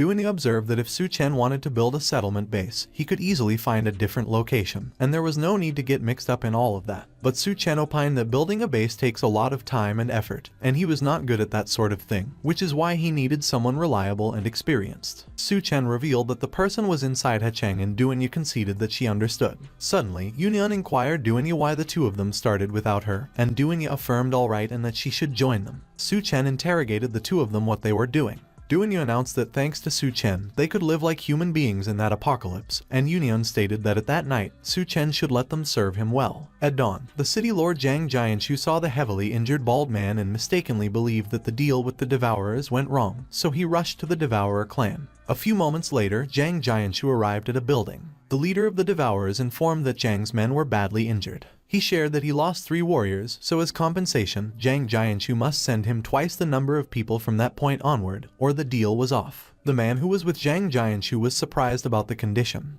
but Zhang Jianshu just agreed and acknowledged that it was a deal. Su Chen suddenly showed up and insisted that Zhang Jianshu doesn't even bat an eye while trading people's lives. Zhang Jianshu probed Su Chen what he was doing there, and Su Chen clarified that he heard that Zhang Jianshu was close with the Devourers, so he came to check it out. The leader of the Devourer proclaimed that Su Chen was the one who killed their men, and that he got some nerve coming there on his own. He asserted that he didn't know how Su Chen managed to kill his 3 men, but since he had stepped into his turf, there was no leaving. Zhang Jianshu contended that Su Chen was doomed, but those who followed him to the base must be dealt with too, and they should quickly wrap it up. A few moments later, Zhang Jianshu came back to Hecheng. He called everyone's attention and broadcast that there was a traitor in their base, which surprised the refugees. Zhang Jianshu pointed at Su Chen's group and pronounced that it was those outsiders. He alleged that they pretended to be doctors and infiltrated the base, but they were secretly kidnapping refugees to trade with the Devourers for food. While in his mind, he considered that since they had ruined his plans, they shouldn't blame him for being ruthless. When the refugees heard what Zhang Jianshu maintained, they cried that they were beasts, and that they should kill them, but Gao Yue suddenly stated that they should wait because, from what he knows, Su Chen is a trustworthy man, so those people that he brought there shouldn't be the problem. And when the refugees recognized him as General Gao, they queried who was Su Chen, that even the general was speaking for him. Zhang Jianshu pressed Gao Yue if he wanted to protect Su Chen's group, and as he argued that words alone aren't enough, he demanded Gao Yue how he could prove that they are not traitors. Su Chen suddenly professed that he could prove it. Zhang Jianshu queried who was Su Chen still alive. On the other hand, Gao Yue inquired if the kid was Su Chen. Su Chen suggested that Zhang Jianshu let the leader of the Devourers explain what was really going on, while the leader of the Devourers pleaded for Su Chen to let him go. Zhang Jianshu and Gao Yue were surprised when they saw the Devourers leader, and Zhang Jianshu questioned if Su Chen wiped out the entire Devourer clan. Meanwhile, Su Chen urged that the leader of the Devourers should speak up because he wants everyone to hear him clearly. The leader of the Devourers reiterated that it was Zhang Jianshu who made deals with him. The refugees questioned if it was the city lord who was the one trading with the Devourers, and they lamented that they have been supporting him all that time. But he was the monster, and they have all been deceived. Zhang Jianshu cursed and avowed that it was slander, and Su Chen was working with the Devourers to frame him. Suddenly, Gao Yue called Zhang Jianshu. He testified that Zhang Jianshu was a monster. Zhang Jianshu laughed and confirmed that it was right that it was him. But it was the apocalypse, and any place with supplies was already controlled by the Devourers, and they were just waiting for them to fall into their traps. He rationalized that as long as a few worthless lives are sacrificed, he could feed many more people, so he was doing a good thing, and they should all be grateful. And he asked Gao Yue if he thought that he was righteous when he also ate the food he brought back and what right he had to judge him. Su Chen suddenly concluded that it was because Zhang Jianshu was a coward. He elaborated that in a world where the strong prey on the weak, trading lives for food isn't necessarily wrong. But it was just that it was the coward's choice and was no different from those Devourers. Gao Yue was moved when Su Chen specified that they simply refused to be cowards. Su Chen called Gao Yue and proposed that they should build a new base together, a place that truly belongs to humanity and civilization. Su Chen recalled that in his previous life, he once traversed the ruins and eventually reached the safe haven, a utopian base, as there were no hackles of class, no cries of hunger, and everyone was well fed and had peace of mind. He believed that all that beauty stemmed from its creator, Gao Yue. Su Chen considered that currently, Gao Yue was only the deputy city lord there, and it wasn't until he discovered the dark side of that base that he decided to build his own. So he just made those things happen a little earlier. Suddenly, Bai Kang remarked that building a base is too hard. while another soldier declared that if they wanted to do things their own way, they couldn't live under someone else's roof, so establishing a new base is definitely the best way. Zhang Jianshu laughed, and as he questioned them if they supposed they were saviors and planned to build a new base, he stated that beasts run rampant outside the city. Zombies are everywhere, and they couldn't even guarantee basic food and safety, and he inquired them if they weren't just sending people to their deaths. Zhang He suddenly chimed in and remarked that if they wanted to leave, Zhang Jianshu should let them go because they will come crawling back once they have suffered enough, and Zhang Jianshu announced that Zhang He was right. One of the refugees declared that it was too dangerous outside and he did not go out to die, and another refugee commented that he would rather be a coward because at least he gets to live. Zhang Jianshu laughed and pronounced that everyone should listen up because if anyone believes in Su Chen's delusions, he will be magnanimous enough to let them leave, but they should be clear that if they starve to death out there, they shouldn't blame him. But Su Chen queried if he was right that it was just food and how that was a problem, which surprised the refugees, and they noted that Su Chen voiced it so easily. One of the refugees voiced that if Su Chen could bring out the Devourer clan's leader, he should be able to bring food too, and that they heard that he was an ability user and was very powerful. Zhang He questioned Su Chen if he assumed he was some kind of savior. He stated that Su Chen should stop trying to get attention and inquired if he even knew how much supplies a base needs, to which Su Chen responded and declared that his supplies aren't much, probably enough to support about 2,000 people for a month or so. Zhang Jianshu reckoned that it was about the same as what was in his warehouse, and he cursed in his mind as he wondered where Su Chen got those supplies. Meanwhile, one of Zhang Jianshu's men was puzzled when he noticed Yunyan. Yunyan jumped out, and as she inquired why Su Chen suddenly became so generous, the men queried who she was. Duanya remarked that Su Chen just emptied the warehouse of that base, and Yunyan commented that it explains it. Yunyan called Duanya and mentioned that she was hungry, but Duanya just questioned her, who told her to recklessly use her powers. Duanya called Su Chen and announced that they were ready, so Su Chen called Gao Yue and proclaimed that it was time to make a decision. Gao Yue expressed that there was not enough food, no proper clothing, and they were constantly bullied, so he presumed that the people there had already sacrificed enough just to survive. But in the end, they were sold off like livestock to the Devourers, so he can't stay in that place for another second.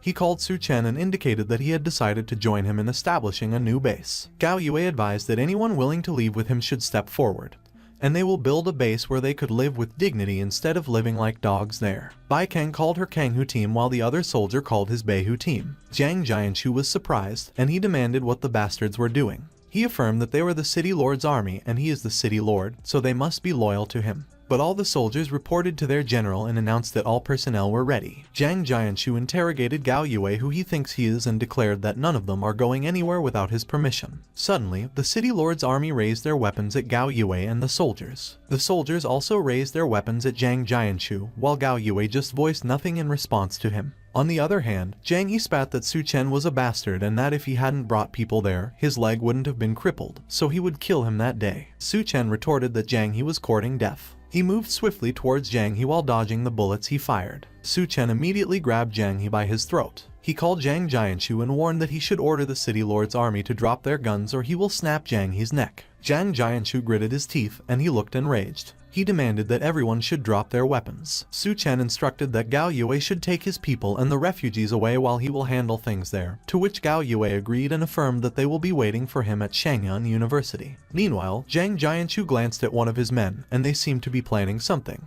He called Su Chen and revealed that everyone was gone, so he should release his son. He notified that he would let Su Chen leave and suggested that they both take a step back. On the other hand, one of Zhang Jianshu's men was ready to fire his sniper rifle. Su Chen called Duanya and mentioned that the man was at the rooftop at 12 o'clock. Duanya acknowledged that she got it, and she cautioned that Yunyan shouldn't move. She fired her rifle. The head of the man on the rooftop immediately exploded as the bullet passed through it. Zhang Jianshu probed Su Chen if he arranged a sniper, and Su Chen just replied that it was right back at him. Su Chen remarked that he would accept Zhang Jianshu's proposal, and that he would return his son to him. He added that he had one more question. Su Chen inquired Zhang Jianshu how human flesh tastes. Zhang Jianshu was surprised, and he wondered how Su Chen knew. Suddenly, Zhang He let out a muffled cry, and Zhang Jianshu was surprised when he saw that a grenade was shoved in Zhang He's mouth. Zhang Jianshu's eyes went wide when the grenade began to explode. a huge explosion occurred. Jiang Jianshu transformed, and he held onto what remained of Jiang He, his arm. He roared that he would kill Su Chen. Su Chen realized that it looked like the rumors from his past life were true, that Jiang Jianshu is a devourer hiding among humans, but he just didn't expect him to be a level 2 devourer. He vowed that the next time they meet, Jiang Jianshu won't be so lucky. Captain Sun called everyone's attention and declared that up ahead is the supermarket where Su Chen's stated supplies are stored.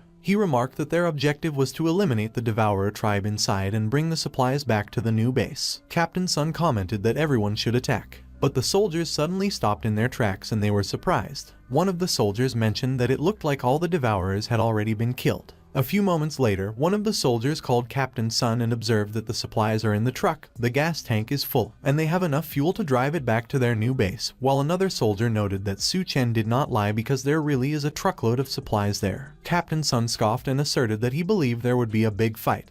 But it turned out that the mission was easy, that it was a complete waste of time. To which another soldier added that he heard that Gao Yue gave the important mission to Su Chen, but inquired like those were always as before. Captain Sun announced that Su Chen was just a pretty boy and queried if Su Chen presumed that he could compete with him for credit. On the other hand, Yunyan and Duanya watched from a tower. Yunyan questioned Duanya why hasn't the idiot captain returned yet. Duanya acknowledged that the Devourers in the supermarket were killed by Su Chen long ago, and all they had to do was drive the truck back, so even brain-rot Mr. Napoleon could handle that. Yunyan inquired who was worried about Captain Sun and pronounced that Su Chen urged them to handle the refugees' medical care, so she was more concerned about those people starving to death. Duanya suddenly affirmed that they were there so they could head back, and once they are close, it will be hard to use mental power to cloak Yunyan's size. On the other hand, Captain Sun approached Gao Yue. Captain Sun reported to Gao Yue and indicated that the supplies have been delivered, to which Gao Yue responded that it was excellent. The refugees requested Captain Sun if they really found supplies and revealed that Su Chen didn't deceive them and he really could solve their food problem. So Su Chen is truly their savior. Captain Sun scoffed and voiced that the pretty boy can't do much else, but he is good at brainwashing people. Suddenly, one of the soldiers called Gao Yue and conveyed that they had spotted signs of Devourer tribe activity near a hospital to the south, and it looked like a tribe of a few dozen. Captain Sun assumed that at that time he was going to show everyone who the real protector of the people is. On the other hand, Bai Kang implored Su Chen to confirm if he was going to raid the armory. Bai Kang explained that there is a military base nearby,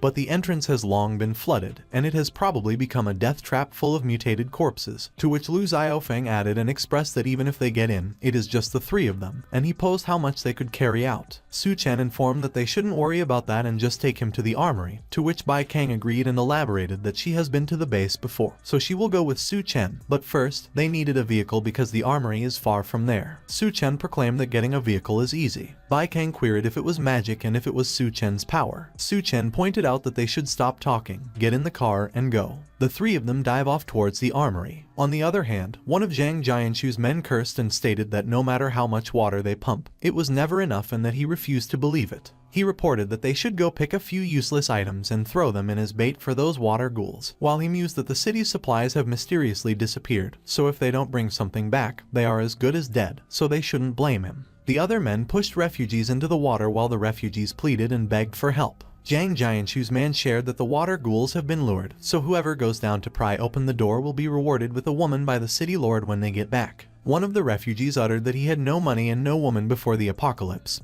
so now that it was the apocalypse, he went for it. Another refugee cursed and replied that he went for it too. Meanwhile, Lu Xiaofeng highlighted that it was the city lord's army, and it looked like they had set their eyes on that base's supplies and weapons as well. Bai Kang professed that she knew a way around them and they could avoid the city lord's army, but they would have to dive underwater, to which Su Chen agreed and opined that they would do it her way. A few moments later, the 3 of them dived in the water. Suddenly, Bai Kang noticed something in the distance. She was surprised when she saw the water ghouls' gleaming eyes. Bai Kang tried to say that it was the water ghouls, and she was alarmed that she lost air. Su Chen muttered that Bai Kang shouldn't be afraid, and Bai Kang wondered if Su Chen could talk underwater. Su Chen pulled Bai Kang close and connected their lips. Bai Kang wondered if Su Chen gave her oxygen. She was alarmed when she saw the water ghouls swam towards them. Bai Kang contemplated that they were surrounded by water ghouls. Su Chen quickly pulled Bai Kang close as the water ghouls tried to grab her. Bai Kang held on to Su Chen, and she braced herself for the worst. A few moments later, Bai Kang wondered why there wasn't any movement. Bai Kang was surprised that the water ghouls had stopped. She looked puzzled and apprehensive as she stared at the water ghouls. Bai Kang wondered if it could be Su Chen. She wondered if Su Chen controlled those water ghouls. Su Chen insisted that they should get ready to hunt. The water ghouls started moving, and they roared fiercely. They all charged towards Su Chen. Su Chen remarked that Bai Kang and Lu Xiaofeng should go up first. He easily crushed the head of one of the water ghouls and prepared to block the other's attack. Meanwhile, Bai Kang and Lu Xiaofeng swam ahead just like Su Chen instructed. The two of them gasped for air as they reached the surface of the water. Lu Xiaofeng inquired if Su Chen could even control water ghouls and if he was even human, while Bai Kang queried how many abilities Su Chen had that they still didn't know about. A few moments later, Su Chen calmly came out of the water. Su Chen wondered if only one white core dropped with all those water ghouls and stated that the drop rate was too low. Bai Kang probed if he was still complaining when he got a white core in such a short time, and Lu Xiaofeng observed that although a white core doesn't grant abilities, it could strengthen one. A cat emerged from the darkness, and its gleaming eyes were focused on the white core Su Chen was holding. It moved quickly and swiped the white core off Su Chen's hand. Lu Xiaofeng queried why there was a cat there. Bai Kang noted that the base probably had cats to control rats, and it looked like the cat survived the apocalypse by being trapped in the base. She commented that the cat was quite impressive because it managed to snatch the crystal core from Su Chen's hand. Su Chen mentioned that the cat can't eat the crystal core and suggested that he trade it with the super fish snack. But instead of trading, the cat quickly moved and snatched the snack out of Su Chen's hand. Su Chen was extremely pissed while the cat quickly ran away. He interrogated if he had been outwitted by a cat twice and asserted that anything that survives the apocalypse is no ordinary creature. A few moments later, Bai Kang switched the power on. She declared that they were lucky that the power system was still operational. Bai Kang stated that they should go as the armory was just ahead. She mentioned that before the Great Flood, the survivors evacuated in a hurry. Bai Kang observed that there was no way the survivors had time to take all the supplies with them. She conveyed that they have arrived and that the arsenal is enough to arm a force of 500 people. Lu Xiaofeng remarked that if they find a tank, they might even be able to arm 1,000, and as Bai Kang cautioned that Lu Xiaofeng should be careful, he laughed and replied that Bai Kang shouldn't worry. Bai Kang affirmed that the problem at the moment was how they would take all of those things back. She maintained that the city lord's troops could show up at any moment, and going back for reinforcements is out of the question. They felt tremors, and Bai Kang wondered what was going on. Lu Xiaofeng called Su Chen and Bai Kang and declared that he found a tank, but he noted that there was a monster chasing him and requested help. Bai Kang was horrified when she saw what was chasing Lu Xiaofeng, while Su Chen was barely surprised. The monster fired at Lu Xiaofeng. Lu Xiaofeng screamed as he maneuvered the tank and dodged the monster's attack. He indicated that they should do something because if the monster blows up the armory, they are all dead. Su Chen quickly activated his space. All the items around them slowly got stored into Su Chen's space. Bai Kang inquired if he just stored everything inside his space. On the other hand, the cat froze as it watched the items slowly disappear. Lu Xiaofeng expressed that Su Chen's ability is amazing. He wondered if he could store the monster too, but Su Chen responded that living mutated creatures couldn't be stored. Bai Kang opined that it was not the time to talk about such things, so she will lure the monster away while Su Chen retreats and Lu Xiaofeng finds a chance to drive the tank away. She inquired what he was doing when he carried her, and as she observed that the supplies are in Su Chen's space so she has to make sure that he makes it back safely, Lu Xiaofeng advised that they should watch out. The monster started charging its next attack. Su Chen quickly dodged the monster's attack while the tank was blown away by its powerful explosion. The tank crashed into the ground and was damaged. Su Chen maintained that Bai Kang should quit wasting time and that he will handle the mutated beast, so she should go check on Lu Xiaofeng. Bai Kang cautioned that Su Chen shouldn't dare die on her. As he faced the monster, Su Chen remarked that it was strange because he didn't remember hearing about a mutated beast like that in that area during his last life. But Su Chen concluded that it didn't matter because the beast's crystal core was his anyway. On the other hand, the city lord's men felt the tremors outside the base. One of them stated that it sounded like the explosion came from inside the base. One of the men called their boss and noted that the water level dropped rapidly, so the explosion must have cracked something below. The boss cursed and declared that it looked like someone got in before them and dared to play tricks under his nose, so his men should kill them for him. He inquired if they heard him, but one of his men mentioned that they saw a rabbit, and they haven't had meat in a while. The man suggested that they should eat the rabbit first before dealing with the ones inside the base. The boss queried if the rabbit looked like it smiled weirdly. The rabbit roared menacingly. The rabbit turned into a huge monster, and the city lord's men were horrified.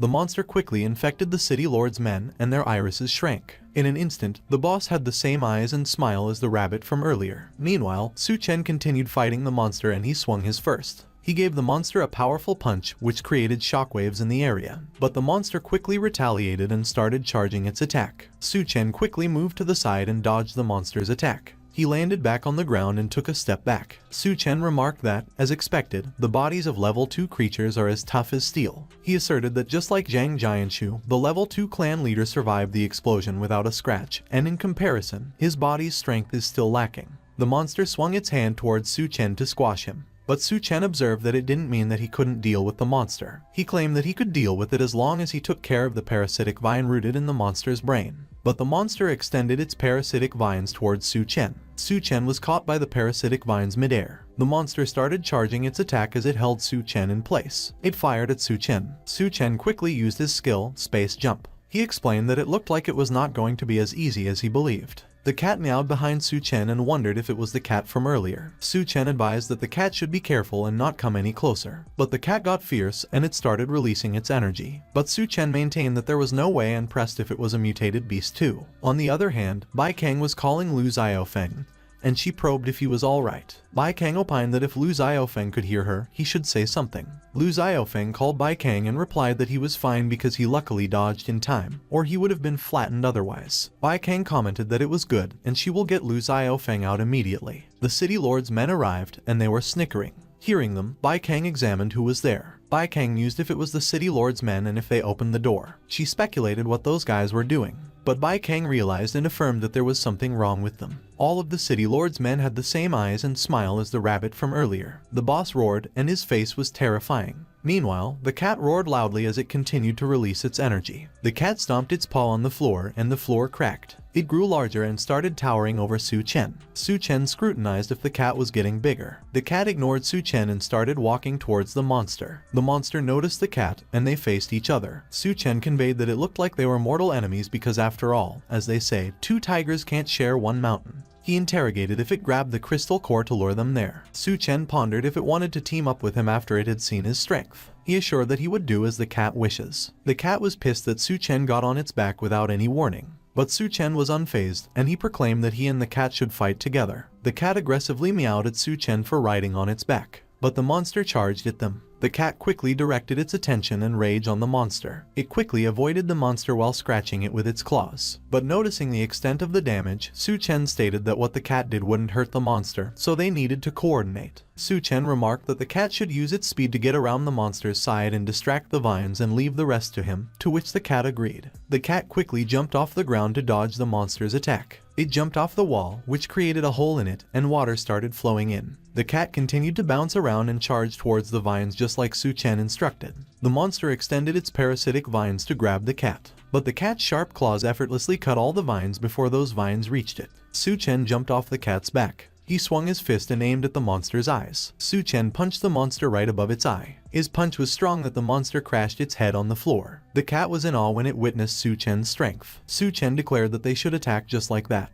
He added that they should keep on attacking. The monster was quickly overwhelmed by the cat's speed. Su Chen dealt his final attack and crushed the monster into pieces. The monster's crystal core slowly fell in front of the cat, and the cat smiled sinisterly as it meowed. But Su Chen quickly swiped it and asserted that the crystal core was his at that time. The cat was meowing aggressively and cursing at Su Chen while Su Chen ate the crystal core. The surge of the water coming into the base intensified, and the cat looked worried. Su Chen noted that it looked like the area outside the armory had flooded, and since the walls were damaged, the place would be submerged soon. Su Chen noticed the cat. The cat was in tears, and it was meowing desperately while it tried its best to stay afloat. Su Chen laughed and inquired if it was afraid of water. He suggested that the cat come with him and he would get it out of there, but the cat just aggressively meowed at him. Su Chen threw the cat back into the water and commented that he should forget it then. The cat quickly swam towards Su Chen and clung to his arm. Su Chen wondered if it had changed its mind already. He maintained that the cat should remember that it was its choice and he didn't force it.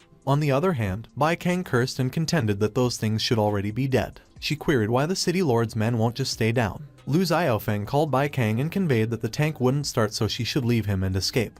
But Bai Kang probed where she would even go and affirmed that they should deal with the mess first. Bai Kang noticed the rabbit. The rabbit, with its disturbing smile, started growing large again. Bai Kang mentioned that the rabbit was absorbing energy from the corpses. The rabbit loomed over Bai Kang with its sinister gaze. Lu Xiaofeng warned that Bai Kang should watch out behind her. But before Bai Kang could react, the rabbit already extended its vines and ripped Bai Kang's clothes. The rabbit restrained Bai Kang with its vines, and it was about to devour her. Bai Kang cursed and confessed that she let her guard down. The tank rammed against the rabbit. Lu Xiaofeng insisted that the monster should die. he managed to fire the tank's cannon. At that time, the tank was stuck in the rabbit's mouth. When the tank fired its cannon, it exploded inside the rabbit's mouth. The explosion immediately obliterated the rabbit. Bai Kang was astonished with what just happened. Meanwhile, Lu Xiaofeng was out of breath. Lu Xiaofeng was unaware that the rabbit's crystal core was falling into his mouth as he caught his breath and opined that he finally dealt with it. It was a green, shiny crystal core. Lu Xiaofeng noticed the crystal core moments before it entered his mouth. After he swallowed it, his eyes lit up, so Bai Kang inquired if he was okay. Lu Xiaofeng stated that he was fine, he just accidentally swallowed the crystal core, and currently his body feels a bit strange. The cat meowed with tears in its eyes. Su Chen queried if he had eaten a crystal core. Lu Xiaofeng wondered why he couldn't feel any powers and if there was a trick to it, to which Su Chen responded and replied that to quickly gain control of powers, the best way was through a fight, but first, he should get them all out of there. Su Chen pointed out Bai Kang's clothes, and Bai Kang remarked that the mutant beast just tore them, but she was fine. And as she inquired if he was really planning to keep a cat in the apocalypse,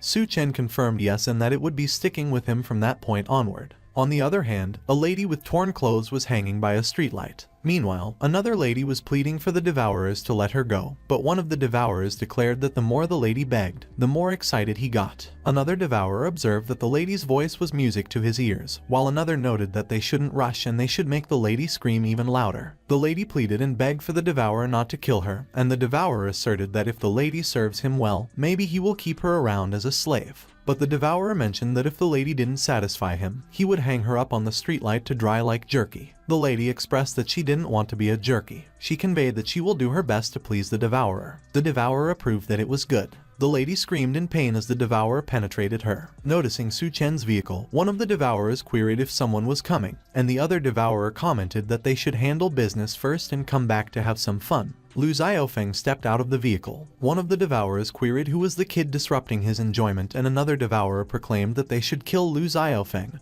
and make him their dinner. Meanwhile, Bai Kang called Su Chen. She affirmed that Lu Xiaofeng just recovered, and he has to face 3 devourers already, so she interrogated if Lu Xiaofeng could handle it. Su Chen remarked that Bai Kang should relax because he was right there to watch over Lu Xiaofeng, while he believed that if Lu Xiaofeng was the Fengtian who was known as the human nuke in his previous life, he should manage. He added that besides, real combat is the best teacher for mastering powers. Back at the fight, the devourer inquired if he still acted tough and stated that he was dead that day, and another devourer stated that it was Lu Xiaofeng's last day on Earth. Lu Xiaofeng just stood there and took all the blows of the devourer directed at him. Bai Kang acknowledged that it looked like Lu Xiaofeng was struggling and he would be beaten to death at that rate, but Su Chen countered no and that Lu Xiaofeng seemed to have figured out how to use his powers. On the other hand, the devourer declared that their strength is several times that of a human, and he queried why Lu Xiaofeng wasn't hurt at all. Lu Xiaofeng explained that it was because he was absorbing most of the energy from the devourer's punches. One of the devourers queried what the hell he was talking about and declared that they should kill him.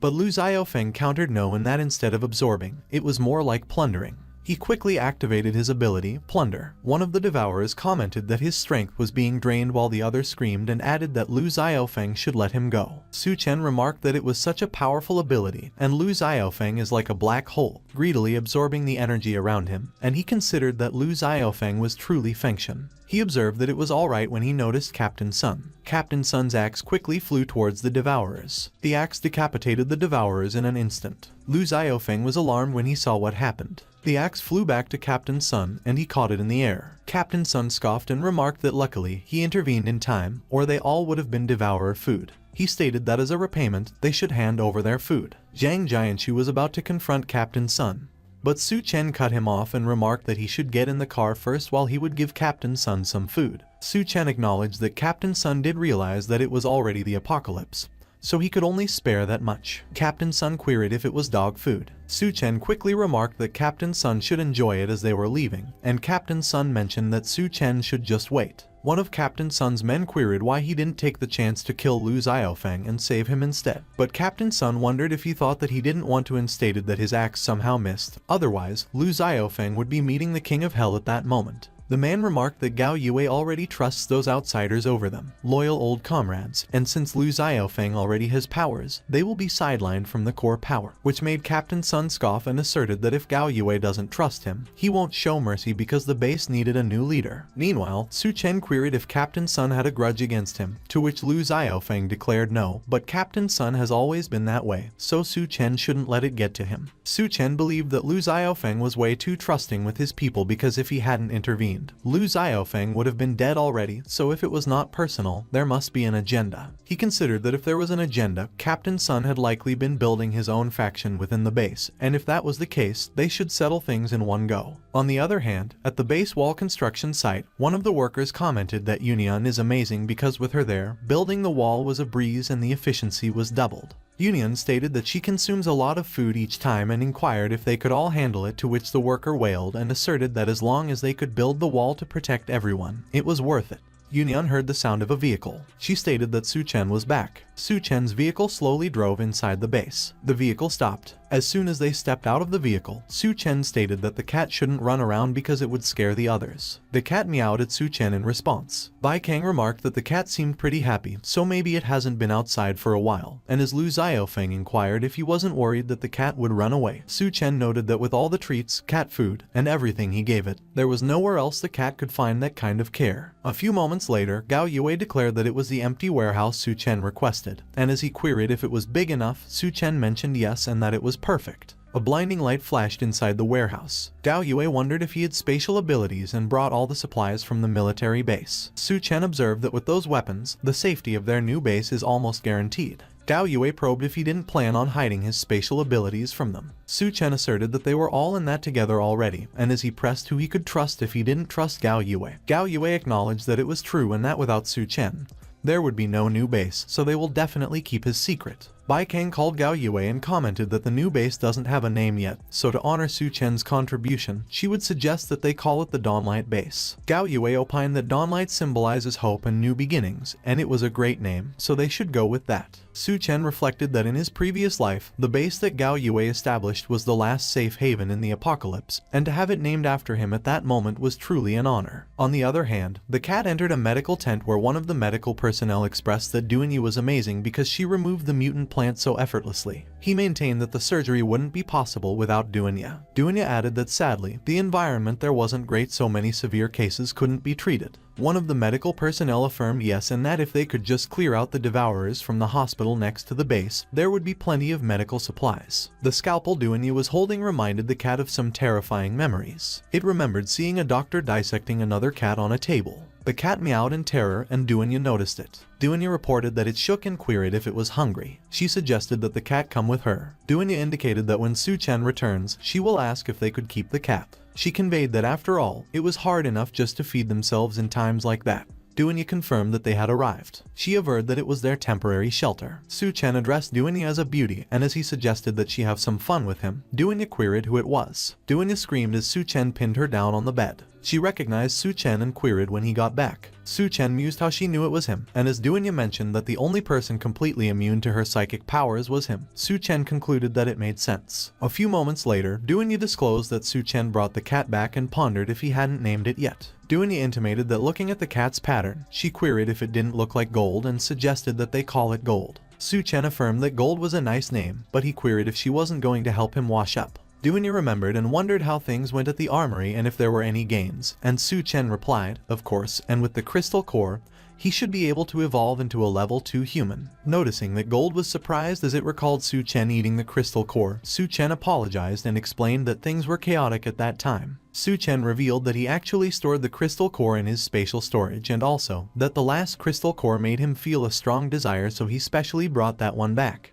Duanya inquired if he was going to eat it at that moment. Su Chen did not respond, and he grinned as his body started transforming. Duanya speculated if it was a level 2 human. She was flustered by Su Chen's strength. Duanya admitted that she couldn't bear it. Meanwhile, Yunian walked towards Duanya's apartment and peeked through the window. Gold was alarmed when it noticed Yunian. Yunian called Su Chen and remarked that he came back but didn't come find her. She declared that she was mad. Seeing Yunian, Duanya pleaded for her help with Su Chen. Su Chen stepped out of the bathtub. Yunian was flustered when she saw Su Chen's transformation. Su Chen informed that Yunian came just in time. Duanya called Su Chen. Yunian remarked that he is a level 2 human. It was too incredible, and she couldn't take it anymore. Dunya noted that she feels like she is falling apart, while Union speculated if the side effects are that severe. He apologized and admitted that maybe he absorbed too many crystal cores. Union asserted that she and Dunya need to hurry and enhance themselves or they will only end up bullied by him. Dunya inquired if his ability has changed since he was a level 2 human. He added that they should let him give it a try, and first, it would be the physique-related ability. He used his skill, Steel Body, and explained that the abilities of the Berserk and Golden Snake King have fused so his skin turns black and his body becomes as tough as steel.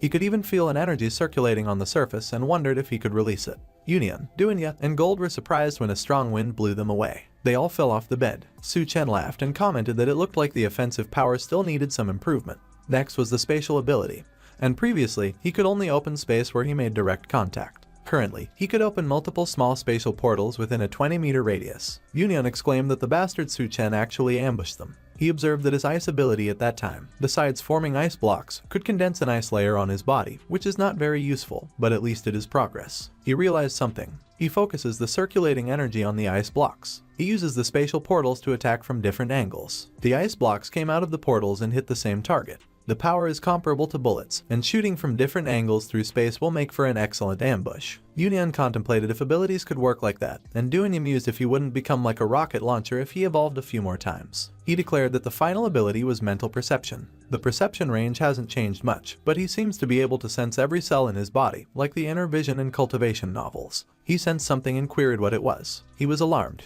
His size shrank. He probed where it was. Zio revealed that it was the conscious space inside his brain. It has been a long time since they saw each other, and they met again. Recognizing her, he challenged if she hadn't already disintegrated and how she was there. Her hair moved towards him. She clarified that it was because he swallowed her crystal core, allowing her to parasitize within his body. Her essence has already merged with his. He cursed and grumbled that he got tricked by her, and it was bad because his still body and spatial abilities were useless there. On the other hand, in the real world, Union called his name. Dunya wondered what was wrong. Back in his consciousness, he interrogated Zio what she wanted, and she pressed him if he knew how lonely it is to be alone. She has waited so long for him to come in there. She leaned closer to kiss him, but he saw the condensed ice layer in his fingers. He still has one ability he could use. He warned that she shouldn't blame him if he did it. She screamed as he wrapped the ice around her neck. He argued that she just wanted to take over his body, but she countered that he is too strong so she can't possibly possess him. He apologized and conceded that he can't trust her. She screamed again as her body got restrained by the ice. She cautioned that binding her conscious form won't kill her essence, and he vowed that he will freeze her there forever. She confessed that she is not as strong as him,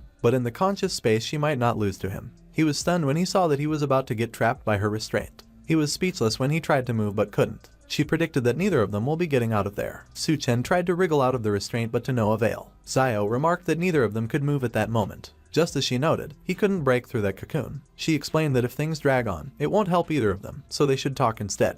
He inquired what she wanted to talk about, and she replied that she just actually needed to absorb a bit of his ability to survive, but it won't affect him, and she doesn't have the strength to take over his body anyway. He stated that he didn't trust her and queried how she would leave his body. She indicated that she needs to absorb abilities to survive, so leaving at that moment would mean death. Unless he helps her find a suitable female ability user's body, someone not too weak with a good figure and looks. He laughed and observed that she was pretty picky, but he probed how he was supposed to know who was suitable. She added that she will tell him when they meet someone, and he shouldn't worry because she won't let him help her for free. If he finds her a suitable body, she will give him some benefits, and he asserted that he doesn't need benefits, but if she makes any move against him, he will do whatever it takes to eliminate her. She affirmed it was a deal so he should quickly release the binding as he is being strangled there. Both of them released each other at the same time. Su Chen's consciousness came back to reality. Dunya wondered why he was spacing out earlier, and he didn't respond when they called him, to which Union agreed and mentioned that they thought his soul had left his body. When he heard about the soul leaving the body, he commented that minimizing risks is the safest option.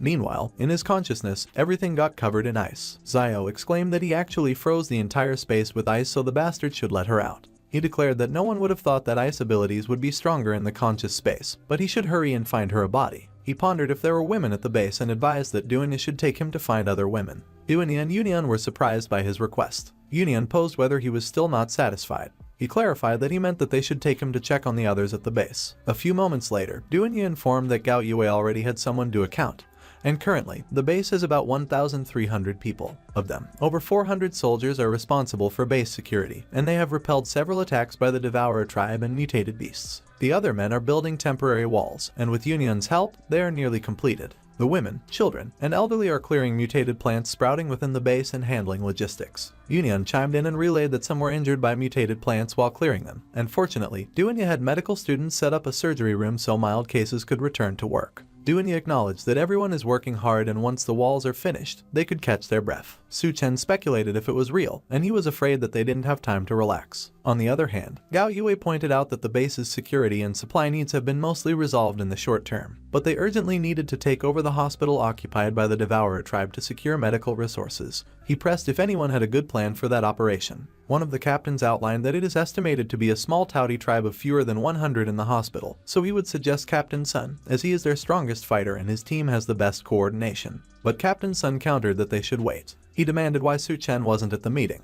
He contended that he encouraged them to establish the base, but currently he is nowhere to be found, so he doubted if he was that responsible. Gao Yue warned that he should watch his words because without Su Chen, there wouldn't be a Dawn base, and he wouldn't even have the chance to sit there. He considered that he was too short-sighted. He remembered the time when he sought to know from Su Chen why he wanted to hand over the base to him, and he responded that he is not interested in being a leader and he is the one he trusts, so he is at ease handing it over to him. But he reminded him that in that apocalyptic world full of disasters, even with the base's protection, if he is not vigilant, it will eventually be destroyed. He assured that he understood and reflected that as expected, a strong person never slows their steps and Su Chen is destined to keep pursuing greater strength. Back in the present, Gao Yue emphasized that Captain Sun should just know that if the base faces tough problems or strong enemies, Su Chen will step in without hesitation. Captain Sun argued that the Devourer tribe in the hospital is a strong enemy and if the losses are too great, he can't bear the responsibility. Gao Yue proclaimed that considering the importance of the mission, Lu Xiaofeng will assist him, and additionally, he will ask Su Chen to join to ensure success. Captain Sun agreed that since he expressed so, he will take on that task, and if there is nothing else, he will go prepare. A few moments later, one of his men interjected whether they weren't planning to seize power,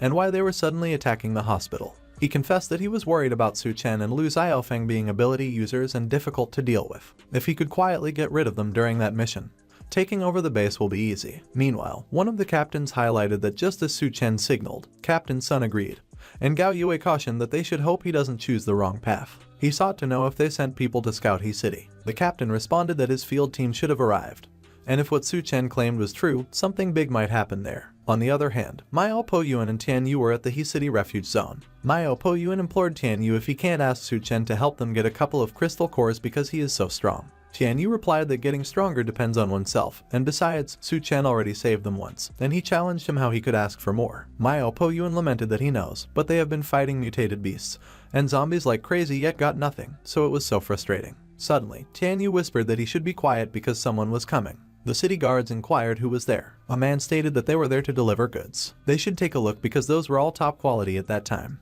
The guard declared that he should follow him and he will take him to see the city lord. The man remarked that they were going to make a fortune again that time. A few moments later, the city lord replied that they were excellent and he was very satisfied with that batch of goods. Whoever could give birth to a boy for him will be spared, and that is their only chance. But one of the women requested for him to let her go. He responded that she is nothing but a tool for breeding. She has no right to beg for mercy. One of the city lord's men suddenly commented that Su Chen and his group were planning to attack the hospital. The city lord noted that they should send everyone to attack because he wanted him dead at that time. The man explained that their people have been starving for so long that they have no strength to fight unless they forcibly turn them all into devourers, but the evolution process takes time. Jai chimed in and uttered that perhaps she could lend them a hand. The city lord queried her what she said. A few moments later, the merchants from earlier probed what was going on and voiced that they should let them out. One of them observed that they had always been working for the city lord, and the other interrogated him why they were doing such a thing to them. Their eyes went so wide and turned bloodshot when they saw the city lord. The city lord acknowledged that Jai wants to help him build a devourer army, but she needed their heads as ingredients for her potion.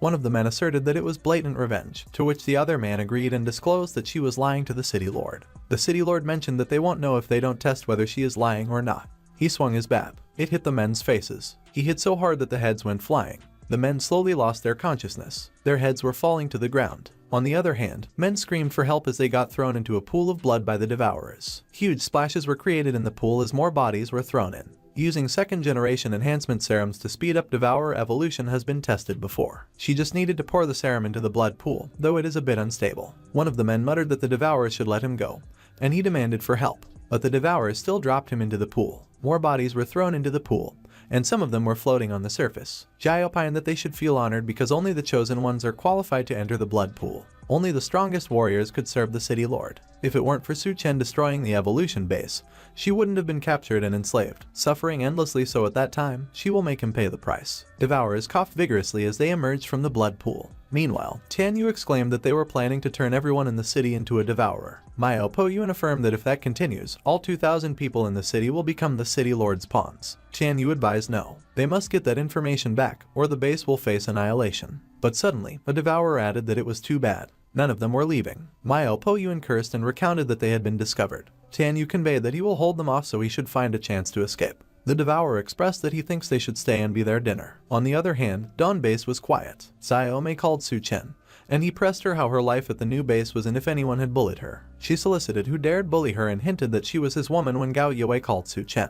He maintained that Captain Sun has gathered his men, but dealing with dozens of devourers in the hospital is still a bit of a stretch, so he would like to ask for his help. Su Chen signified that it was no problem. Gao Yue proclaimed that in addition to that, he has one more request. Gao Yue asserted that the hospital is too close to the base and it is bound to become a major problem sooner or later. Plus, the medicines inside will be a very important strategic resource in the future, so his request is to leave some medical supplies for the base. Su Chen assured that he shouldn't worry because he will only take what he needs. Gao Yue remembered and recounted that he had brought all the ability users from the base with him at that time. The captain declared that they will be under Su Chen's command during the mission. Su Chen instructed that if that was the case, everyone should listen up. They should stay behind at the base to defend.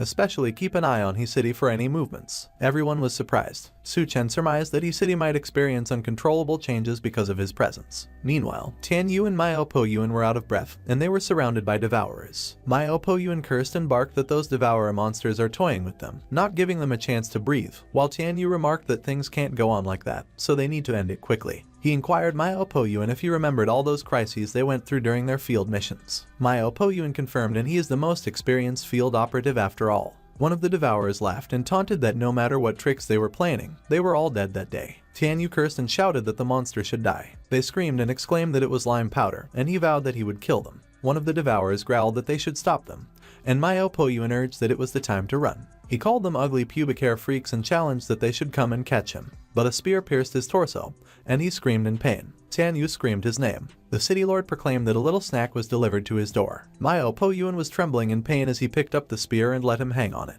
The city lord sneered that he was too skinny and he was not even enough to fill the gap between his teeth. He threw him at the horde of devourers and decreed that they should have him as a treat. Miao Po-Yun called Tian Yu with his remaining strength. Tian Yu ran towards him and attempted to save him, but a devourer hit him from behind. Miao Po-Yun implored that he should quickly run. His body was torn to pieces as the devourers feasted on him. Tian Yu cried no. He promised that he should just wait. He will avenge him, and one of the devourers bellowed that he was trying to jump into the river. They should stop him quickly. He was in pain, but he kept running. He reached the edge of the base. He jumped into the water. The devourers cursed and grumbled that the kid got away. It was a shame because he was so hungry, and the other muttered that he really wanted to eat some meat. The city lord queried them if they wanted meat. He directed that they should go and take down Dawn Base as there are plenty of people to eat there. One of the devourers conceded that he didn't care anymore, so he was going. Another acknowledged that he would do anything as long as he could eat meat. Another confessed that he wanted to taste a woman's cat. The city lord warned that Su Chen should just wait. Jai and the devourers she created gathered behind him. Meanwhile, a woman's scream could be heard at the city hospital. Tears ran down her cheeks as she screamed. She gave birth to a devourer child, and it was wailing. Feng Pangzi bragged that it was his baby. He is the devourer tribe leader of the hospital. Originally a mental patient in the hospital, he always fantasized about getting women around him pregnant, and after the apocalypse, he became the first devourer in the hospital. The woman can't stay in that hellhole any longer, and she has to escape. But he insisted that as a breeding machine, there was no way she could rest, so he will make sure she is pregnant with his child again soon. She pleaded that he should wait because she just gave birth and she couldn't possibly do it. But he didn't listen. At the city hospital, one of the devourers inquired who goes there. They were under attack. They screamed as Captain Sun cut them in half. He declared that he will have to trouble them all to clear the way. Lu Xiaofeng queried him what he meant by that. Captain Sun explained that they shouldn't let the fact that he got over 100 brothers behind him with guns fool them because they are all just ordinary people. Su Chen wondered if he was threatening them. Captain Sun interrogated whether it wasn't only natural for ability users to lead the charge. Su Chen challenged if that was the case and cautioned that he would warn him that anyone who points a gun at him never meets a good end. He instructed that they should move. Duanyi and Lu Xiaofeng followed him. Captain Sun directed that they should let them deal with the devourer first. Finish them off because even ability users can't handle over 100 guns, and one of his men suggested that they leave the woman named Duanyi behind. He remarked that she was such a beautiful one and it would be a pity to kill her. Then they should leave her behind. but they were surprised when they stepped inside the hospital. He probed where Su-chen and his people were and if they disappeared. He cursed and added that they should find them and not let them escape. Lu Xiaofeng scrutinized if they couldn't see them, and Duanya responded that she could control ordinary people's visual nerves. But Captain Sun is also an ability user, so he might sense something is off. Su-chen assured that she shouldn't worry because he won't notice a thing. He created his multiple small spatial portals. He fired his ice bullets through them. The soldiers screamed and cried that it was not good because they came under attack from behind. Captain Sun ordered that they should take cover. Su-chen asserted that charging head-on is more suited for people like them. Captain Sun cursed and quizzed if anyone saw where the enemy came from. On the other one, the woman who just gave birth died. Feng Pangzi examined if that was it and lamented that she was so fragile. Suddenly, he noticed the other devourers. They ravaged the other women. He pressed them on what they were doing, and one of them replied that they wanted them to have their children too. The other agreed and affirmed that they wanted to be just like him. The woman disagreed and urged that they should stop. He rebuked the devourers for daring to touch his woman. He attacked the devourer and destroyed the wall in the process, which surprised Captain Sun. Feng Pangzi noticed them. He speculated if a rat managed to sneak in while Captain Sun investigated whether he was a devourer and commented that he was huge. One of the soldiers advised that Captain Sun should look up there. He debated if they didn't say that there were only a few dozen devourers there. There were way too many, and they were surrounded. Captain Sun commanded that they should fire and shoot them all. The soldiers fired their guns as instructed. But they demanded why those bullets weren't doing any damage, why they were all blanks with no bullets, and complained that someone must have tampered with them. Feng Pangzi called his brothers and urged that they should chop off the hands and feet of those intruders and turn them into roasted meat. The devourers charged towards the soldiers. They all looked so menacing. One of them cut a soldier in half horizontally, another cut vertically. A lot of them towered over Captain Sun. He tightened his grip on his axe. He swung it and sliced the devourers in front of him altogether. He proclaimed that all of the soldiers should stand up because even without guns, they will fight those beasts to the death. Su-chen was a dog who tricked them, and once he killed those devourers, he is next. Captain Sun stated that everyone should follow him and fight their way out. They declared that they should kill the devourers and fight to the death. Kill them all and leave no one alive. They all let out their battle cries as they fought.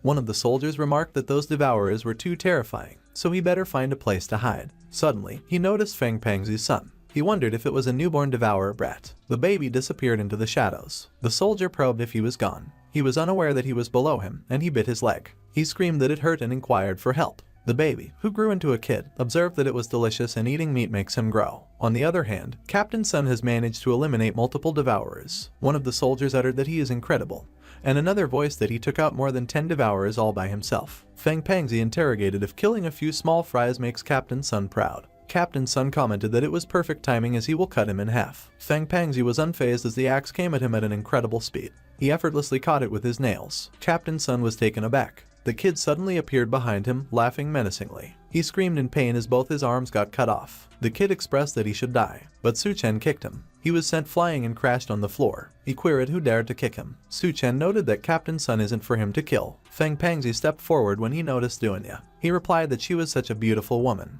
He laughed and asserted that it was his lucky day. Since Su-chen has brought that beauty to him, he will give him a choice of how he wants to die. But Su-chen mentioned that he was such a chatterbox. He swung his fist. He hit Feng Pangzi, and he crashed against the wall. He informed that his choice was to send him to hell. Feng Pangzi realized that he was an ability user too. His meat must taste especially delicious. Meanwhile, the kid implored Feng Pangzi if he likes Duanya and added that she looks so weak. But since he likes her, she could stay and be his mom. She was horrified. He explained that she shouldn't worry because he is still growing and won't eat her. Plus, he just ate some human meat. He feels like drinking some milk. Suddenly, Duanya raised her leg at the kid. She hit his head. His head was pressed against the floor. He laughed and mused if that is what having a mom feels like and responded that he loves it so much. But before he could recover, her other leg was already coming for him. He was unable to dodge and got hit. She was filled with rage. She jumped and spun in the air. She kicked him in the stomach and pressed him against the floor. He screamed in pain. The kid complained that it hurt, and he laughed while praising his mom as really amazing. Then it became his turn, and Duanya inquired if he even possessed abilities. He claimed he could move in the darkness to attack. She admitted she had no idea where he would strike from. But gold appeared and struck him in the face. She questioned why he followed her, and he only meowed in reply. She warned that it was too dangerous there, so he should hide behind her while she considered that her mental perception could lock onto the kid's movements. So as long as it showed itself, it wouldn't escape her bullets. The kid insulted Gold as a stupid cat and threatened to kill him. But Gold easily swiped him with his claws. Duanya immediately aimed her gun toward the commotion. She asked what happened, and the kid coughed while explaining that it was terrifying because he almost died earlier, so he needed to escape first. Meanwhile, Captain Sun screamed in pain. Lu Xiaofeng warned that it was too dangerous there, so everyone should stay close to him. One of the devourers laughed and mocked if he believed he could stop them alone, calling it ridiculous, while another remarked that they should look at how weak and pathetic he was, which was hilarious. Captain Sun considered him honest and kind, so he intended to use him to help him escape. He called Lu Xiaofeng. He explained that he was the team leader of that operation, so he would order him to protect him and get him out. Lu Xiaofeng agreed without problem but requested a favor first. Captain Sun inquired what he wanted. He explained that without his arms, he was useless, so he suggested that Captain Sun lend him his strength, and he would kill all those devourers for revenge. He activated his ability, Plunder. Captain Sun reminded that they were teammates and questioned how he could do that. He replied that when they pointed their guns at them, they became enemies, and since they were enemies, they all must die. Meanwhile, thanks to Su Chen's warning, the Dawn base detected a large devourer force advancing toward them. Bai Kang ordered that everyone should go and prepare as planned. She questioned why she was still there, and she explained that Su Chen asked her to finish building the isolation wall before he left, so she did not want to see the devourers destroy that place. Bai Kang recalled and mentioned she had always wanted to ask her something. She said that she and Duanya were both with Su Chen and asked if she did not find it strange. Yunyan admitted it felt a bit odd at first, but since it was the apocalypse, no one cared about worldly rules anymore, while she considered that besides, Su Chen was such a beast that there was no way she could handle him alone. She asked if she liked Su Chen because she acted differently when mentioning him. Bai Kang denied it and asked how she could. Yunyan noted that with a man as strong and handsome as Su Chen, it was normal to be drawn to him. Bai Kang questioned if that was normal. Suddenly, one of the soldiers called her and pointed out she should look over there. Bai Kang asked if all those were devourers and noted there were so many of them. She instructed that they should report that to Gao Yue immediately and evacuate the civilians. Yunyan pulled a chocolate bar from her backpack. She munched on it. She asked Bai Kang if she planned to abandon the base, to which Bai Kang denied but emphasized they also needed to ensure the civilians' safety, and asked what Yunyan was thinking. Yunyan insisted that the isolation wall they just built must not be destroyed by those devourers, and if Su Chen saw the base gone, he would definitely be furious. She reflected that she could not handle that guy's wrath. She grabbed an enhancement potion from her bag. She injected it into her arm. She declared she would go first. She instructed Bai Kang to organize people to fight, as they absolutely could not abandon the base. She jumped off the wall. Bai Kang observed that for Su Chen, Yunyan was completely disregarding her own safety. Yunyan's size grew gigantic as she landed on the ground. She glanced at the trees beside her. She uprooted one. She declared that they should bring it on. She would not let them pass. Yunyan remarked that the effect of the enhancement potion was incredible because her body still slowly grew bigger. She needed to take that chance to deal with more of those pests. The leader of the Devourers inquired if a woman believed she could stop them. They declared that they would attack. They charged towards Yunyan. She declared that nobody got past her. She swung the tree trunk and sent them flying. She felt surprised when some of them jumped up to her height. They landed on her arm. She growled that they should die. On the other hand, Bai Kang wondered if all of Su Chen's women needed to be that strong.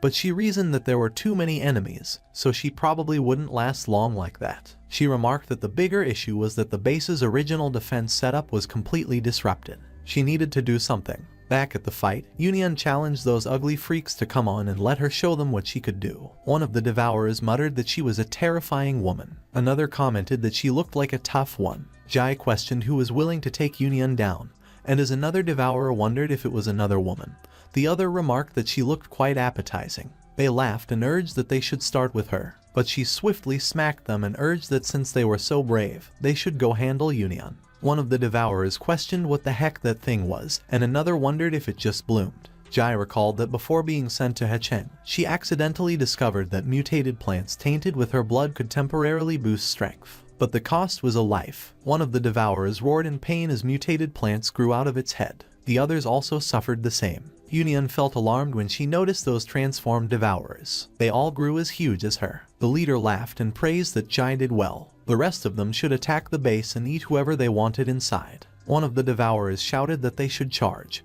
and another suggested that they should kill the men and leave the women. But a tank fired and obliterated one of them. The other Devourer yelled in confusion about what just happened. The commander ordered that they should target the Devourers and open fire at will. The tanks followed and fired at the devourers. One of the devourers asked where they got a tank. Union declared that reinforcements were finally there. She felt taken aback when one of the transformed devourers threw its vines at her. It caught her arm. Another transformed devourer roared and charged at her. She blocked its attack with the tree trunk she held. But another transformed devourer attacked her from behind, and she muttered that it was bad. She was pinned and unable to dodge the attack. Suddenly, a drone flew towards her. It exploded at the face of the transformed devourer behind her. She gasped when she saw the drones. Bai Kang credited the gear to what Su Chen brought back from the military base. Unfortunately, they didn't have many of them. On the other hand, at the hospital, Su Chen still fought with Feng Pangzi. Feng Pangzi laughed as he regenerated. He acknowledged that to wield that kind of power, Su Chen was not bad.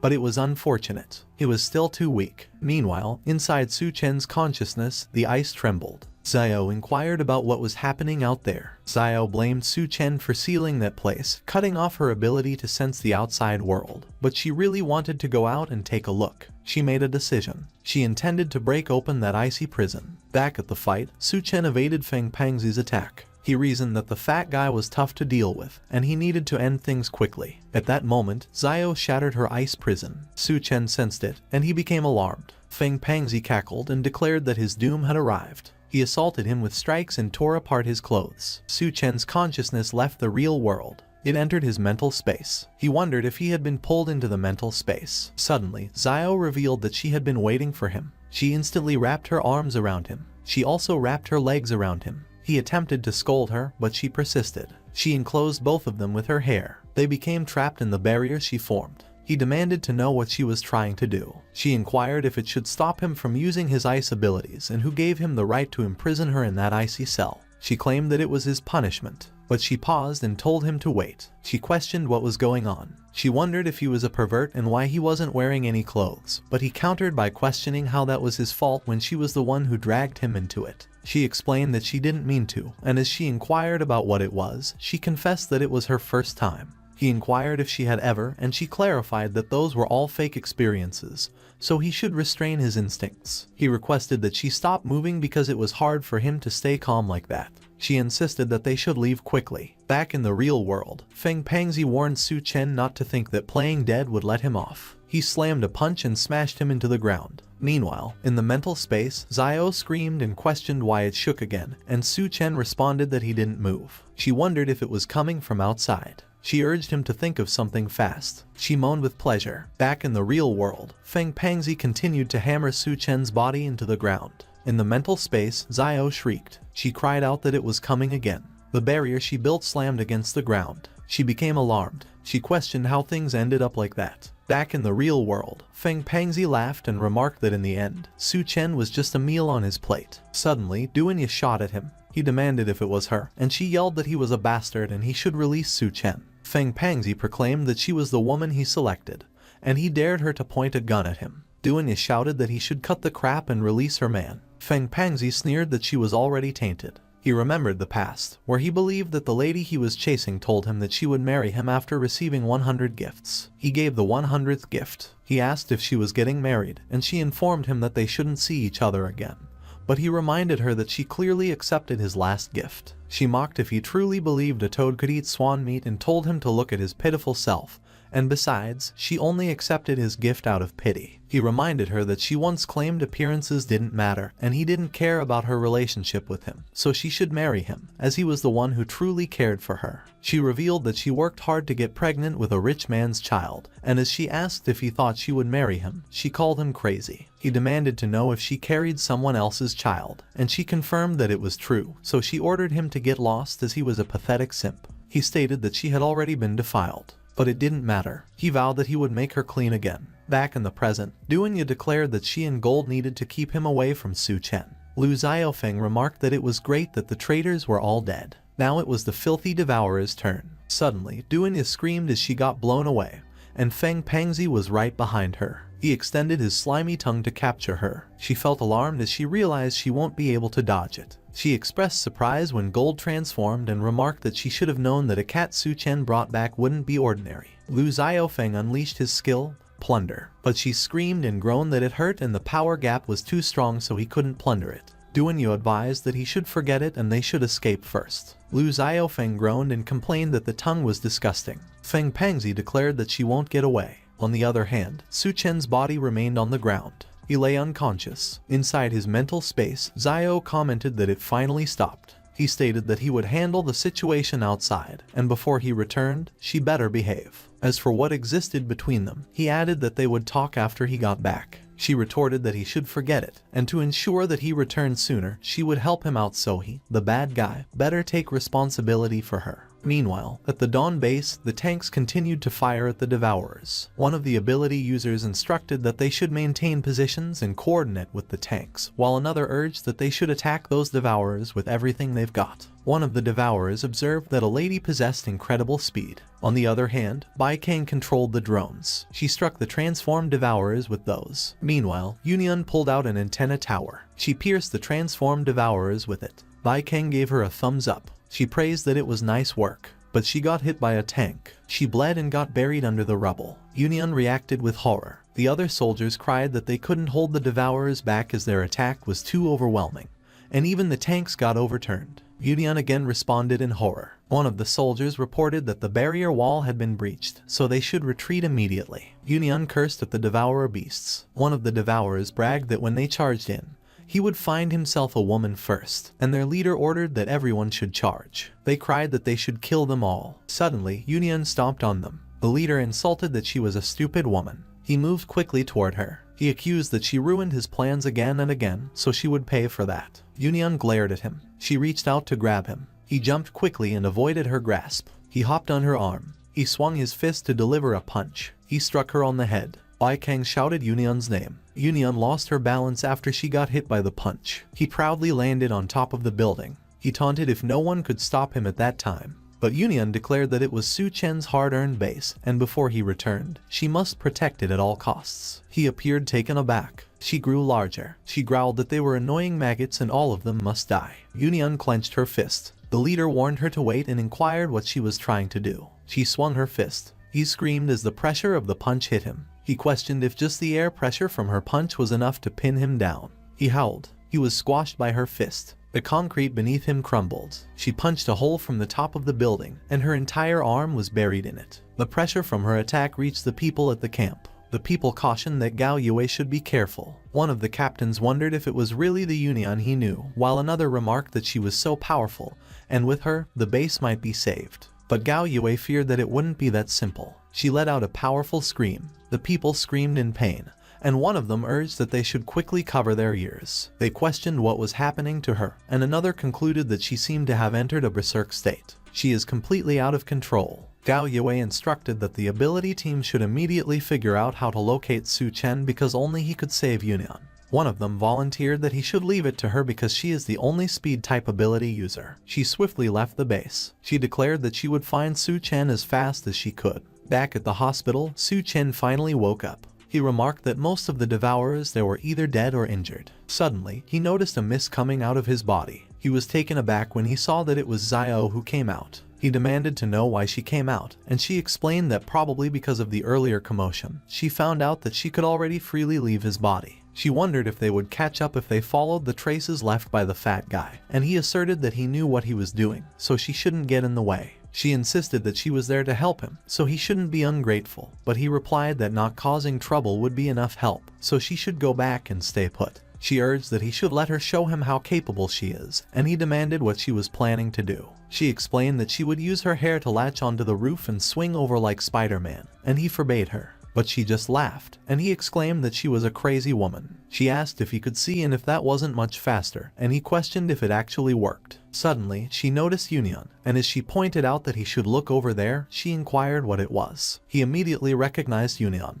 He was surprised when he saw her size and movement. Xiao recognized her and questioned what was going on with her. He reasoned that something must have happened over there. Otherwise, Yunian wouldn't lose control of her ability and go berserk, and if that continued, she would eventually self-destruct. Xiao commented that it wasn't looking good, because the situation over there didn't look too optimistic either because there was a rookie who hadn't even fully mastered his abilities. Lu Xiaofeng declared that it was all the power he plundered, so he would end Feng Pengzi completely. Gold meowed in response, and Xiao dismissed it as an insignificant mutated kitten. The two of them were no match for a Tier 2 devourer. Both of them were slammed against the wall by Feng Pangxi's tongue. Feng Pangxi called Dunya and promised that he told her he would make her pure again. He licked her, and her clothes ripped in the process. Xiao explained that the Tier 2 devourer wasn't ordinary, so even for Su Chen, a quick victory wouldn't be easy, so she prompted who he would choose to save. The Union, who is on the verge of self-destruction, or Dunya, who is in grave danger. Suddenly, Xiao's hair whipped itself towards the tongue.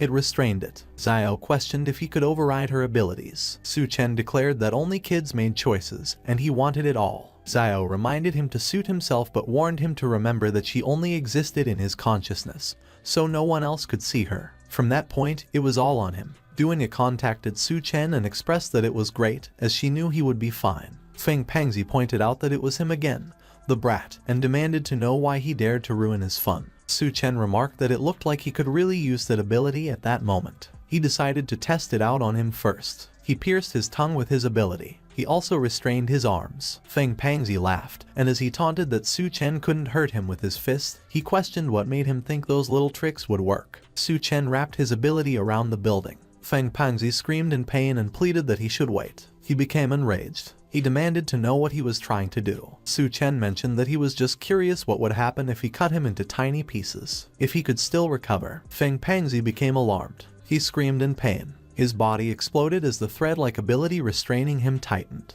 Dunya observed that without realizing it, Su Chen got even stronger, so she needed to work harder to keep up with him. Su Chen informed her that he needed to get back to the base, so he would leave gold and Lu Xiaofeng to her, and she acknowledged that she got it. Lu Xiaofeng assured him that he shouldn't worry because they were fine. Meanwhile, the speed ability user continued searching for Su Chen. She wondered where exactly he was. She admitted that she was completely exhausted, and if that kept up, everything would be too late. Suddenly, she noticed Su Chen. He approached her at full speed. She felt taken aback and barely managed to dodge him. She questioned if that was Su Chen and what was going on with him because he was already almost as fast as her. She called out that he should wait. Su Chen only glanced at her. Xiao asked if he was really going back and warned that if they were not careful, they would all die there. He stated that they were his people, so he wouldn't abandon them so easily, and besides, he worked hard to build that base. She expressed that she just hoped his Union could hold out long enough. He stated that it was time to try that move. He used his ability, Space Jump. She questioned what just happened. Meanwhile, the speed ability user inquired if he just teleported and speculated that she must be seeing things because that kind of ability shouldn't be possible. Before, Su Chen's space jump could only cover 3 meters, and using it 3 times in a row made his body feel like it was being torn apart. But since he reached level 2, that last jump was about 8 meters. He used his ability, Steel Body. Xiao urged him to wait and mentioned that she had a really bad feeling. She probed what exactly he was planning. He responded that they should find out where his limits were. He used continuous space jump. On the other hand, the speed ability user questioned if he just vanished. Meanwhile, one of the devourers declared that they should run, and another observed that the giant woman had gone insane. A Mohawk devourer asked what he was doing, and the long-haired one laughed and revealed that with such a big woman, it was exhilarating, so he climbed up to check it out. The building around them collapsed. The Mohawk devourer asked if he was crazy and urged that it was the time to escape. But he questioned where, and as he expressed that he was sick of that apocalypse, he wondered if he didn't want to see the view from up there. The Mohawk devourer remarked that since he mentioned it, he had never seen that place before. The long-haired devourer laughed and noted that it was perfect for climbing and he was almost up, while the Mohawk devourer questioned how he was moving so fast. He insulted him and declared that he wanted to see too. Another devourer laughed and mentioned that he couldn't wait anymore, while another suggested that they should all climb up together. The long-haired devourer laughed and remarked that he was almost there. Union lifted an entire building. The devourers urged that they should hurry up because if they attacked her from the inside, it would be much easier. Gao Yue instructed that they should open fire and knock those devourers down. But everyone flew away from the pressure of Union's attack. He warned that she attacked everyone indiscriminately, and if that continued, everyone would be in danger. Bai Kang advised that they should wait because something seemed to be approaching. Su Chen arrived and landed on top of the tower. She expressed that it was great that it was Su Chen, while Gao Yue acknowledged that he finally made it. On the other hand, Xiao observed that Union was still growing, and if that continued, she might explode, and Su Chen insisted that they had to wake her up before that happened. He felt alarmed when she turned her attention towards him. She toppled the tower and he immediately hopped into her arms. He noticed that it looked like she completely lost consciousness. He decided to take care of those annoying devourers first. He headed towards her legs. Xiao inquired where Yunyan bought her stockings because they were so durable and stretched that big, and he concluded that it must be due to her ability. Su Chen directed his ability into the long-haired devourer. The long-haired devourer laughed and declared that no one could stop him from stepping into that sacred land already. But to his surprise, Su Chen's ability wrapped around his neck. He questioned what he was trying to do. He demanded that he let go of him and accused that he was not a man of culture. Su Chen grabbed the other devourers by their necks as well. They screamed in pain as Su Chen attacked them. Meanwhile, the other devourers complained that Jai was a wicked woman. They revealed that they were all humans once, and she turned them into those monsters. They vowed that day to make her suffer 100-fold. She insulted that he was a filthy scum and claimed that he was asking for it. He screamed in pain, and the other devourer insulted that she was a stupid woman. She just calmly looked at the screaming devourer. She scoffed and remarked that he should be grateful. It was his gift to them. The screaming devourer transformed. The vines grew and crawled into the nearest buildings. One of the devourers pleaded that he should let him go. The transformed devourer grew huge, and it screeched at Yunyan. On the other hand, one of the climbing devourers laughed and exclaimed that he got there first. The others screamed as they fell off her leg. One of them warned that they should watch out because she lifted her leg. She stomped on the transformed devourer, and the others on her leg flew away. She smiled maniacally as she stomped on the transformed devourer. Meanwhile, the Mohawk devourer managed to grab and hang onto her stocking. He laughed and mentioned that luckily, he reacted fast and dodged in time. But he felt alarmed when Su Chen charged at him from behind. He cut him up with his ability. He swung over her leg with his ability. He jumped above her. Gao Yue celebrated that it was great because the devourers were taken care of. While Bai Kang felt worried, she had another concern. Su Chen still used his ability, Steel Body. She wondered how they were supposed to wake Yunyan up. Yunyan faced Su Chen, who floated midair. She raised her arms. He became alarmed. She grinned sinisterly as she prepared to attack. Gao Yue called Su Chen with worry. Bai Kang warned that there was danger. Su Chen used his skill, Space Jump. Yunyan slammed her hands against the buildings. She swung her arms around and destroyed more buildings around her. She became apprehensive when she could not see Su Chen. Gao Yue inquired if he dodged it, while Bai Kang questioned where he went. On the other hand, Su Chen hid. Xiao remarked that going head-on was not a good idea, but she questioned what kind of place he was hiding in. He told her to shut up. Suddenly, she noticed cracks on Yunyan's skin, and bright lights seeped through it. She told Su Chen to look at what was happening. He responded that it was not good. He immediately used his skill, Space Jump, to move away from Yunyan. Her entire body formed cracks. Gao Yue asked what was happening. Su Chen explained that Yunyan's body could not hold on. She screamed in pain. Meanwhile, her consciousness lost itself in her memories. She recalled that it was so cold. Every time she opened her eyes, it was endless darkness, and she lost count of how many times she had woken up in despair. She lost count of how many times she had lain on a cold operating table. She lost count of how many times she had been pierced by needles, and in that apocalyptic world, she was just another lab rat for someone's experiments. If there was a god, she would request his help, as she was willing to give everything in exchange for a way out. Suddenly, she heard Su Chen calling her. She wondered if it was God. Back in the present, Su Chen told her that she should not forget. He did not need useless people by his side. He pulled back his arms. He urged her to wake up immediately. He slapped her butt. She screamed. Bai Kang grew flustered by what he did. Yunyan became flustered as well. She recalled how she first met Su Chen. She also recalled how he saved her from the lab. She realized that every time she fell into despair, he always appeared. Because of him, they managed to survive that apocalypse like real people, like a ray of light piercing through the darkness in her heart. So for him, she would give everything. Su Chen nervously stared at the bright light that aggressively leaked out of Yunyan. Gao Yue warned that she was about to self-destruct. The bright light burst out of Yunyan's body. The buildings around her crumbled. A few moments later, the light dissipated and the dust settled. Gao Yue noticed it. He asked if it was over. He immediately called for Su Chen and Yunyan. He questioned if they had disappeared. Bai Kang inquired if Su Chen and Yunyan both perished. She fell on her knees. She insisted that there was no way because she still had so much to say to him. Yunyan too, she mentioned she just saved her. Suddenly, Gao Yue urged her to look up.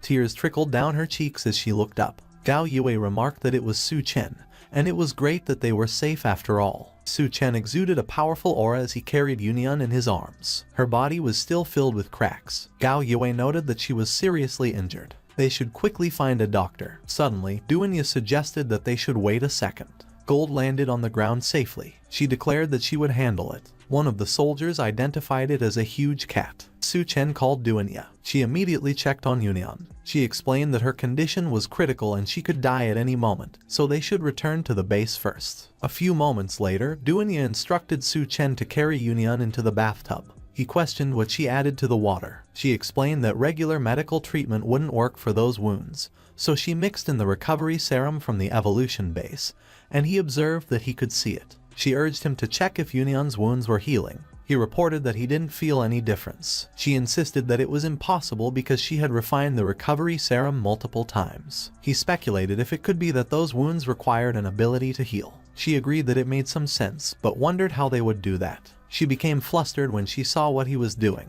He kissed one of the cracks on Yunyan's body. It slowly faded away. It was completely gone. He remarked that it looked like it worked. Duanya expressed that it was great, so she would leave the rest of the wounds to him then. He was puzzled. Duanya called Lu Xiaofeng and mentioned that she and Bai Kang had something to talk about. She advised that he should go back first. He was baffled as she quickly closed the door on him. Duanya believed that even though she did not want to admit it, Su Chen would never stop in his path to becoming stronger. Bai Kang inquired what she was doing, and she replied that she needed to confirm something with her. She questioned if she liked Su Chen. Bai Kang was taken aback. A few moments later, Duanya explained that thanks to Su Chen, Yunyan's wounds had mostly healed, and she would take care of her from there. He recalled and mentioned that Lu Xiaofeng brought back a crystal core for him. It was in the reception room outside, so he should go check it out. He stated that he would leave Yunyan to her then. He was surprised when he went to the reception room. He recognized the crystal. It was a black stone, and he wondered if they mistook that for a crystal core. He remarked that he could not blame them because he only heard about that thing in his past life. In the apocalypse, all sorts of bizarre materials started appearing.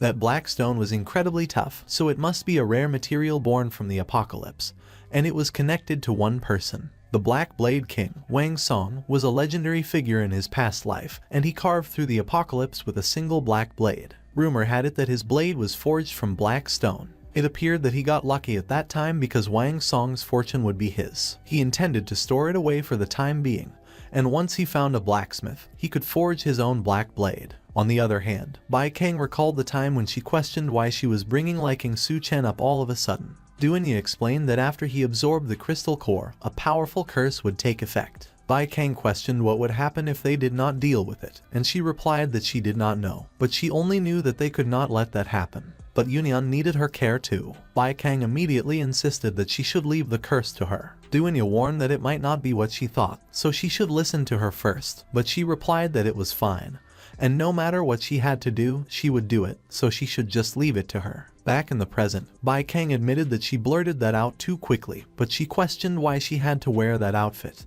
and say those weird lines. To lift the curse, she had to do it with Su Chen, so she wondered if Duanya was tricking her. But she explained that Su Chen's safety affected the whole base, so no matter what, she needed to confirm the curse situation first. She asked if he had finished absorbing the crystal core. She stated that she just had to play along the lines. Su Chen noticed her as she hesitantly approached him. He was surprised. She was extremely flustered as she tried to speak. She called him her master. He was taken aback. Meanwhile, Duanya questioned if Bai Kang should be fine, and she responded that the curse was the most reasonable explanation she could think of, and besides, she even prepared all that for her. But she replied no and said that she should be thinking about how long she could endure that. She sighed and added that once Yunyan stabilized, she would go help her. On the other hand, at the base perimeter, one of the soldiers remarked that they just got rid of the Devourer tribe and wondered if they had to clean up those corpses too and if they would ever get to rest. Another told him to stop whining because if they left the corpses there, a plague could break out. He questioned if they knew how many people could die when one of the soldiers instructed him to look, and he asked what he should look at. The soldier explained that the Devourer's corpses were gone.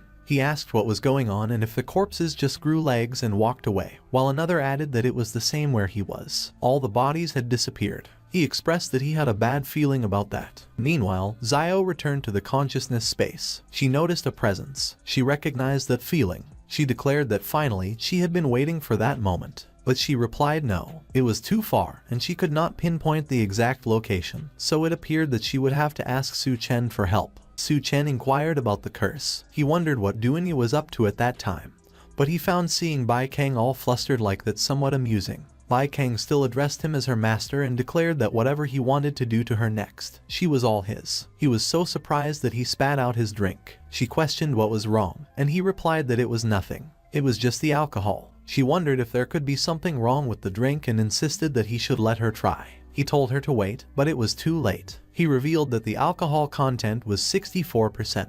She remarked that it was so strong, and come to think of it, it was her first time drinking. She aggressively placed her hands under the table. She claimed that after drinking it, she felt so energized, and he inquired if it was that fast and if she was already drunk. She dismissed that as nonsense. He was taken aback when she aggressively stomped on the couch he was sitting on. She asked how she could possibly be drunk. She insisted that she still had to help him lift the curse. She leaned in to kiss him. He was amused and noted that even though he had no reason to refuse a meal served on a silver platter, he did not like that sudden shift in power dynamics, so she needed to understand exactly what their relationship was. He questioned if she had already forgotten. He questioned who was the one calling him master earlier. She was surprised. She quickly got on her knees. He questioned if she had sobered up already. She called him her master. She admitted that she was wrong. He acknowledged that it was good that she admitted her mistake. He recognized the feeling when he got pulled into his consciousness space. As soon as he got there, he requested confirmation if it was the consciousness space. He sighed and observed that he was just getting to the fun part, and he questioned why she pulled him in there at that time. Xiao repeatedly exclaimed that it had finally appeared, and he inquired what it was, but he was caught by surprise when she threw herself at him. She insisted that he had to help her at that time, and he questioned what it was and insisted that she should explain properly. She revealed that the body that matched her had appeared. He inquired if it was the body she asked to help her find last time and why she pulled him in. She confirmed yes and said that she could not sense its exact location, so she needed to borrow his power. He questioned what she meant and if she was using him as a signal booster. She admitted that she pretty much was, and he told her to wait and hold on. He questioned if that was her so-called method. She affirmed that it was right. He told her to wait because he was not ready yet, but she still slammed the enclosure that they were in. She said that she could feel it. They should project their consciousness there immediately. He seemed to recognize what it was. He questioned if it was a corpse tide. She revealed that the body was over there and it was summoning the corpse tide. He recalled that only a corpse king could do that and questioned if she had set her sights on the corpse queen's body. He questioned if they were really safe that close, and she told him to relax because in spirit form, it was fine as long as they did not cause a strong mental disturbance. But she suddenly wondered what was happening. He grew nervous as he suspected what it was. Back in the real world, Bai Kang wondered if the curse was activated after all. She pleaded that her master should allow her to lift his curse. On the other hand, the corpse queen demanded who was there and commanded that they should show themselves. Xiao inquired if they had been spotted. She questioned what Bai Kang was doing. She warned that the corpse queen was coming their way, so they should run. She cursed and declared that it was already too late. The corpse queen stood already in front of them. She opened his mouth as she lunged at them. She devoured them. Su Chen suddenly woke up. He gasped as he sat on his bed. He questioned what was going on, and he complained that his head hurt. Xiao explained that it was just that some of his mental energy was drained, but with his strength, he would recover soon enough. He wondered why she seemed fine, but she countered who claimed that and reported that the corpse queen nearly bit her butt off. He sighed and admitted that, as she saw, the corpse queen wasn't easy to deal with because just the tens of thousands of corpses she controlled were a huge problem. As her corpse tide gathered, her power kept growing stronger, and he couldn't risk going after someone that dangerous just to help her, unless she offered him something worth risking his life for. She agreed that he was right, but if he was willing to help her, she promised loyalty to him as his servant once it was over. He doubted if she was kidding him and questioned if she thought a few words were worth his life, so she inquired what it would take for him to believe her. He demanded that she hand over her crystal core, but she protested that giving him her crystal core was like giving him her life. He told her that it was her choice and the decision was hers. He waited for her answer. She acknowledged that she understood. She hoped that he would keep his word. He assured that she shouldn't worry because from that point onward, she was his guy, and he would help her fulfill her wish. She expressed hope so, and if that was all, she would already head back. He questioned if that was how a servant behaved and remarked that she didn't even call him master before walking off. But she already disappeared. He concluded that he should forget it, and since she gave him her crystal core, he would let it slide. In the past life, the corpse queen once led her horde and swept through Shangdu, and everyone could only survive in her shadow. If he didn't want to live in a world overrun by corpses, he had to stop her at all costs. so it looked like it was time to leave. The next day, Su Chen left in his vehicle. Bai Kang just watched as he left. Lu Xiaofeng questioned if she wasn't going with him, and as she wondered why she would, she explained that there was still a lot to handle at the base. She believed that at that time, she was too weak to be of any help, but one day, she would catch up to Su Chen. Meanwhile, Yunyan called Duanye and revealed that she knew that it was the apocalypse, but she questioned if lighting a fire at a gas station wasn't still dangerous. Duanye teased that if she was worried, she could always go stand in the rain,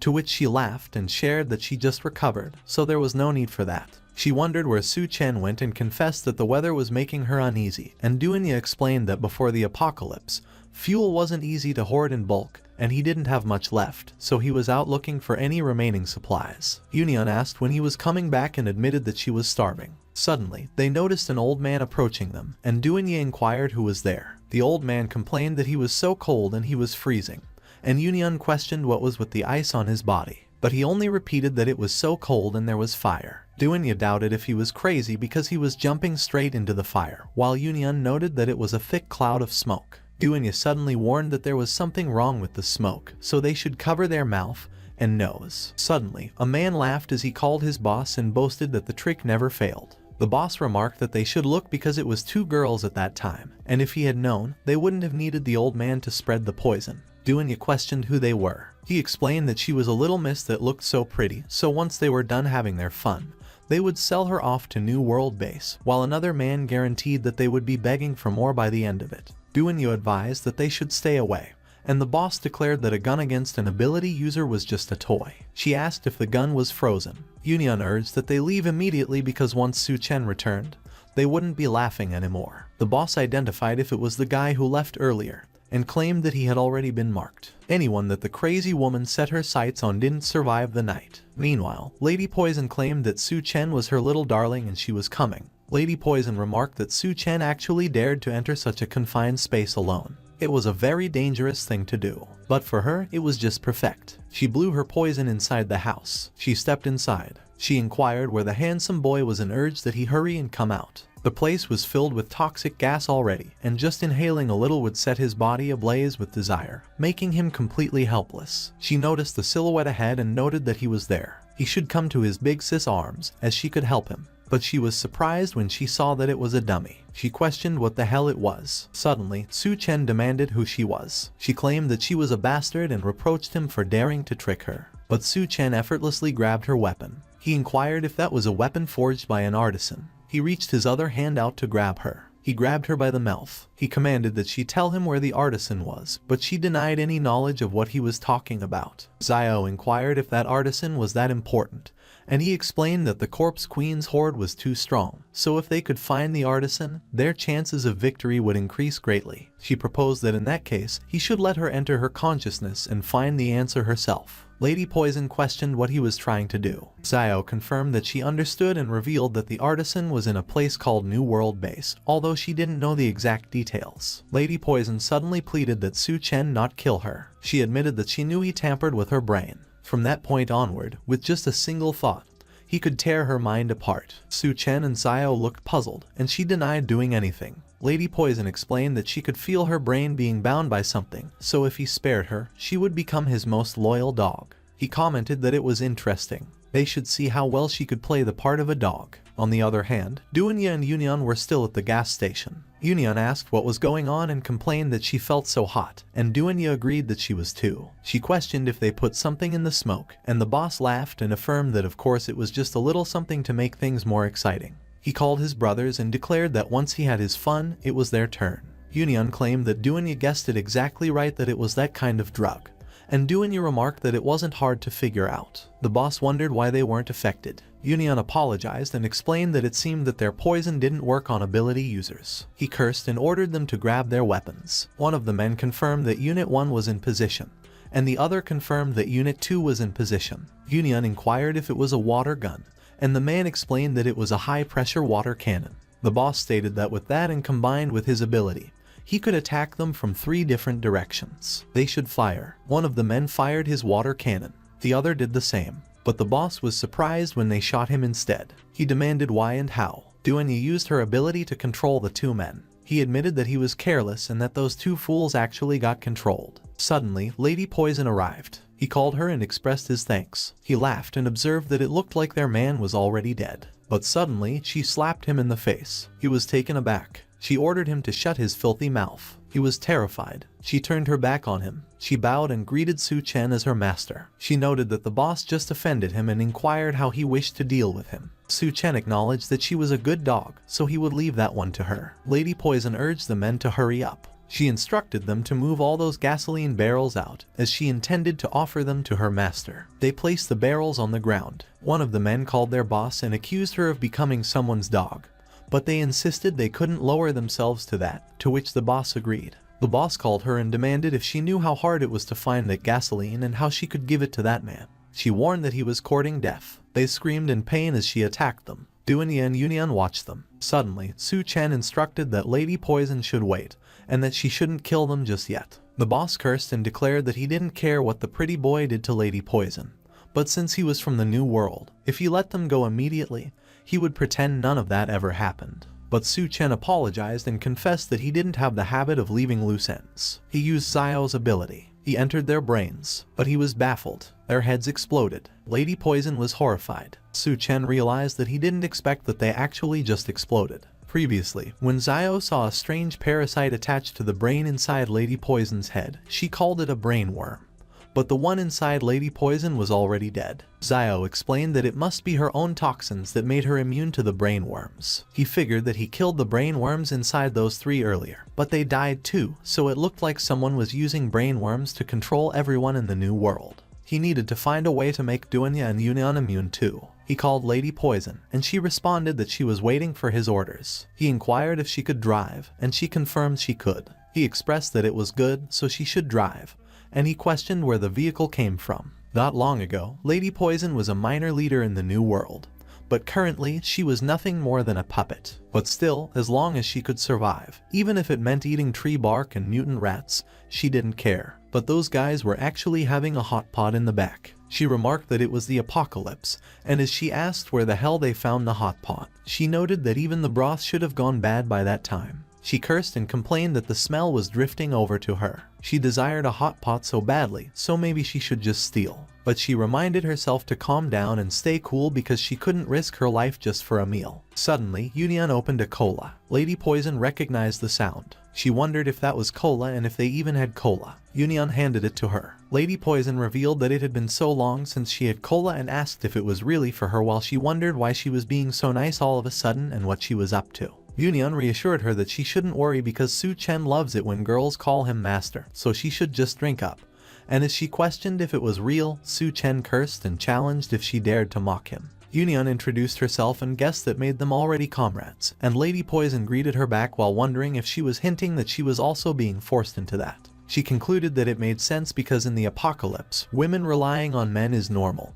And honestly, no one could refuse hot pot and cola. But it was too bad because that kind of sugar-coated bait didn't work on her, so one day, she would definitely escape. But Yunyan suddenly announced that the lamb was coming, so she should open her mouth. She quickly opened her mouth without hesitation. Yunyan questioned if she just exhaled poison and if that was her ability. She explained that her poison gas could make men drop dead from exhaustion and make women burn with desire, but it was less effective on ability users. Su Chen immediately realized that he got it, and maybe he could use her ability to make Duanya and Yunyan immune to the brain worms. Suddenly, Yunyan called him, and as she said that she felt so hot, she requested if he could help her. Lady Poison asked that they should wait a second and that she didn't do that on purpose. Su Chen told her that she should just focus on driving, and she agreed. Suddenly, Duanya placed her feet on the dashboard. She remarked that it looked like she would have to leave them to it later. Lady Poison should tell her about the New World. Lady Poison inquired if there would be food after because she was starving,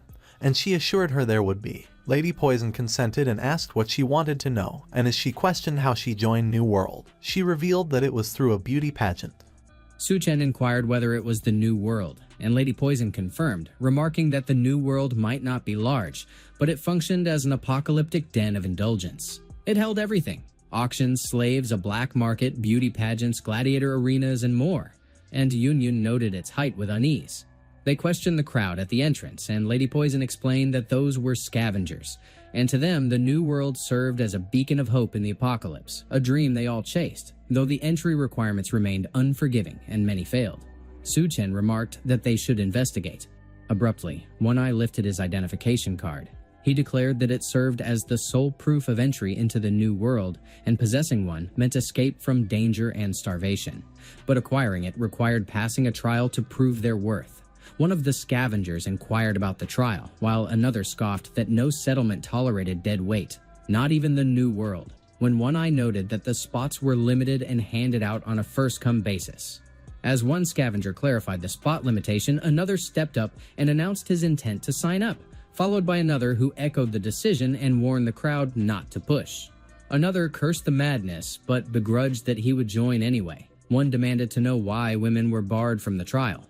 Lady Poison explained that the identification cards were under the control of the city lord's personal guards, placing it beyond her authority, and she admitted that he would still need to go through the trial first.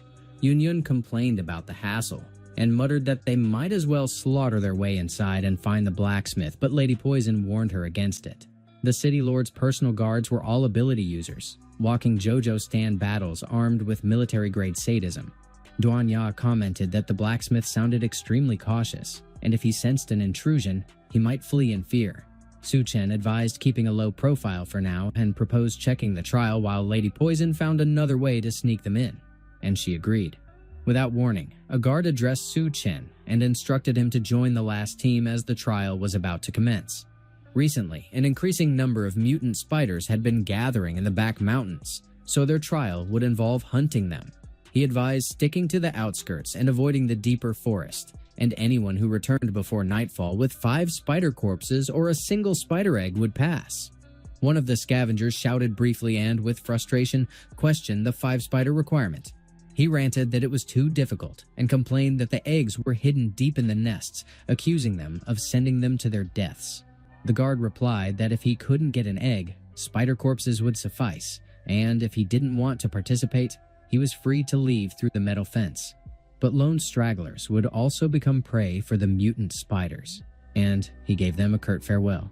The scavenger addressed Su Chen as a kid and pointed out that the other teams had already left, urging him to follow. But he muttered whether they intended him for cannon fodder. He politely declined and reasoned that going alone would be safer, while considering whether the forest contained a nest and whether he should look into it. The scavenger clicked his tongue and cursed him as an ungrateful bastard when one of his teammates suggested following to kill him. The scavenger dismissed the idea and claimed they should forget about him, assuming he would die on his own anyway, and resolved to wait there for the other teams and steal their spoils. Meanwhile, Su Chen addressed the little spiders and taunted them, questioning their hiding spot. He urged them to appear. He noticed that there were plenty and pondered whether a mutant spider queen lurked nearby, possibly the final boss in a Sekiro expansion, but he doubted it. He considered tallying how many crystal cores they carried. He lunged toward the spiders. He seized one by the head. He tore its head from its body. He breezed through the rest and eliminated them barehanded. His hands dripped with green spider blood. He groaned at the absence of even one and muttered in disappointment. In another part of the city, the host promoted the Apocalypse Rose Beauty Pageant, advertising that the top 3 winners would receive permanent identification cards for free. The girl ranked 7th in the previous week's pageant, and for 3 packs of instant noodles, she would be theirs for the night. When one man bid 4 packs, another raised it to 5. Lady Poison commented that if the girl failed to rank in the top 3 but still wanted to stay in the new world, her only path would be to serve as bait for men's wallets. But since the 2 of them were top-tier beauties, they would manage. Yun remarked that it was tragic, while Duan Ya inquired if the pageants happened weekly. Lady Poison confirmed and explained that weekly champions competed for the monthly title. But some women refused that route, and their only alternative was the gladiator arena, though either path squeezed every last drop of their worth. For most women, having food and safety without risking their lives was already 100 times better than the outside world, so they were told to hurry up and change. Lady Poison would wait outside. She sighed inwardly as she reflected that those girls only enjoyed paradise because they were with Su Chen. Suddenly, One Eye addressed her and commented that she had brought in high-quality goods this time. He mentioned spotting those 2 beauties earlier and demanded she bring them to his room immediately. She acknowledged him as the city lord's personal guard, Lord One Eye. He leered that he intended to savor them properly, and if they performed well, he would provide them with 2 identification cards. She tried to object. but he snapped that there would be no buts or ifs because he made the rules there, and reminded her to poison them first since that made things more enjoyable. She cursed silently, knowing that if she offended him, she would lose any chance at those identification cards. So she had no choice. She entered the room while Duanya and Yunyun were still changing. Duanya grew alarmed upon noticing Lady Poison's ability. Yunyun reacted the same. She confronted her and demanded an explanation for attempting to poison them. Duanya addressed Lady Poison. She remarked that she made them feel really strange. Lady Poison apologized and commented that it was the only option for now, so she requested they endure it a while longer. Yunyun addressed Duanya, while Duanya retorted that she shouldn't.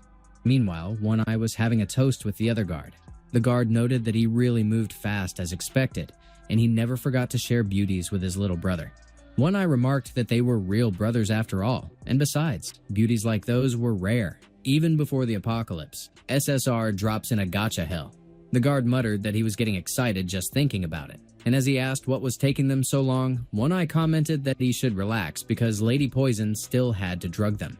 A few moments later, Duanya stepped into the room. One Eye noted that they were finally there. Duanya and Yunyun were both flustered as they stood in the middle of the room. One Eye remarked that judging by their look, they were clearly under the influence of the poison, so he couldn't wait for the fun to begin. The guard muttered that they were all top-tier beauties and his big bro should pick first. One Eye remarked that he would go with the long-haired one then. She was totally his type. The guard commented that it was his first time with such a willing babe. One Eye replied that it was all thanks to Lady Poison, so they would have to reward her later. Their eyes were filled with malice as they smiled menacingly. They muttered that, for the time being, even a single night of that was worth 1,000 gold. The two of them were making out while they were under a spell. Duanya and the others watched them. She remarked that those two were easier to handle than she expected. Lady Poison noted that her ability was way too brutal. Yunyun demanded if she poisoned them just for those two guys and commented that she should know they were still suffering from the effect. Lady Poison replied, of course not, because Su Chen remarked that her poison could resist brainworms, and she was afraid they would get parasitized by them when dealing with the city lord's guards. Duanya commented that she did the right thing, and in order to prevent brainworm infection, they would have to stay in that poison state the entire time they were in the new world. Yunyun muttered that it was way too hard to endure, and Duanya retorted that she should hurry and get those ID cards then. Lady Poison asked about those two guys, and Duanya remarked that they would keep going at it so she could stay there and enjoy the show if she wanted. One of the guys muttered that the other was so wet, and with that tightness he felt like he was liberated. Lady Poison replied that they should wait for her. On the other hand, one of the scavengers asked about the apocalypse beacon, and another remarked that it was just a bunch of lies because they came there only for the Spider Queen's crystal core. Their boss replied that it was not good and asked if he was right that the spider nest was that way, and as a member demanded if he lost the way again, he replied that north was up and south was down, and asked what was left again.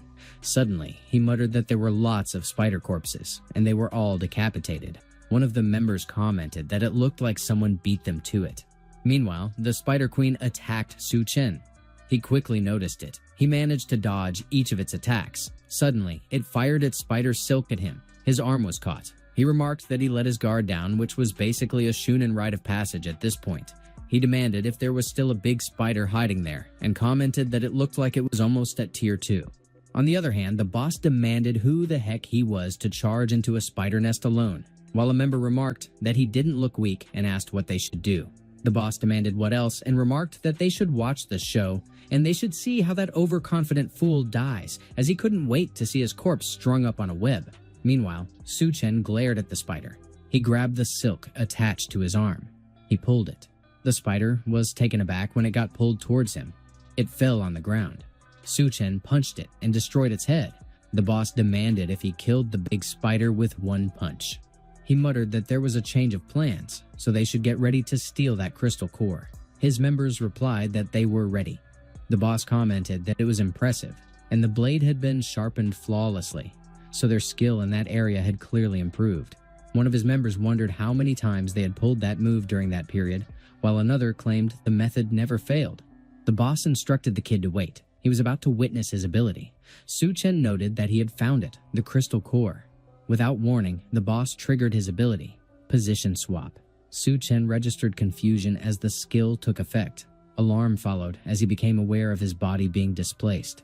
In an instant, he materialized in the boss's prior position with blades aimed at his neck.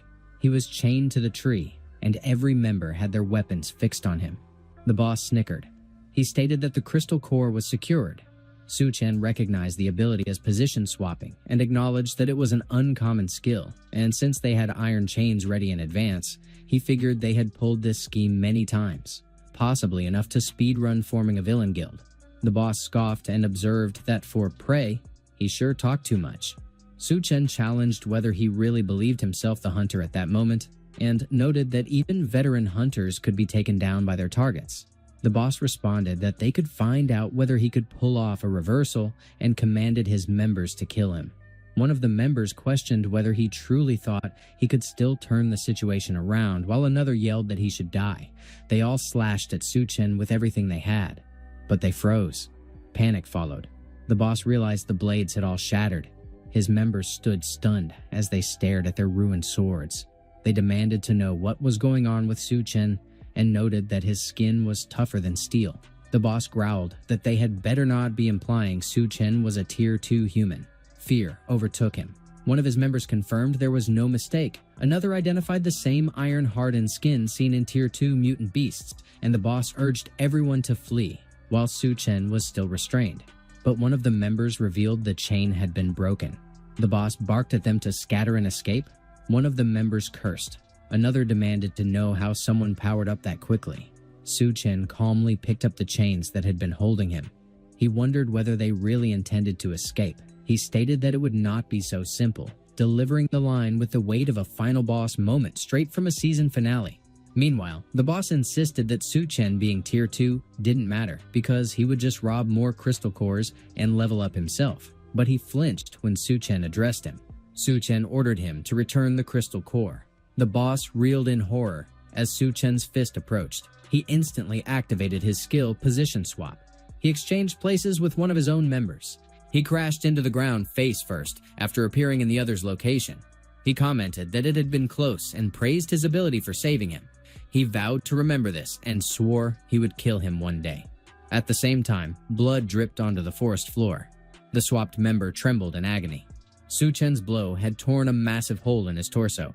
Su Chen questioned whether the boss had used his own teammate as a decoy. He declared that in that case, all he needed to do was track him down. He activated his skill, Psychic Sense. Every fleeing scavenger's position in the forest became visible.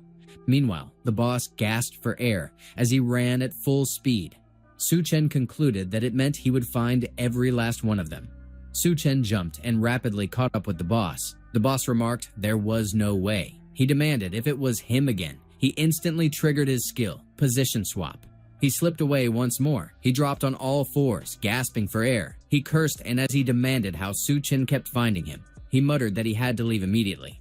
But he hesitated, uncertain which direction to take. He muttered that he might as well forget it and sprint one way, since there had to be an exit. Meanwhile, Su Chen commented that the second scapegoat was down, so he needed to move fast. If the guy really escaped, that would cause trouble. He blinked in disbelief when he spotted the boss. The boss snapped that he was a bastard. He always crept up from behind, so this time he kept an eye on his back and they would see how he tried it. Guy was basically grinding for a Hunter x Hunter backstab license. He would get back at him once he got stronger. But then he froze, stunned by what was ahead. He threw his weight back to avoid slamming into Su Chen. He demanded how Su Chen kept tracking him. Su Chen remarked that he might not believe it even if he told him. But in that instant, Su Chen had him, and the boss cursed that he had walked straight into the trap. He cursed again and snarled that even now, Su Chen still couldn't kill him. He reached for Position Swap, but Su Chen struck him and shattered his torso. He remarked that the guy was too slow. Elsewhere, Gold stretched a paw from the bag. He meowed while poking his head out. Lady Poison remarked that it was the backstage area for the beauty contest. They should go in. She froze when she saw the other contestants. All of them were glaring. Lady Poison remarked that they could relax, because against that parade of oddballs, the two of them could win with their eyes closed. But Yun Yun asked why it felt like everyone was shooting daggers their way. This whole thing was starting to feel more like a B-rank villain roll call than a contest. Duan Ya remarked that they should stay alert. Suddenly, one contestant snapped that they should halt, and Lady Poison demanded what she thought she was pulling. Lynn Meyer chimed in and remarked that it was nothing much. She was only curious about who had the guts to stir up trouble here. Yun immediately recognized her as the superstar Lynn Meyer. Lynn Meyer declared that no one else in the contest even deserved to compete against her, so they should all scram. But Duanya demanded who was throwing out big words. She snapped that it turned out to be the superstar who climbed the ranks by sleeping with the director. Lynn Meyer jeered if it wasn't her dearest bestie. She lunged, eyes sharp with menace. She raised her leg high. Duanya, still groggy from the poison, teetered on the edge of getting struck. But she twisted out of the way just in time. She spun, prepared a counterkick. She missed. The two mirrored each other and locked legs midair. Lynn Meyer remarked that she hadn't expected her to survive. Duanya apologized for letting her down. Yun asked Duanya if the two of them had a history, and Lady Poison demanded if they weren't best friends. Duanya demanded if she had ever seen a best friend pour hair removal cream in her shampoo, spike her water with laxatives, or dump dead rats in her closet, while Lynn Meyer snapped that she always played the noble act but stole every spotlight, and even knowing she dreamed of being an actress, she still gunned for the lead.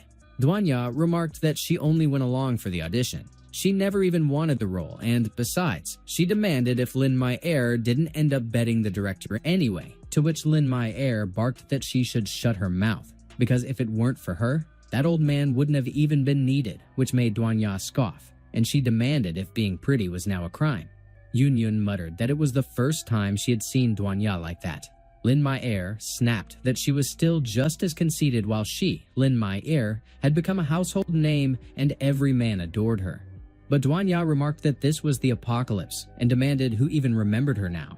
Lynn Meyer remarked that in that case, she proposed they compete to settle who truly held the charm, and Duanya retorted that they would see who walked away with the crown. The host addressed the ladies and gentlemen, and as he thanked them for waiting, he remarked that the New World Beauty Contest would finally begin.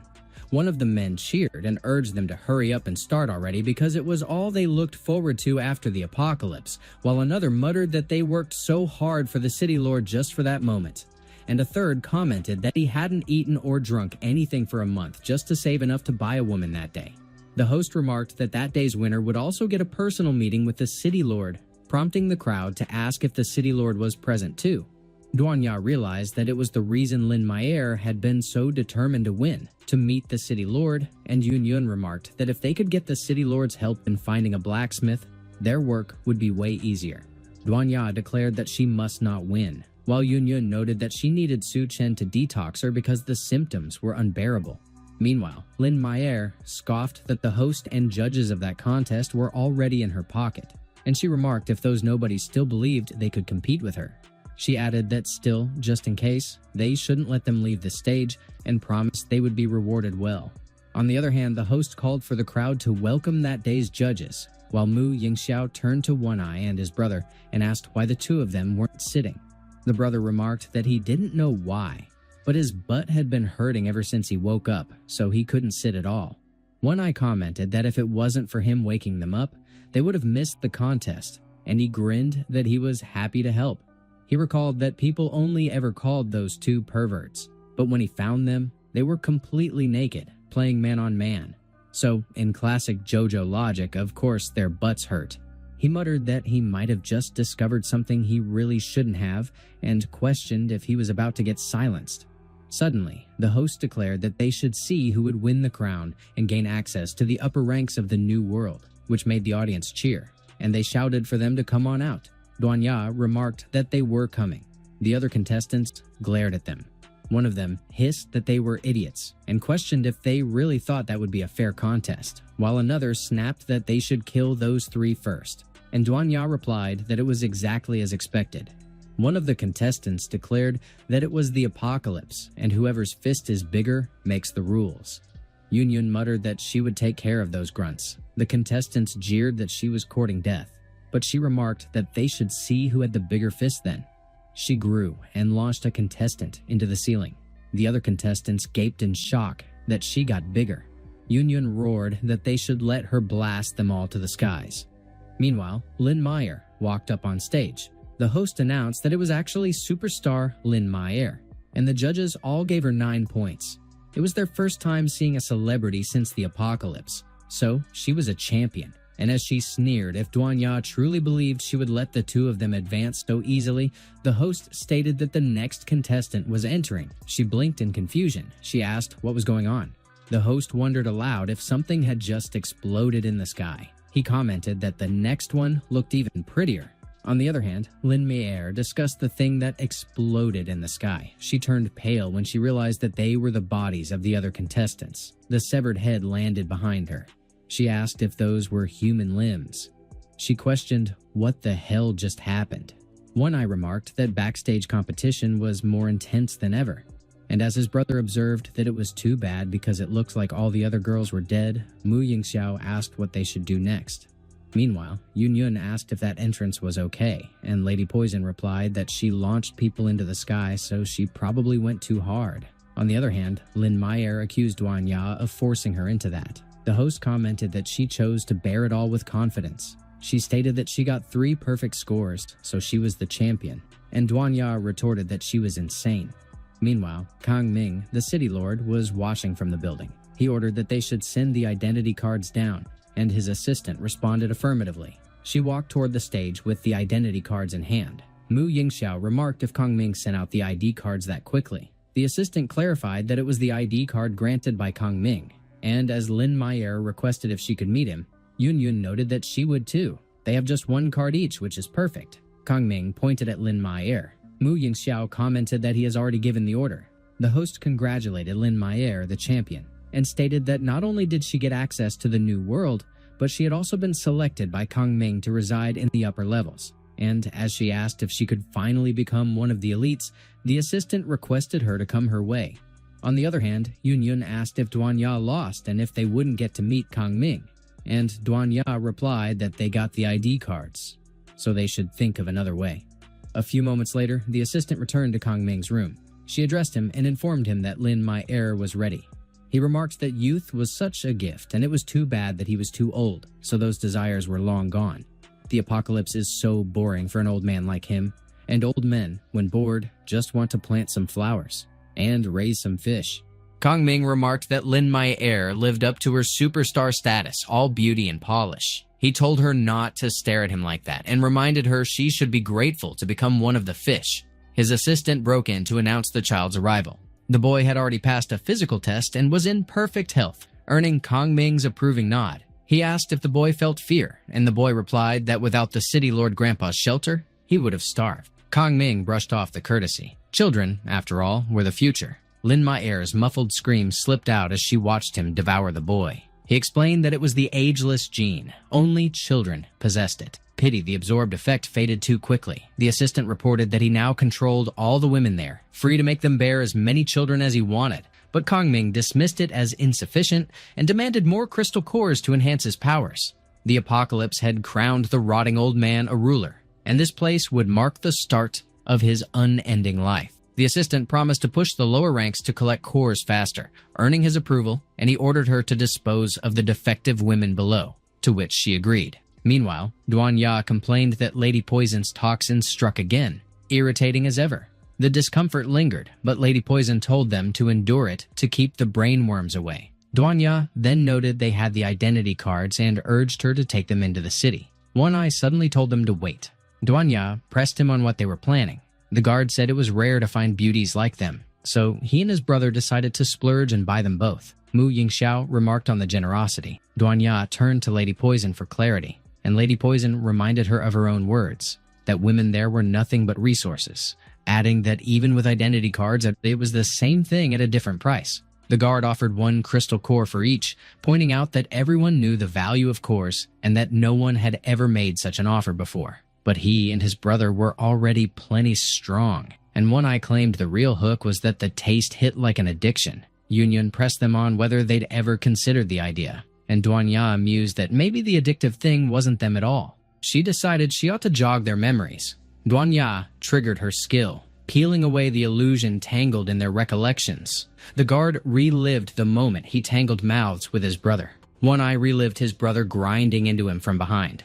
Meanwhile, Wang Song stood before the mutant spider Su Chen had slain. He remarked that he'd shown up too late. The Spider Queen was already dead and the core was long gone. Fortunately, the core wasn't what he'd come for. He promptly carved away the spider's legs. He muttered that those legs would do just fine. A sudden shift caught his attention. Su Chen was closing in fast, fist swinging. Wang Song threw up his own fist, blocking the strike. He registered with a jolt just how powerful Su Chen was. Su Chen locked a sharp, unwavering glare on him. Wang Song urged him to hold on, claiming he wasn't here to snatch the core and had no intention of fighting. Su Chen demanded a reason to believe him. Wang Song replied that truth didn't care about belief, and while he knew Su Chen's strength, going all out wouldn't do either of them much good. His only prize was the spider legs, so they should leave it there, maybe even call themselves friends. And he, Wang Song, would owe him for life. Su Chen mulled over whether this was Blackblade King Wang Song from his previous life, what business he had here,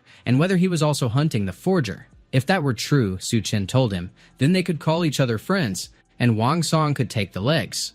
Wang Song thanked him for it. He then asked if Su Chen was here to join the New World too, and what his name was. Su Chen introduced himself, adding that the New World was decent enough, so he joined, then asked what Wang Song wanted the spider legs for. Wang Song explained that a friend had requested them, and since he had urgent matters left, he'd be going. Something struck him, and he mentioned a tip for Su Chen: never touch the New World identity card. Su Chen pressed him for a reason, and he only told him to trust him on it. Su Chen asked if there was some hidden truth about the identity card, but then he brushed it off, deciding instead to shadow Wang Song for now. There was a chance it might lead him straight to the forger. The leader of a scavenger crew demanded Wang Song hand over the mutant spider he'd caught, while one of his men backed him up, swearing someone had really brought one back. The leader warned that if Wang Song knew what was good for him, he'd cooperate, but another member muttered it looked like the guy was only lugging spider legs.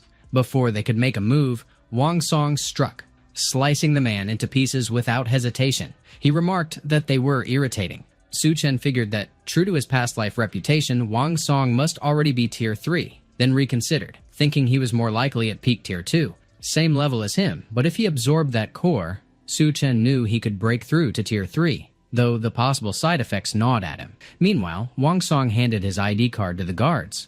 One guard commented it was the first time he'd seen someone keep an ID card in a box, and the other tossed in that the guy was a weirdo. Their attention snapped to Su Chen. He dropped the mutant spiders at their feet. One guard asked if he was done already, while the other mentioned it was lucky their captain had left behind a new identity card before leaving. He congratulated Su Chen on joining the New World. Su Chen wondered what was off about that card, and why Wang Song had told him not to touch it. The ID card suddenly belched black smoke. He demanded to know what the smoke was. Then he felt Xiao's aura leaking from him. He pressed her on how she got out. She shot back, demanding to know what he'd done, explaining that a swarm of brainworms had suddenly burst in, and she'd barely managed to wipe them out in time. He brought up the brainworm invasion and mentioned his ID card had just started spewing black smoke too. She told him the ID card was a transmission medium for brainworms, then asked if Duan Ya and the others could be in danger now. Elsewhere, Kang Ming remained inside his building. He sensed Su Chen's presence. His assistant asked what was happening, and he replied that someone had tried to slip into the inner city, possibly with those 3 women as accomplices. Meanwhile, One Eye and his brother stood trembling in disbelief. Yun Yun remarked that the sensation suddenly spiked so fiercely she could barely hold it in, while Lady Poison urged her to settle down, suggesting the poison might be wiping out the brainworms, and pointed out how steady Duan Ya remained. Meanwhile, Duan Ya pressed the brothers, wondering if they finally remembered. They barked that there was no way, and challenged her on whether she thought she could fool them. She insisted they knew the truth buried deep inside, but they snapped at her to shut up and agreed they should kill them. The brothers lunged at Duan Ya with their sharpened skulls. She twisted out of their path, sending them hurtling into the building behind her. The crowd muttered over why a fight suddenly broke out, predicting it was going to be worth watching. With the center too dangerous, they decided everyone should climb the stands and clear the area. Lady Poison wondered aloud if it was the unbreakable Ironhead technique, noting they had just crushed an entire building. One Eye recounted that after the apocalypse, their skulls grew sharper and harder. At first, people laughed at them, but soon, those same people were splintered under their skulls, and since then, nothing had survived a single strike. Not even steel. It was pointless to keep talking with them. They shouldn't be allowed time to tap into mental powers. Duanya cursed, warning it was coming again and urging them to dodge. But Mu Yingxiao unleashed his skill on them. Duanya tensed when something locked her in place. She demanded to know what was happening, describing the sensation of being gripped. At the same time, Yunyun gritted out that something had her pinned, even snuffing out her ability, though she couldn't see anyone. Duanya identified the man up there as the source of the trouble. Mu Yingxiao confirmed they noticed, but mocked that it was too late. The guard triggered his skill, Penetration Strike. Just before striking Duanya, Yunyun's massive hand caught him. She declared she had him. Mu Yingxiao reeled at the sight. Duanya noted she had a few disposable pawns under her sway. She told him to stay put. One Eye roared in fury. He demanded Yunyun release his brother. She challenged the guard to guess whose skull was harder, and he demanded to know her intent. He warned her to stop, that she must not do it. His cries tore through the air as One Eye's skull pierced her backside. He screamed until his voice shredded. Yunyun then muttered an apology, admitting she had mixed them up by mistake. Yunyun flashed a sinister smile, while the guard writhed in agony. She remarked that it was finally Mu Yingxiao's turn, but he dismissed her, claiming she wasn't even worth the effort of a strike. Her confidence cracked when an unseen presence seized her leg, forcing her to recoil. She declared that her ability was once again being suppressed, and Lady Poison offered to help. Both were swiftly caught, and while Yunyun urged him to stop, Lady Poison spat curses. Duanya spoke up on Yunyun's behalf. Her composure wavered when she sensed Mu Yingxiao's incoming strike. She instantly deployed her pawns to shield herself. They were obliterated, collapsing lifeless to the ground. Mu Yingxiao pressed her on whether she had sensed danger and sacrificed her pawns without hesitation, branding her a dangerous woman. Yet noting she now stood completely alone, Lady Poison urged him to release them, while Yunyun addressed Duanya and admitted she had been careless again. Mu Yingxiao, however, found himself intrigued by Duanya's response.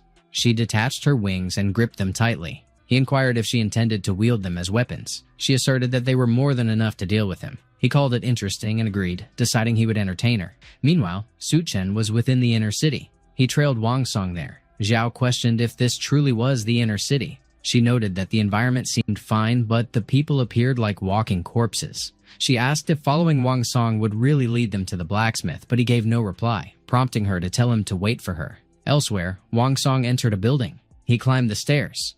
The place was already in disrepair. He called out to Fu Susu, saying he had brought the items she requested. She declared it was great, and with the Spider Queen's legs, they could rescue her grandfather. He stated that once Master Fu was freed, they would leave that place. She told him not to worry. If he helped her save her grandfather, she promised to forge the strongest weapon for him. A short while later, Wang Song asked Fu Susu if the gear before him was her creation. She fixed the Spider Queen's legs to gloves and shoes. She confirmed it, explaining the claws would give enough grip to safely scale to the rooftop, where Kong Ming held her grandfather on the top floor. Wang Song questioned why they didn't simply ascend from inside the building. She firmly refused, insisting they absolutely must not enter. At that moment, Su Chen asked if Fu Susu was the blacksmith. He declared they should head up as well. He climbed in through a window. He noted that it seemed empty inside. Zhao commented that getting in was surprisingly easy. She then wondered why they were scaling the wall. A razor-sharp leg crept behind them, ready to strike.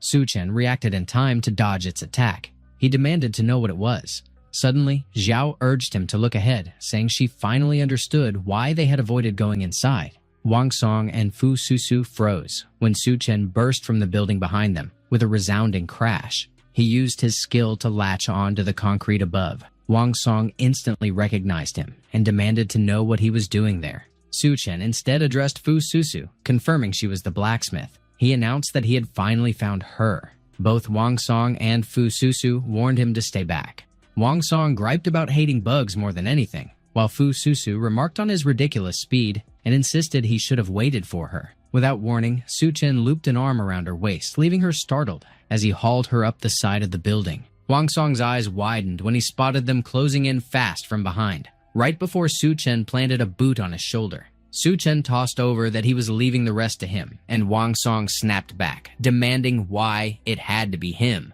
The sound of centipedes scuttling closer froze him mid-protest, horror tightening his voice as he spat that he hated it. He repeated with sharp disgust that bugs were the worst. Meanwhile, Fu Susu glared at Su Chen, demanding to know who he was and what he wanted from her, and he introduced himself while saying he needed her to forge a blade. She challenged him on why she should bother helping, and he promised to grant her one request in return. She told him to take her to the rooftop first, and he answered with a simple agreement. At the same time, Master Fu fretted over Fu Susu, muttering that as long as she stayed safe, he could bear any hardship. His worry turned to shock when the wall burst apart. Fu Susu called out to him, declaring she had come to save him. He peered at her, asking if she was that brat, and whether it was really her. He pressed to know who the man with her was, but she cut him off, saying they'd talked enough, and Su Chen should have put her down by now. Master Fu stalled her, reminding her he'd warned about the danger, but she shot back, calling him an old fart, and asking if she hadn't brought help.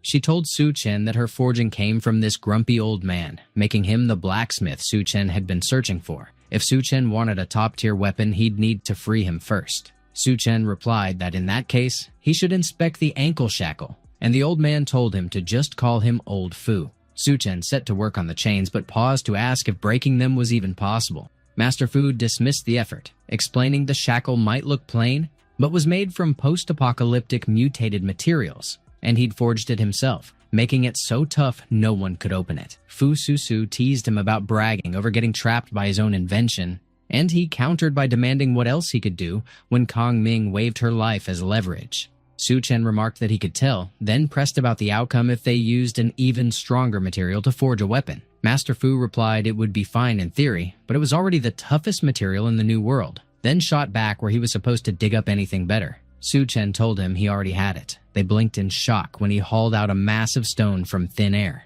Fu Susu demanded to know where he fished that from. Master Fu admitted the stone pulsed with a power he had never encountered, then demanded where it came from. Su Chen asked whether a blade forged from it could sever the shackle, and Master Fu answered that it should work, but refining a raw stone of that caliber was a brutal task. It all hinged on him. Su Chen frowned in confusion, and Master Fu told him to follow because Kong Ming had chained him up on the rooftop to force weapon crafting from those warped materials, and since the materials were one of a kind, his tools were equally custom. Moments later, Fu Susu guessed it was a bellows and griped it would not budge, and Master Fu explained it normally needed 10 people to handle. They had all bolted earlier to watch the beauty contest, so the job was dumped on Su Chen. Su Chen assured it was nothing and told him to leave it to him. Fu Susu observed he had some muscle, and Master Fu warned they better hope it was not just for show.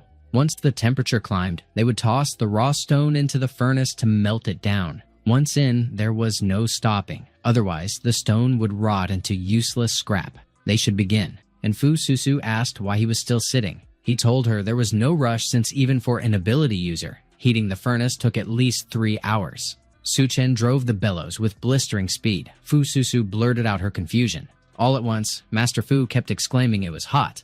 He asked if Su Chen had actually spiked the temperature instantly, and admitted it was the first time he'd seen such a fierce flame. He demanded to know if Su Chen was even human. Fu Susu griped that the heat was unbearable. Master Fu told her to stop stalling and hurry up to shove the stone in. They counted to 3. Fu Susu kept complaining about the heat, and Master Fu remarked that waiting was all they could do. Then Kong Ming appeared without warning. He demanded to know who dared trespass in his tower. Fu Susu snatched up a weapon at once. She accused him of locking up her grandpa in there. She declared he deserved to die, but his assistant suddenly shifted shape. She intercepted Fu Susu's strikes and slipped behind her. Master Fu shouted Fu Susu's name. The assistant berated her for disrespecting Kong Ming. She vowed to send her to hell. She swung her blade to finish her. Master Fu protested. Fu Susu screamed in terror, but Wang Song suddenly drove his fist into the assistant's face. He followed with another swing, smashing her to the ground. She flew into a rage. She lashed back instantly, but he evaded it.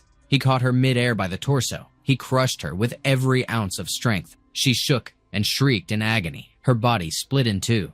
Master Fu stared in shock. Su Chen noticed as well. Fu Susu asked if the assistant was dead. Wang Song checked if she was all right. She told him he was unbelievably cool. He pressed her on what she'd just said.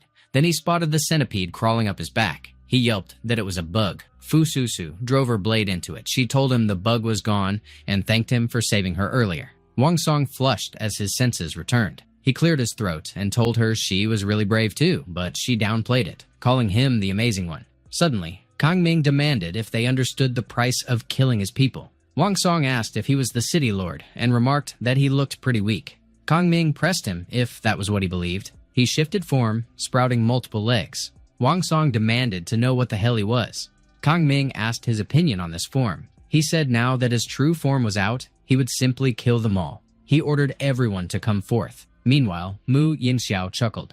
He said Kang Ming had given the order. He no longer had time to toy with Duan Ya.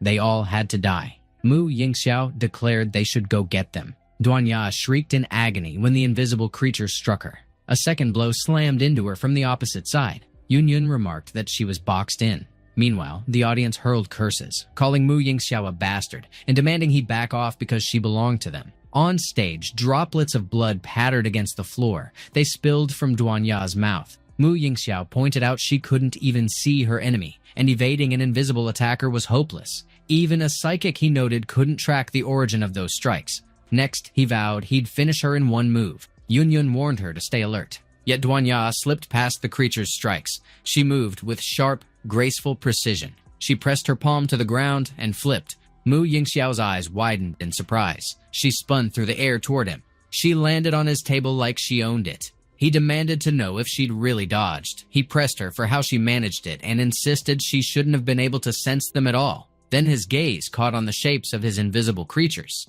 He questioned if those were bloodstains, and if she'd used her wings to spray blood across their unseen bodies on the ground. She lifted her foot high above him. She called him a chatterbox. She told him to shut his filthy mouth. Yun Yun crowed that she was a badass and should crush him underfoot.